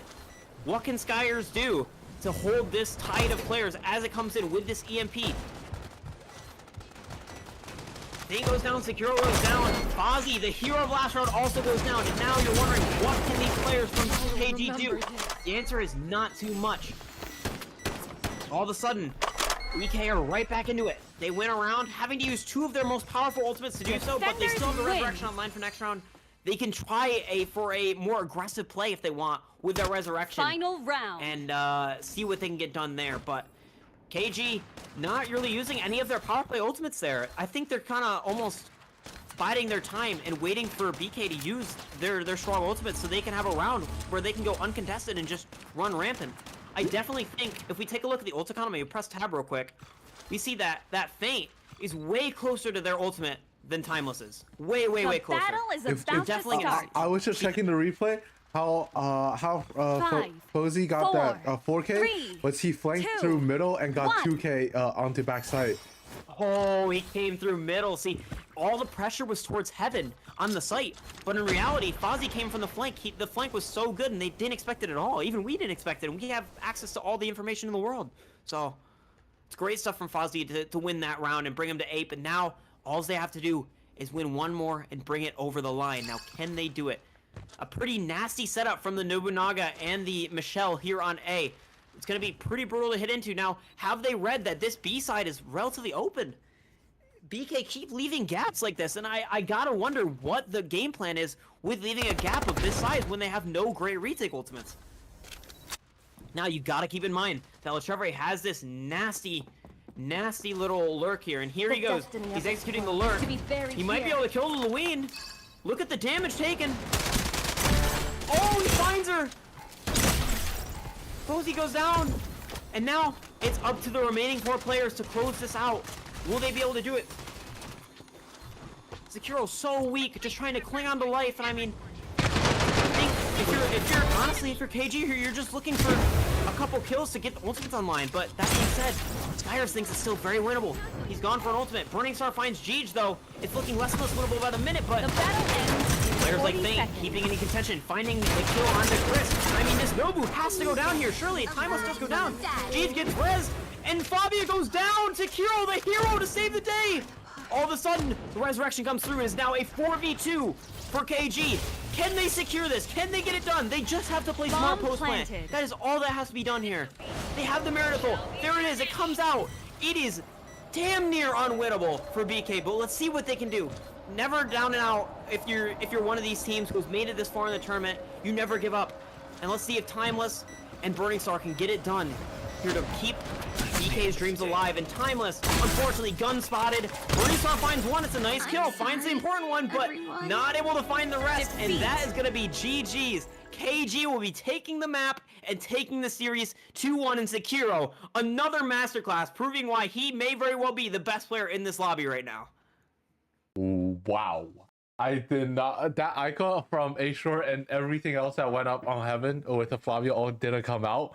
That was crazy works. I did not think that round was going to KG, but it did because KG is just that good of a team. And not to say, but BK was putting up a really, really good fight. I believe everyone had such a great time watching this round. No. Yeah, I'm really glad I got to cast such a close and exciting game, and I hope you all enjoyed watching as well. I don't know if I have much else to say. I need a break. My voice needs a break. I've got NA to cast in approximately 2 hours. 3 hours? Wait, is it 2 or 3? It's 2 hours, right? Less than 2 hours by now. Less than 2 hours. So we've got a short break, and then we'll be back with more Strinova action. So unless you've got anything to say, Bree, I think we can hopefully kind of wrap it up. And yeah, I'm so ready to wrap it up. But wrap it up, and you can get prep with MLR for what should be hopefully a day of winning for you guys. Yes, I'll be doing that. I'll make the NA brackets live on stream because I realized yesterday the NA brackets took a bit. So I'll be making the brackets live on stream right now, and then right after that we will be done for the we are done with the EU bracket. So if we take a look at all the promoting teams, let me see. Let me just make the bracket real quick for the promoting teams, and then okay. So also, Europeans against Thirst for Glory. Europeans actually took the game home, and it will be Europeans also moving up to the top 16. So W for sure. Wow, that was a game. It's definitely a match. A lot, like I said, we got kind of blessed, but kind of cursed with very close matches. So not a lot of breaks for the weak weary here today. But yeah. Hopefully everyone enjoyed regardless, and we hope to see you again in NA. I'm gonna be signing off here, so I can take a hopefully much needed break, and then hopefully get some rest in 2 hours time at about 5 p.m. PST for the NA bracket. So I hope you all enjoy it. I've been Spad. Bree's gonna make the bracket. You should make sure to show him some love, drop a follow if you haven't already, and I will see you in 2 hours. All right, see you later, Spad. Hope you have a good stream with Kiers. I'll be playing. Yep. Good luck. Alrighty, so let's take a look at the bracket. KG and Europeans did come on top, and then they will be promoting with the Drillers and Drillers Academy for EU qualifiers. And thank you, BK and Thirst for Glory, for coming to Mighty Meow Cup. It has been such a wonder to watch you guys play. We did also watched Thirst for Glory's game yesterday, so it's so much love to the community for making this tournament possible. So yeah, at the moment, let me see if I can start making the bracket for an A, because I basically just fell on bed last night after everything that happened. So let's take a look at the NA bracket. So yesterday, TG sadly went against MLR. And then let's take a look at all the other teams that played against yesterday. This will be first information to me as well. I don't know who about last night's matches because a little tired last night, just a little bit. But let's see. Alrighty, we got. Here are the match results. McDonald's did win against LPE. McDonald's will be promoting into the next bracket as well. Teemu Avengers also won. So Teemu Avengers also win against WOC. So they will also be promoting. And the last team to promote between Kitten Roll Call and GLO. Where is Kitten Roll Call?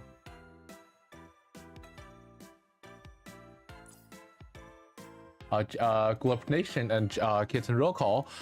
Kitten Roll Call will be the team that is promoting. They are going directly into top 16.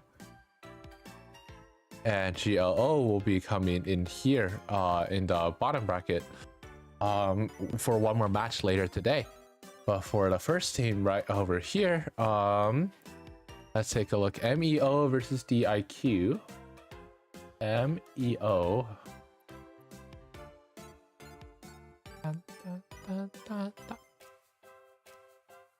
What? Where? I can't find it. They are daily seeing Q in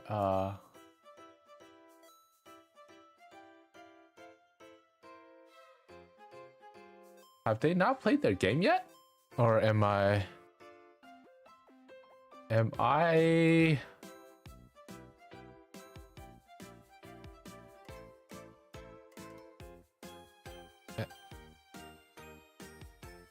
ESP versus Joker? Okay, so let's just start with Golden Guard right here. Let's go down the list. Golden Guard. Joker versus Expresso. Jokers did win. Daily Scene Q and versus MEO. What is MEO again? Just checking. We'll find out about that later. KKN. Coconut versus the Cat Collectors. The Cat Collectors did win. So they'll be playing the first match today. AAA versus FD. Flam Dog. AAA did take the win, so we're here. And then we have Rhode Island versus Arrow. Rhode Island took the win, so RI. Sellouts versus Shadow Wizard Money Game, and Sellouts won. And TT, I believe that is versus Ming. Taco Tuesday came out top as well. Alrighty, 1, 2, 3, 4, 5, 6, 7, and there is one more. It is Daily Sing Q and versus MEO. Meowzy won the final match for that. The MEO. 1, 2, 3, 4, 5, 6, 7, 8. We have the 8 teams that are playing the first match for NA, and let's take a look. So this will be 1, 2, 3, 4, 5, 6, 7, 8. Alrighty, so our good old friend random.org. If you're in the NA bracket, if you're playing the NA bracket in chat, you guys can pray if to see who you guys are up against. So 1 to 8 format in 2 columns. Let's go get a sequence. So 3 to 7, the Cat Collector versus 3 to 7, TT. What is TT again? What is TT again? Taco Tuesday. Yes, Taco Tuesday. Second one, 4-1 AAA versus Jokers. GG versus Sellout. Oh, GG versus Sellouts.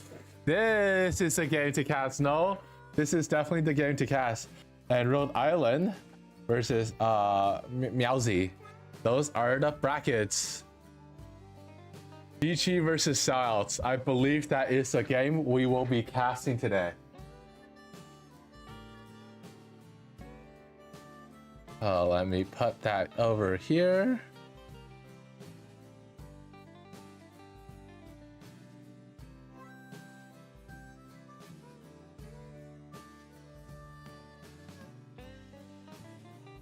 GG versus Sellouts.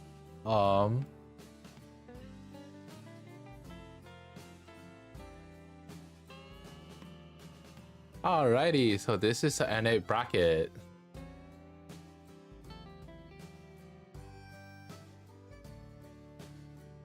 And let me post this.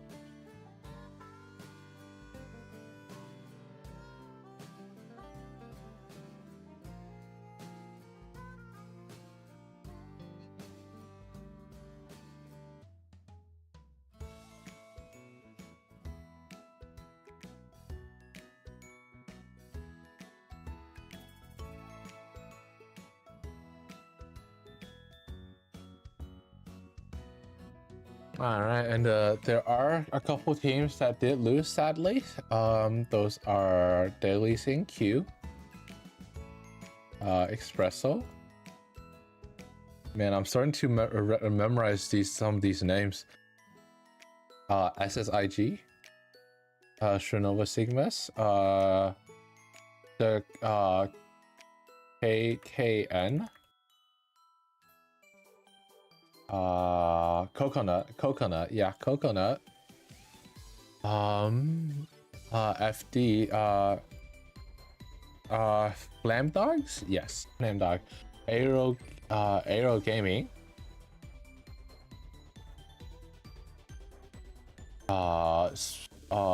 SWMG, which one was that?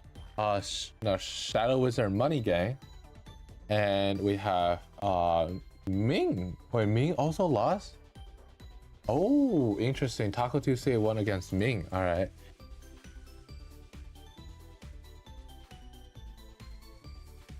Alrighty, that is the bracket. That match is gonna be happening in 1 hour and 45 minutes. We'll probably start the stream a bit earlier, but as of now, I probably will be signing off, getting an hour sleep beforehand, and yeah.